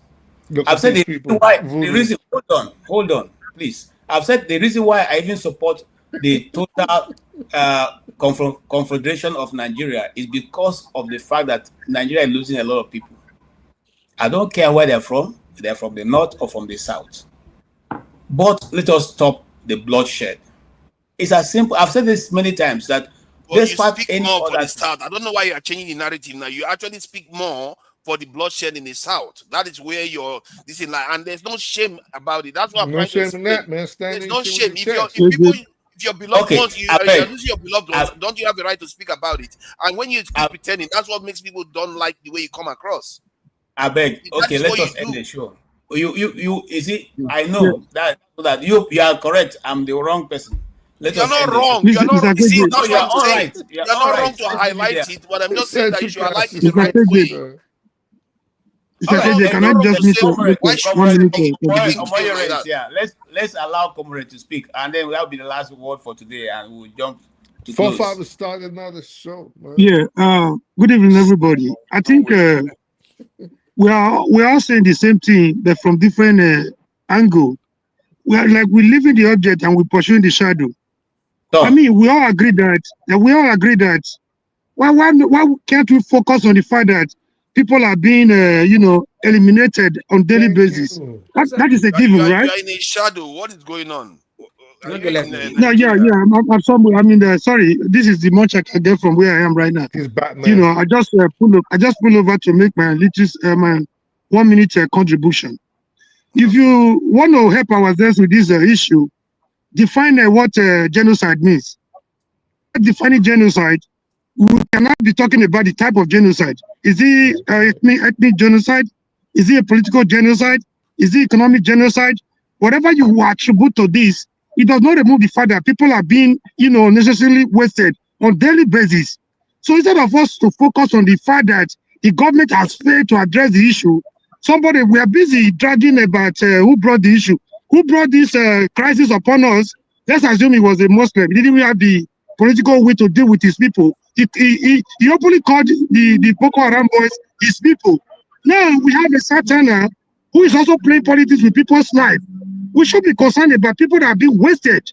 The Christians, if the Christians are being wasted in a certain area, they have every right to call it a Christian genocide.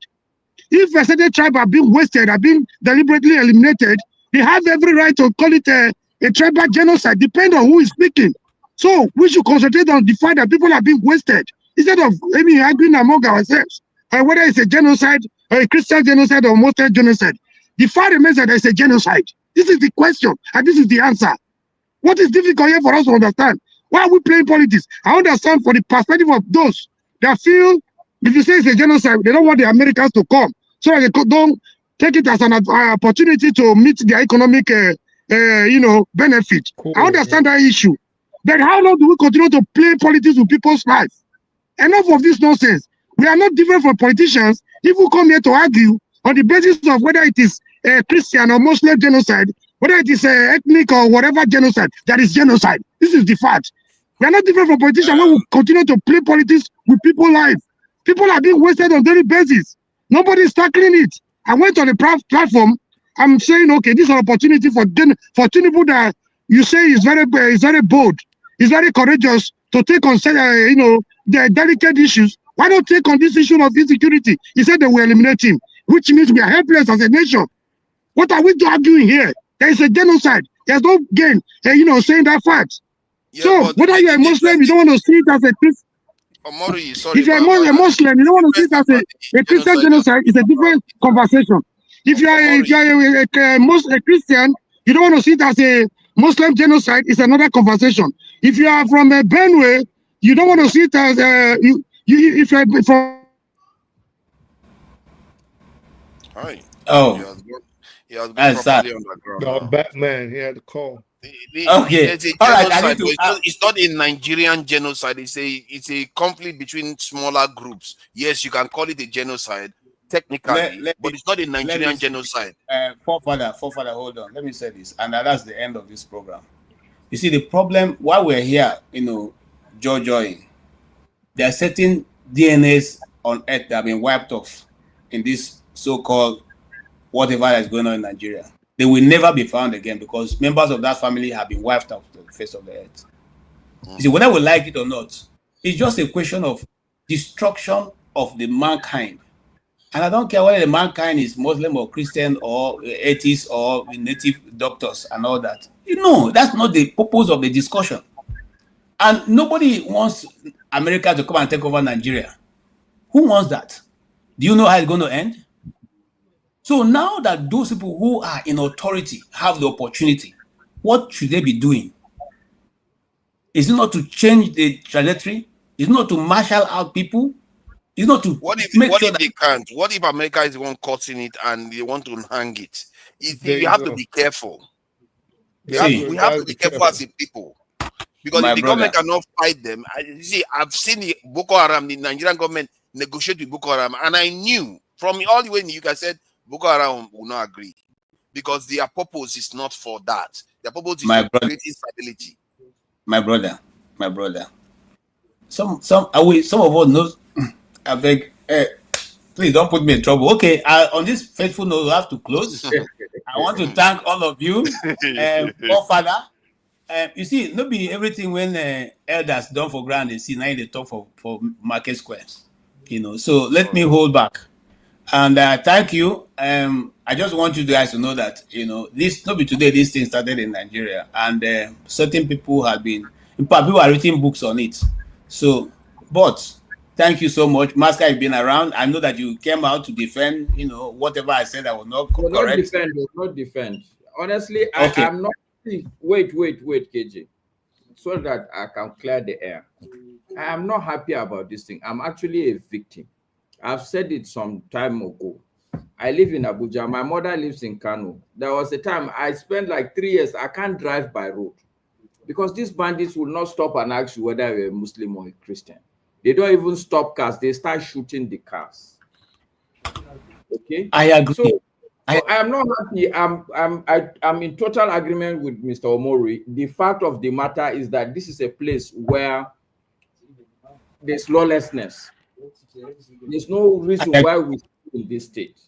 I am not happy that anybody is being killed, and I'm not against any position anybody is taking. All that I was trying to do is to make sure that let's balance the stories. We have the responsibility to balance it to our people. That's all. Thank you so much. Based on that faithful note of balancing the story, I'd like to thank you. Two Nigerians, one brain. Two Nigerians, one cell. One brain cell. I'd like to thank you, Forefather, who is always coming to our rescue. And of course, support diaspora voting that probably is asleep. Yeah. We advertised earlier that we'll be here by 1 p.m. That's 1 a.m. our time to start the broadcast for the show race match. Yes, so I'm hoping that Forefather will also be on standing by just in case I oversleep. He will come in and start, and you know. Just in case, me, I'll definitely oversleep. So okay, whichever way it is, I think I'll be able to make it at least an hour or thereabout. But if not, Forefather will be standing in. Thank you so much, Masca. Thank you all for being here for today's discussion. It was quite interesting and very, very interesting. I say good night to you guys. Why I try to round up? I would have to round up because I don't want anybody to give me any distance. So I'm taking you guys extra time. Yeah, so thank you. Thank you. And thank you. Oh, support. Okay. And that is our discussion today. I don't know what you took away from it, but this is my own takeaway from it. From what Dr. Amadi said, he said something very interesting. And I've witnessed that also, that each time you have a strong Igbo man standing out for Igbo, agenda, you are looked at as being tribalistic. And I witnessed that today. But however, we have taken that position and we're not going to, shift back on it because somebody has to tell the story. And the Igbo, this thing, not only telling the Igbo this thing, but any other marginalized group, I will tell their story. I will tell the story of the Tiv people. I will tell the story of the Idoma people. I will tell the story of the Agatu, Itolo, Igede. I will tell the story as I get it. I will tell the story of Basange. I will tell the story of the people from the Plateau, the Birom, the Angas. I will tell the story of the people from the Southern Kaduna. I will tell the story of the Kaduna people. I will tell the story wherever the story leads us. We will go there. We will talk about it. We will hear your opinion. You will hear ours. We may not agree all the time, but we'll have a ground to, we can always agree to disagree. When it becomes bad is when you don't agree. But when you disagree to agree, it's always better because you can continue to discuss. We want just advice from this channel. Our intention is that the Christian life is important. The Muslim life is important. The traditional belief life is important. The atheist life is important.